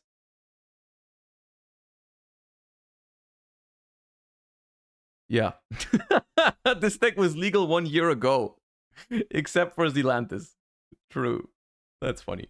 With Contact C, that was the beginning of the format call. Shout out to Chris James for that. But now that the format settled in and people know about the Contact C, smart players are going to play around it, and smart players are going to play outs. So once you get late into those later rounds, your Contact C is not going to be that valuable. So I decided to, you know, just cut it out completely, and I regret nothing. It was the Ghost Mourner was a very good substitution, and it did pretty much what I wanted it to do. Just another disruption for my opponent's turn / my turn once I finish my combo, right? So you know, Marin says all 1-card combo, draw hand traps. This is just, you know, another one of those hand traps that works out very well in the deck. Next for the spells, we got the 3 Signets and the 3 Book of Eclipse. Pretty much going to stand by those as well. I know I did talk about cutting Signet and possibly, but I just can't, man. It's just 3 more copies of Spring Girl. I need those. I don't know. I feel like you could. I mean, I feel like you should be playing desires in this. Like, okay, you play 1 of Ocean, but if it's that bad to lose your Ocean to desires, I guess you can just play 2 Oceans if it's really that important.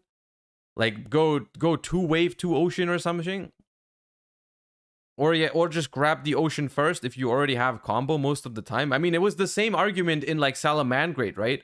You would still play desires in Salamangreat even with the 1 Sanctuary. It was never really an argument, because like if you already have combo, basically if you already have combo, you can just grab the field spell first before using desires. And if you don't have combo, you still are willing to take the risk of desires. Banishing your field spell, because hey, that's still better than not being able to play.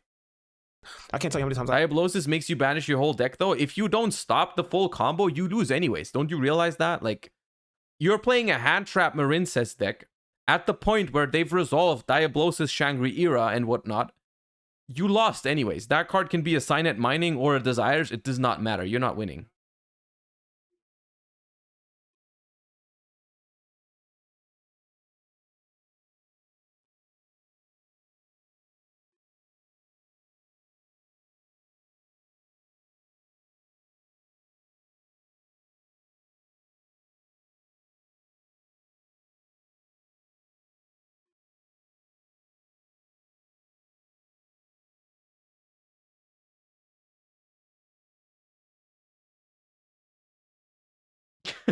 What the hell was this about? Thank you for the 9 months, Gigantic. I get Book of Eclipse, or I got Book of Moon, or Book of Lunar Light, Luna whatever it's called, and then I just have a sign-up mining for that Spring Growth. So definitely not going to change that. Then we got a 3 Eclipse. That's not going to change. Really good going to cash, despite the fact that I didn't play against a single cash player at the YCS this time.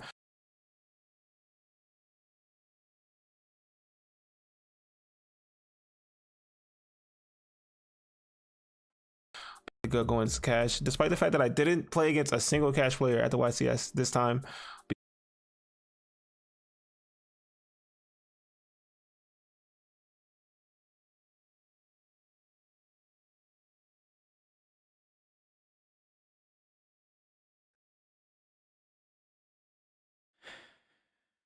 You know what I said earlier?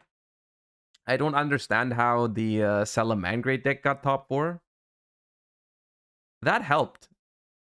That helped now. I'm glad you said that, because that helped me understand a little bit more. Because they were just getting clapped up at the YCS. I prepped my deck to beat it, as well as every other matchup, but I just never saw it. Then we got the 2 dives in the 1 Bad Ocean.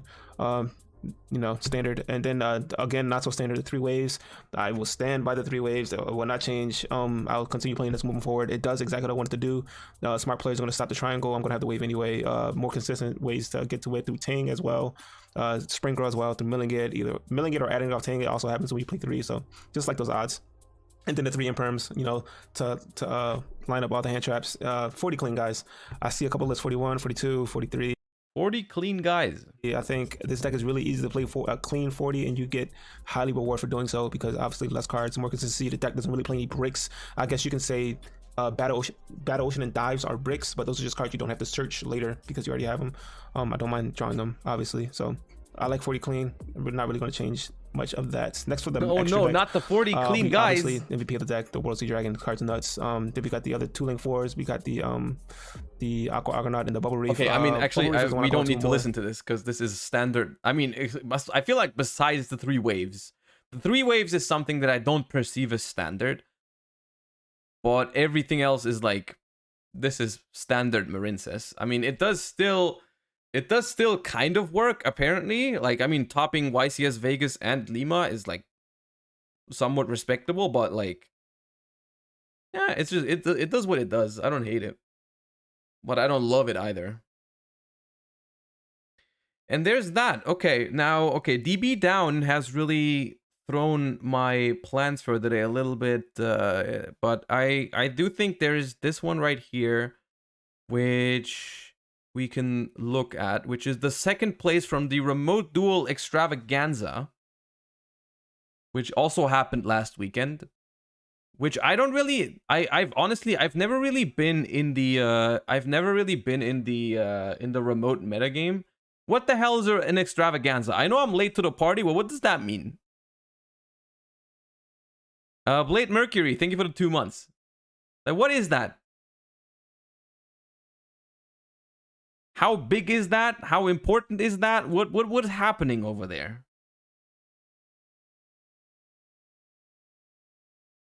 How many players? Like, what's going on? What are the prizes for this? Is it insane? Do I have to look into it? What's going on? 90 players only?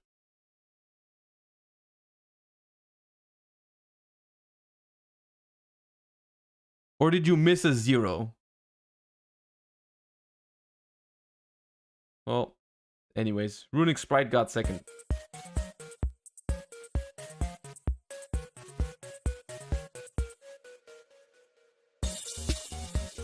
PPD.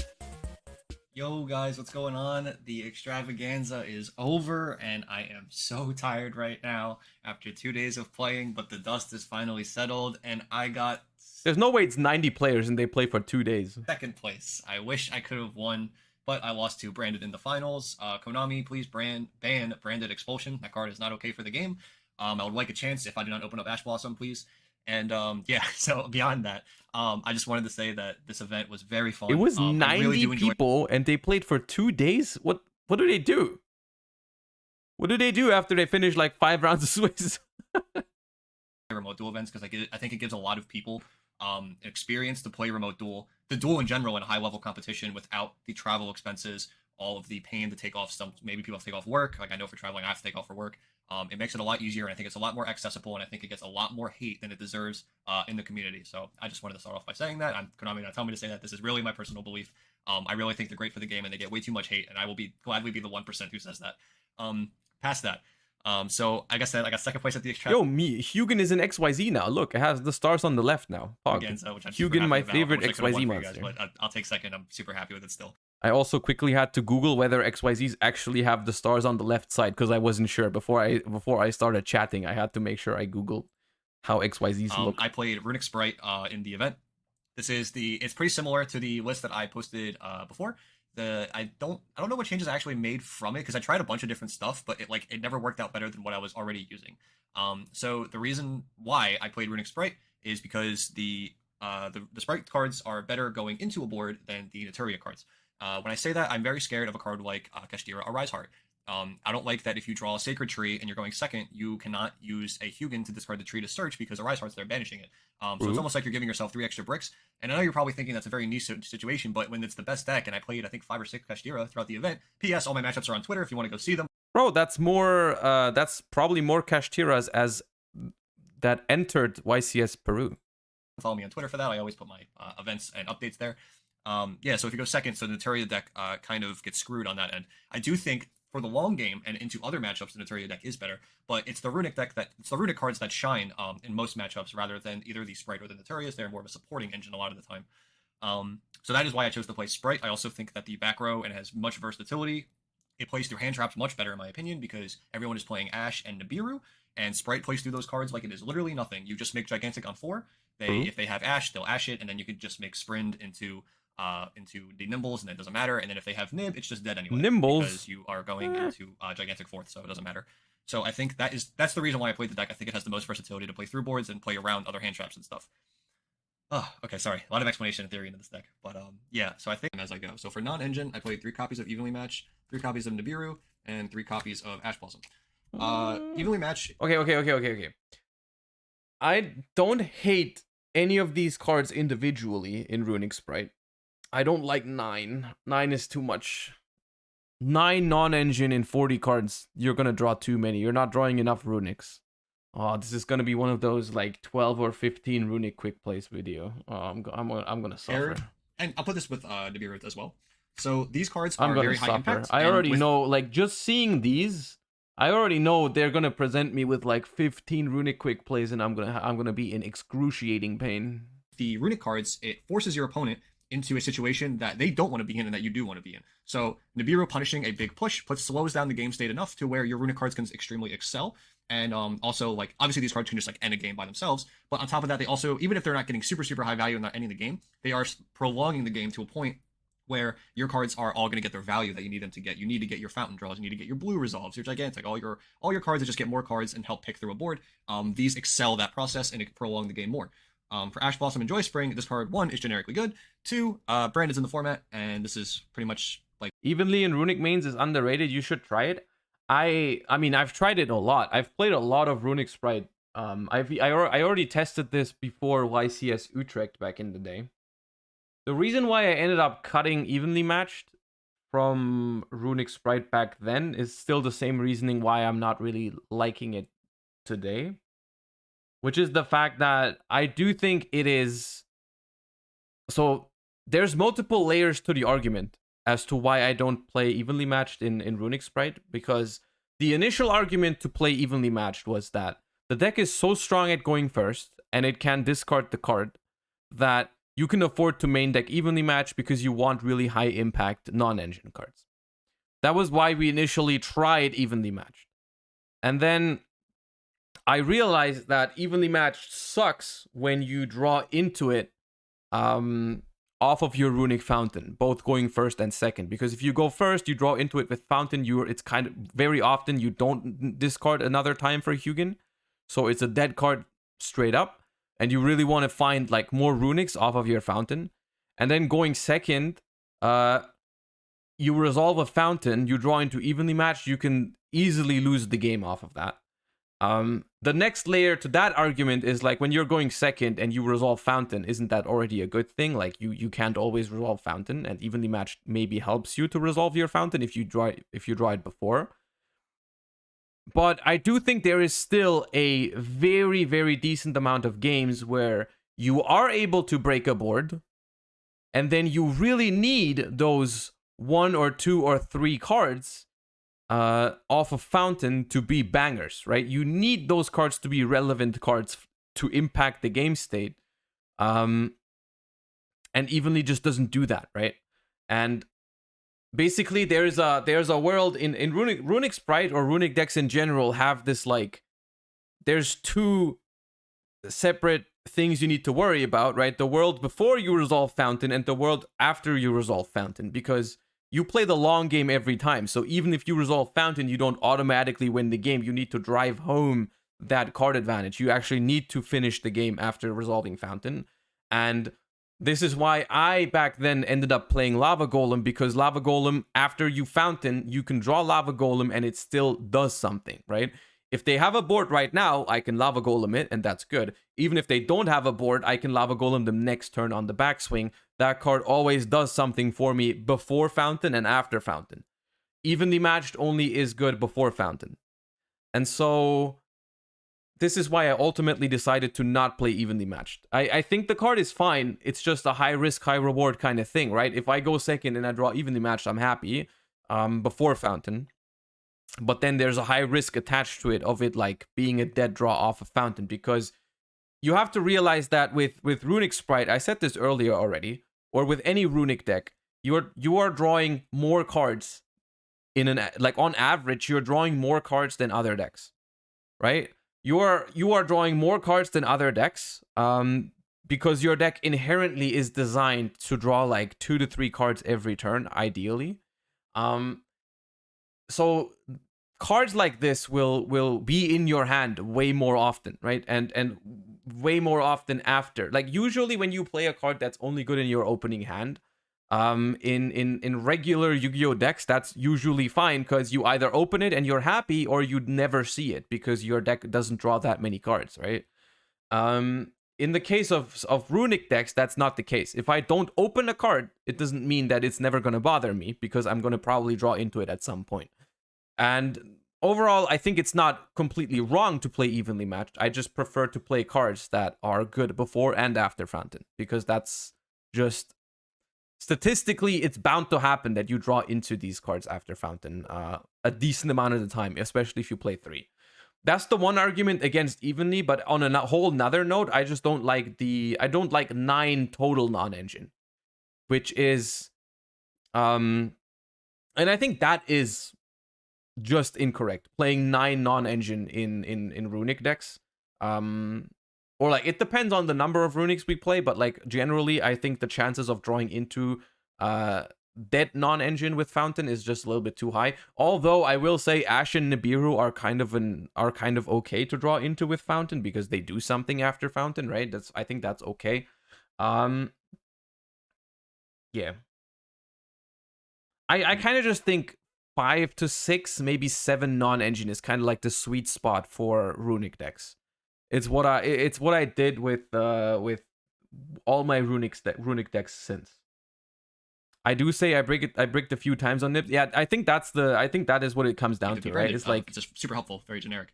But at the end of the day, it is a risk-reward kind of trade-off, right? Like the reward for playing a lot of non-engine is also potentially very high. When you draw the non-engine in the right circumstances, it's pretty good. Issue that I had with these cards was I bricked on Nibiru, I think like 2 or 3 times. But that's about it. Like I said, it just, it happens, but it's fine, obviously. I opened a Yu-Gi-Oh pack, I pulled a foil rare Baroness the Fleur, I spent 45 on random packs, got a Baron, that's $300. Is collector's rare Baron that much? Hey, congrats. That's a nice card. Very well. Past that, I don't really know what engine to put this in, but I played 1 copy of Merly. Ooh! Merly works with both the Spright cards and the Runick cards. Hey, I love that. So for Spright, you can normal summon it, and it's just a level 2 with Hugin. And to go into Gigantic, that is super relevant. You are also sending it off Spright Sprint to fuse with Hugin to go into Draco's Topelias, which is a very... I like that. We've tried it before. It felt okay. The one problem I have with this card in general is that there is no line with Merle that does not play into Nibiru, which I find very annoying. I find that very annoying because there is lines with red. Of course, there's lines with red that play around Nibiru, but usually getting red onto the field will require you to go for starter, right? So you either have to, and you can't do that, right? So committing for sprint into Dragostapelia, you cannot possibly gigantic beforehand because then you can't make Dragostapelia. And that's something I don't love, is like when everyone is playing Nibiru right now, committing for a line with Spright that plays into that. I used it on my opponent's turn for IP if I didn't have red. I do think that's okay, but on the other hand, if you have an IP and you are looking for an interruption on the opponent's turn, does that need to be Dragostapelia? Because that requires like a main deck slot, which is not a... Merle is not a terrible draw, but it's not a great draw either. So like, if you're going IP into Sprint, why not just go like IP into Unicorn or IP into whatever, right? Yeah. Couldn't you detach Merle for Gigantic and Fuse? No, at that point you're locked. You're locked by Gigantic at that point. Powerful card this format. As a soft once per turn, put a counter, make it level 1, and negate the effects. But you don't have Didn't want to clear the cash monster? I mean, yeah. I guess. IP into Dragostapelia is okay against Kashtira. It's alright. Yeah, I don't hate this. Like I said, I just don't like the way that it would be so much better if people didn't play Nibiru right now. Then I'd be more and it starts getting much more value as the turns go on. Also, when you normal summon this, you can mill 3 cards to then mill Runick cards, which those Runick cards then equivalent into draw cards, which extra cards in hand, which is obviously just insane, right? Like you could literally mill 3 Runicks with this, which I did once, and those cards just become 3 cards in hand. It's kind of crazy. Detach from Djinn Buster on opponent's turn and Fuse, that does not work. That is not treated as sending the card to the grave by card effect, because that's a cost for Djinn Buster. So yeah, it just adds another layer to the deck and another long game because you can shuffle back the Hugins. I shuffled back Jerry once. Yeah, it's just like, it's a really good card. It adds a lot of pressure later on too. Past that, I want to go to the Runick engine because I think this deck is a Runick deck more than a Spright deck. 2 copies of Fountain. This is like very standard. 3 tip, 3 freezing curses, 3 flashing fire, 3 slumber, and 3 destruction. Don't stop. Nah. These contribute really well with evenly match because you evenly them, they left with 1 card, and then you just deal with the last card with a Runick card, and then life is just like beyond easy at that point. Same thing applies to a Nibiru token. You can just flashing fire the Nibiru token, and then it's like, oh wow, like all your cards are gone. Weird. But like the overall advantage and how games are going currently, Runick can really excel with. Sorry for the 15. It's okay. I'll forgive you. Are going right. Like if you're not playing against Kashtira, I feel like every other deck is playing a long game, and these are the best long game cards in the game because they deck you out and get advantage over time, and they draw. The thing is, I understand why people do it. I understand why people are super tempted to put more non-engine into the decks rather than more Runicks, because the 16th and 17th Runick or 18th Runick, they are the worst cards, like the worst Runicks you play. The card quality is different. I just think it's... And at the end of the day, I think people sometimes don't really trust the deck to carry itself, like carry its own weight. They're like, I need to draw non-engine more often to win. And so they give up some amount of consistency for that, which at the end of the day, once again, it's a trade-off. It's not like strictly wrong because you're trading consistency for, you know, non-engine cards. It's just not what I prefer, I think. Like I'm of the opinion that if you think Runick Spright or Runick decks cannot carry their own weight by engine cards most of the time, then it's probably not the right deck for the format. Like that's the best way to put it, I think. To your other engines at the same time. So I just think it's like a great pick in the meta right now. Like I know it sucks, it's so bad against Kashtira, but if you make the other half of your deck or try to make this half of the deck good against Kashtira, it's not even that bad against Kashtira. I mean, like, of course, you not being able to use your graveyard is not great, but like inherently having a spell trap pop, a negate, and a pop is quite good against Kashtira, because that deck really doesn't like to be up against a bunch of quick play interactions, especially when it goes first.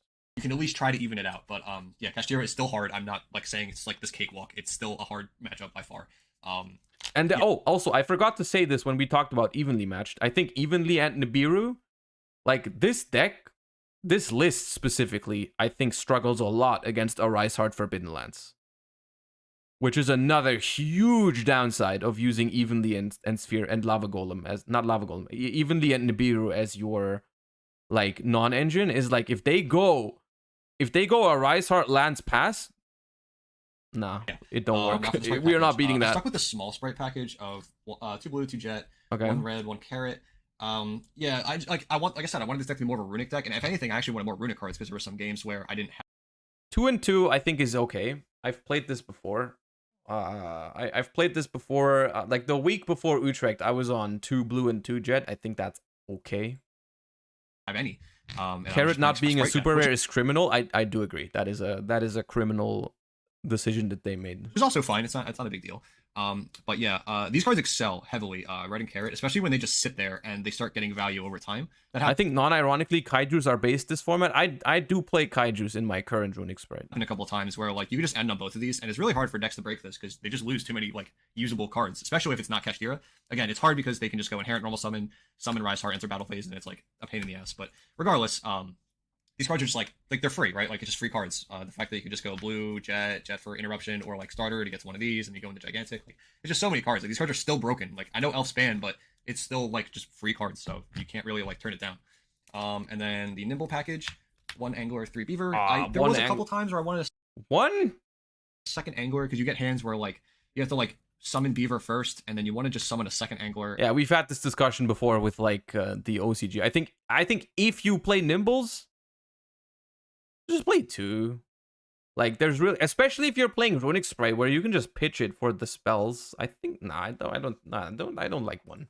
So you still have the Angler line open in your deck. I don't like 1. Also, drawing Angler is fine because you pitch it with a Runick card, and it just that startup is so broken. Space was so hard, but like, then just don't play the Nimbles at all. Like if you're like, whenever you open Beaver, your engine doesn't really do what it's supposed to do, right? Like, and opening Beaver is a solid chance. So I'm not sure if I.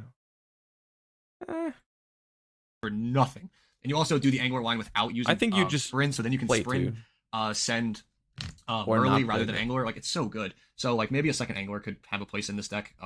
But yeah, these cards are just insane. Like, I don't know how else to put it. I think it's as simple as I agree on most of this. I would just probably change 3 non-engine cards to 2 more Runicks and a second Angler, and then I think you're good. I think that's fine. The issue I have with this deck in general is post-side normal summons get very heavy, which is kind of annoying for my siding patterns, but it worked out in my favor, of course, still. But it's just something that you should be aware of. The 1 copy of Hyperia, it's Hyperia. It's a draw card. It's a good generic card. Bring out Gigantic. It's really like a extra Gigantic target when there's nothing else you want to summon. For the Spright, Spell, and Traps, 1 starter, 1 Smashers, and I put in Double Cross. Yeah, so like that is very few starters. I mean, look, I don't think it's terrible. I don't think it's a terrible idea, because once again, when I played this deck for the first time in the TCG, I played my very first ratio was 3-3-3 on Blue Jet starter. And then for the regionals, the week before I played YCS Utrecht, I played 2-2-2, I think. I don't remember. I think I played 2-2-2, and I also played like 9 non-engine at that tournament. And I quickly realized I wanted less non-engine and a little bit more engine, and so for YCS Utrecht, I went back on 3-3-3. I don't think it needs to be 9 Spright cards. In terms of Spright starter cards, like Blue Jet starter, I don't think it needs to be all 9. I don't think it needs to be all 9. I don't think 5 is enough, though.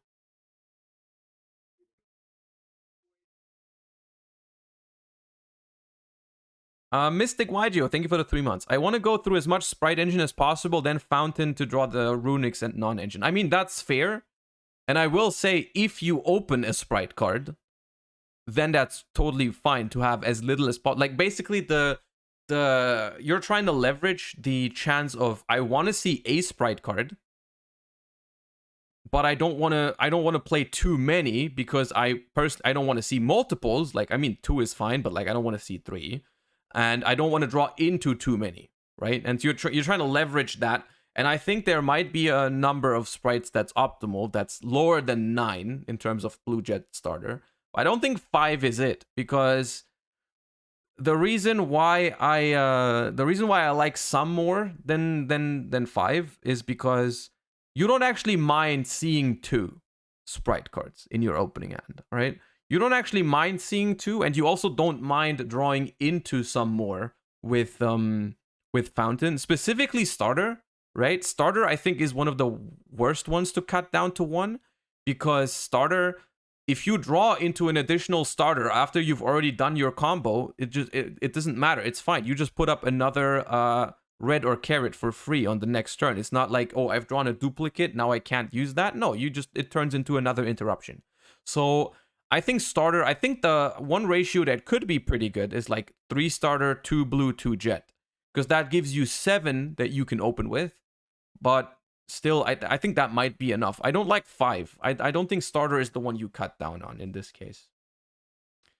It is true that it works if you just draw a nimble, right?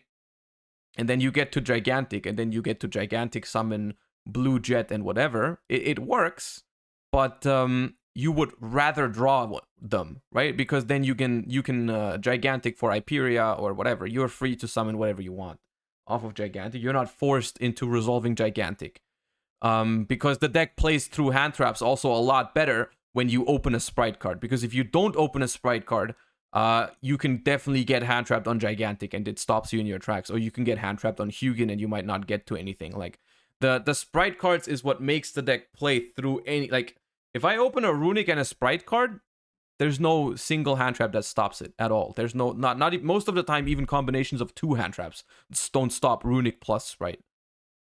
And you lose that ability if you only play 2 blue, 2 jet, 1 starter. You only open that possibility to outplay almost any given hand trap. A lot. Like you don't have that ability that often.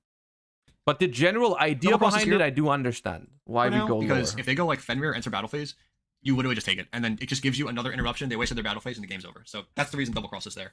If they go unicorn, you aren't really like pressured, regardless, because you still have like your entire board. But if they go battle phase, you can just double cross take something. Is like so crazy. Smashers is good for like every other deck that isn't that. This outed a branded beast. This outs like anything that's untargetable. Like it's really strong still. Starter's not here for a starter. It's here to summon for Jet to get to carrot. That's really the purpose of it. You can start with it, but you want this card to get to carrot to play around evenly match. That's another thing. This deck can play, like, the fact that you can play through like Nib and evenly, which are the 2 most like prevalent board breakers in this game currently, like so easily, is so good in this deck. So like it just gives them bad cards in their hand. And if you're playing Runick and they go battle phase and you starter for carrot, oh my god, you just won the game, because you have Runick cards going. You have a gigantic probably sitting here. You're gonna negate their evenly match, and they don't have a battle phase. Yeah, that's good games. Like, it's so crazy how you can just like trick your opponent into doing something bad by accident, just so they feel like they're getting value, but in reality they're just throwing the game away immediately. So that's the main deck. It's 41. I really wanted it to be 40. I like the profile so far. I'm just gonna act like I didn't hear that. But I couldn't figure out a card to cut down on. But overall, like, it worked out, obviously. If you want to try it out, feel free, make changes how you ever please. For the it's a token. For the extra deck, it's 5/5/5, 5 fusions, which is 2 Hugin, 1 Jerry, and 2 Stapelia. Like I said, you don't need 3 because you can recycle the one with the Stapelia, so it's fine. You can get you can actually recycle both the Stapelias as long as you have sprints going. So yeah, these cards are really good. Like I said, Stapelia is just nuts for the long game. For the Exceeds, 2 Gigantic, Shadow Ninja, Soul Sweeper, and Herald. Ninja is interesting. I don't know how Ninja would come up. Gigantic is standard. Again, we're playing around Nibiru. I actually never summoned this. I couldn't believe it. I can believe it. I can believe that. On DB, this came up so much. In real life, never came up. Soul Sweeper is an out to cards. Pure Light is actually a card I added, and shout out to Henry Williams for letting me borrow this and a second sprint, because I wouldn't have been able to play in this event without them probably. Yeah, so this is a card that has a lot of better applications in this deck than I originally thought. So because we're playing Merly, if you draw it, you can make this in the combo, add back to Merly, shuffle it into deck, and then you make sprint anyway. That's a good point. What I did hate about Merly is the fact that when you do draw it, it ruins your entire thing. You don't have a great way to get it back into the deck. This kind of works. It's not like you're not super happy about having to make this turn 1, especially if you don't have anything of huge value in the graveyard to add back. But it is a way to enable the Merly in the deck again. Still do the Stapelia line if you want to. This also doubles in the Brandon matchup, which I just drew unfortunate against in the finals. But the theory yeah, just draw Ash and then they never get out of Ash hell. Is if you Ash Blossom with Branded Fusion, they pass to you. You're playing Runick cards, so you can't kill them. You make the Herald, add back Ash Blossom, and then you just protect the Herald past that. And then you are essentially saying that you are not activating Branded Fusion for the rest of the game because you're going to keep Herald back Ash Blossom and keep using it on the Branded Fusion, and then you just like have to protect this, which against Ash Blossoming Branded Fusion is very easy against that deck. So yeah, this card's just really, really good. I used it like more than I thought I would. It's really, really strong. And then for the Link monsters, Nightmare Phoenix, Nightmare Cerberus, IP Mascarinus, and 2 Spright Sprint. One thing I do like about the idea of this card is the fact that when you only play 1 red, 1 carrot without Elf, there's no way of getting them back. And without a battle phase, very often you do want another red or carrot on the follow-up turns to solidify the board. Like, you clear the board and you're like, I have to deal with their follow-up somehow, so like I'm gonna try and reset up carrot and red. And being able to grab the one you need back is interesting. There was times where I wanted the third one of this, but I also made every single card in the extra deck besides this Mosquito. That all seems reasonable. So maybe that could be a third Sprint or second Gigantic, but overall, I liked everything in here. Don't know why there's a Cerberus over like Unicorn. I guess under starter in your turn, you can still make it. Like, sometimes you might be able to like co-link Phoenix and Cerberus and draw extra cards off of that. Although you don't have there's no link here that points down, which would be really nice if there was like a Kashik with Kaijus. That'd be sick if we could go like a Kashik, bounce our Kaiju, that points down, so we can go Phoenix or Cerberus under that, draw a card. I don't know. I did not play cards like the Crusadia Avermax. I did not play anything like Access Code Talker or something like that. These are all utility. Like, this isn't like... You IP into it, then for follow-up, you need to overlay with it. Yeah, I can see that, yeah. You can't follow up on them. Like, you stop your opponent, and then you just need to, like, gain more advantage again to set something up the following turn. That's where the Stapelias come in. So, like, you're just, like, withering... The extra deck is one of the, I think, little bit of a weak spot of this deck, because it's... Without Elf, like, Elf was such a core centerpiece where you could, like, no matter what the matchup was, no matter what, like, happened... Elf was always the monster of choice. Like, you didn't need much variety in your extra deck when you had Elf, because Elf would always get the job done. And now without Elf, I think it's less of a problem of you cannot replace Elf completely. I mean, you can't really replace it, but for most matchups or for most scenarios, there is hypothetically an extra deck option that's strong enough that will win you the game. The problem is having all of them in your extra deck is just physically not possible. You can't have all the IP options, all the Jin Buster, the Pit Knight, all the Zeus packages, everything, right? Like, theoretically, you have the ability to win the games with the according extra deck. You just can't fit all the options. Basically, in order to substitute Elf, which was like Elf was 2 to 3 slots. And it would be good in every single matchup. Now, in order for your extra deck to be good in every single matchup and every single situation, instead of 3 Elf, you would need like 9 other cards to make up for what you lose with Elf, right? It's like you would probably need IP with 2 or 3 different targets. You would probably need I don't know, Charmers, Pit Knight, Jin Buster, like to make up for what you lose from Elf. You need like 10 cards or something.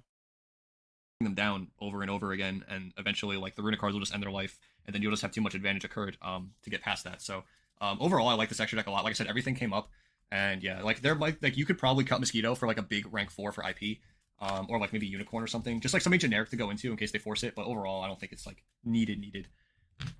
And then for the side deck is kind of wonky. 3 copies of Draw Lockbird. This is not for Kashtira, actually, surprisingly. I did not put it in for Kashtira all the time. Maybe a couple times I did, like later on in the tournament, but I wasn't for the longest time because of siding patterns. But it might change in the future for going second. We'll see. I might switch this out for Droll, for Ash Blossom in the main for Kashtira, but I was switching Ash Blossom for something else. But besides the point, yeah, Droll is actually for like Dark World. I do need to think about Droll a little bit more because I'm seeing it a lot. And I'm thinking like, okay, the card is good against Kashtira, for sure. Against the standard Kashtira list, I feel like Droll and Lockbird does give you a significant amount of value. but I'm not sure how much I like it in the other matchup. Like, I'm seeing people main deck the card, and I'm like, not sure why. I'm not sure why. Because against Branded, I think the card is super risky. Against even against Runick decks, if the Runick decks are smart to play around, I mean, Valor is popular, so Runick decks should be using their stuff in draw phase anyways, their Runick spells. So the first search already happens before you control them. So overall, I'm not convinced. By a Scarecrow Adventure deck that was like good against that. If they were playing like Adventure in their Kashtira deck, yeah, this was going in like every time. But yeah, like this card it's good against decks that you would be surprised it's good against, if that makes sense. This is also another hand trap where you can add it back with Pure Light and just use it again in your opponent's I mean, it's like good against Dark World, right? Like if you, it's good against stuff like that. So if you're scared of that and you want to side it in against Kashtira, I guess I don't hate it in the side deck. I'm just not convinced by the main deck Drone Lockbird. Which is like I can get behind it in the side deck. Like I'll be like, okay, I can see it, but like maining it, I don't know. For going first, we played 3 copies of Vanity's Fiend. This is probably the MVP of the side deck. Vanity's Fiend and Solemn Judgment. Yeah, this is an FTK. Like I swear to God, like decks just aren't ready for this. Like I almost want to main this card with how good it is. It's so broken. Every time you summon it, it's so unexpected, and like it puts them on like this weird clock that they have to out it or they can't play, and then your Runick cards just do stuff and you just win. And then like Judgment just stopped like everything. I don't know. It's Judgment. You go first. It's over.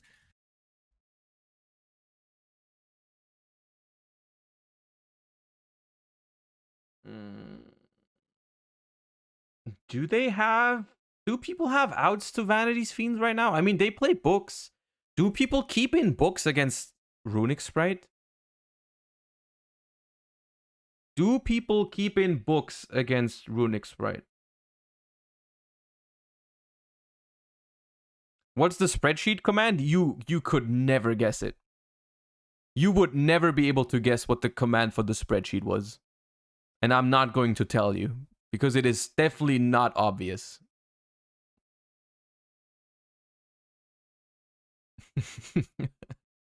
Exclamation mark sheet spread.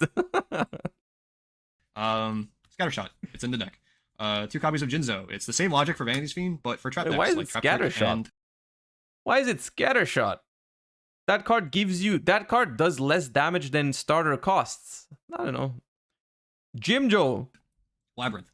I did not play against Trap Trick or Labyrinth, so they did not go in.